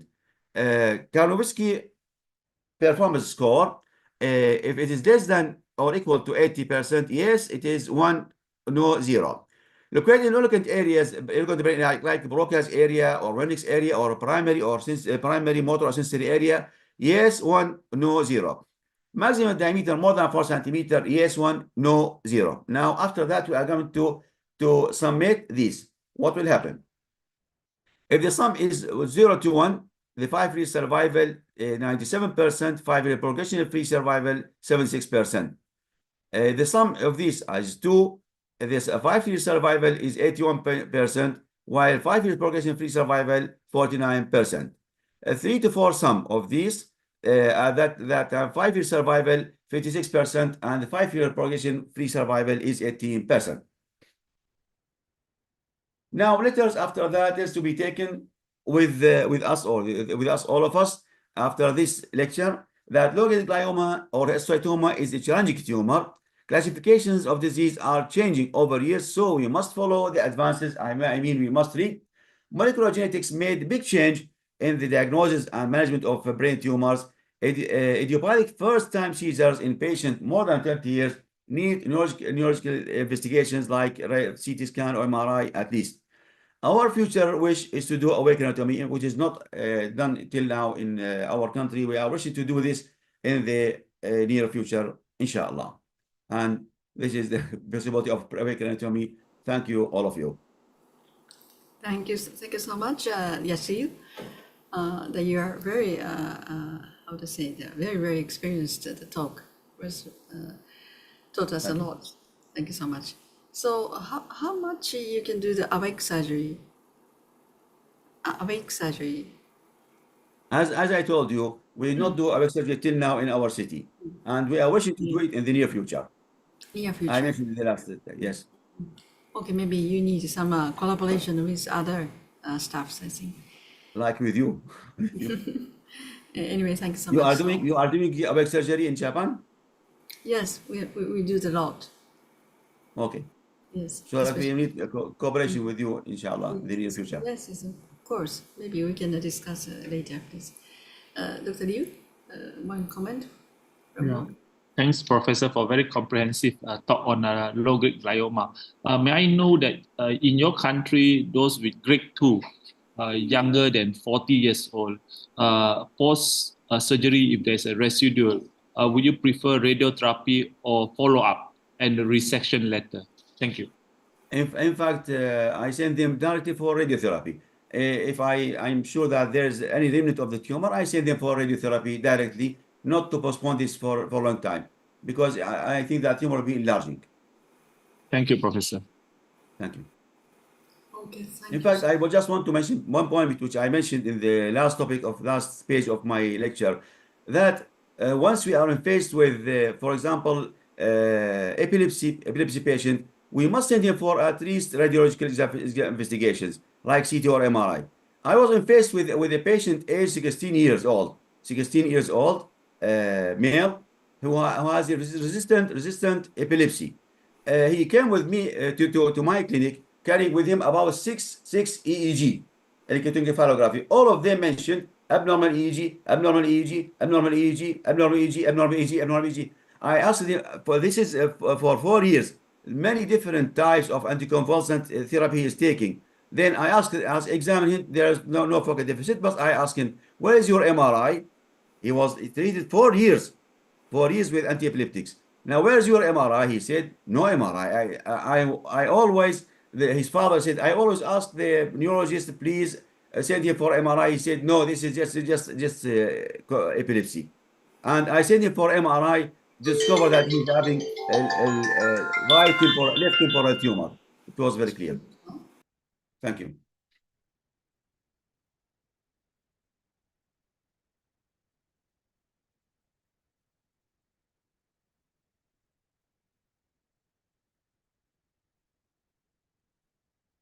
Okay, thank you so much. So I think Dr. Aus, any other doctor who supposed to talk from Iraqi side? So maybe Kenneth? Is there Kenneth? No more? Aus? Dr. Aus. Okay, I think we come to the end. I think thank you so much for such as 5-6 hours. I think maybe longer than expected. But anyway, thank you very much. I think maybe Iraq and also Peru, maybe we can collaborate further collaboration in the future. So maybe we can send some doctor to your country, and maybe Horisa Sensei can go anywhere, I think. Maybe Horisa Sensei has some interest to visit both your countries, I think. Anyway, maybe we can have some task each other. This is a very worthwhile to have such wonderful Iraq and Peru webinar. So maybe at the end, maybe we can invite everyone from Peru side. Dr. Avery, maybe it's 4 in the morning. Thank you very much for your patience, even in the midnight. Avery Sensei, you want to say something? Thank you very much for the invitation of all the colleagues from Peru. It's a great honor is here, and the college. The time is difficult, but it's important that neurosurgeons, Peruvians, connect with all neurosurgeons around the world. I think so. Maybe some of us visit your country. Maybe some Japanese visit your Congress in autumn. I think maybe you can invite Horisa Sensei for your Congress. I think he's a good functional neurosurgeon. Maybe he can have a good talk in your Congress, I think. Horisa Sensei, November. Yes, possible. Yeah, my pleasure. Most possible. Okay, thanks so much. So maybe Dr. Aus. I don't see him anymore. Okay, so maybe Dr. Liu, a few comments, and Horisa Sensei, a few comments, please. Sorry. Thanks, Professor Kato. Thanks to all speakers who are willing to come and join our webinar, especially those from Peru. It's midnight at the time of sleeping. And we hope we can have more collaboration in the future. Thank you. Thank you. Horisa Sensei, if you have some final word. Yeah. Thank you so much. This is a nice opportunity to know about Peru and Iraq. Actually, I'm not sure about the situation in the neurosurgery in this country. So yeah, if possible, I really want to visit there to know each other, but the detail about the neurosurgery. So if I'm really glad that I help you. So then thank you so much for this opportunity. Thank you for Professor Kato. Thank you. Yeah, I think most countries has lots of some such kind of functional support you need, I think, in the future. Thank you so much. Dr. Ben? Yes, and thank you, Professor Kato. And it's really an honor for me to see my mentor to present here, and also to see speakers from all around the world. And I think we didn't have much event related to Iraq, and I agree with professors that we need to consider to explore our opportunities worldwide to encourage more activities worldwide, including expert webinars and also workshops, and probably to bring the techniques to those developing countries. And I hope that with the ACNS faculty, and it will happen in the future. And also for the 𝑦𝒓𝒂𝒒 activity as well, and we will support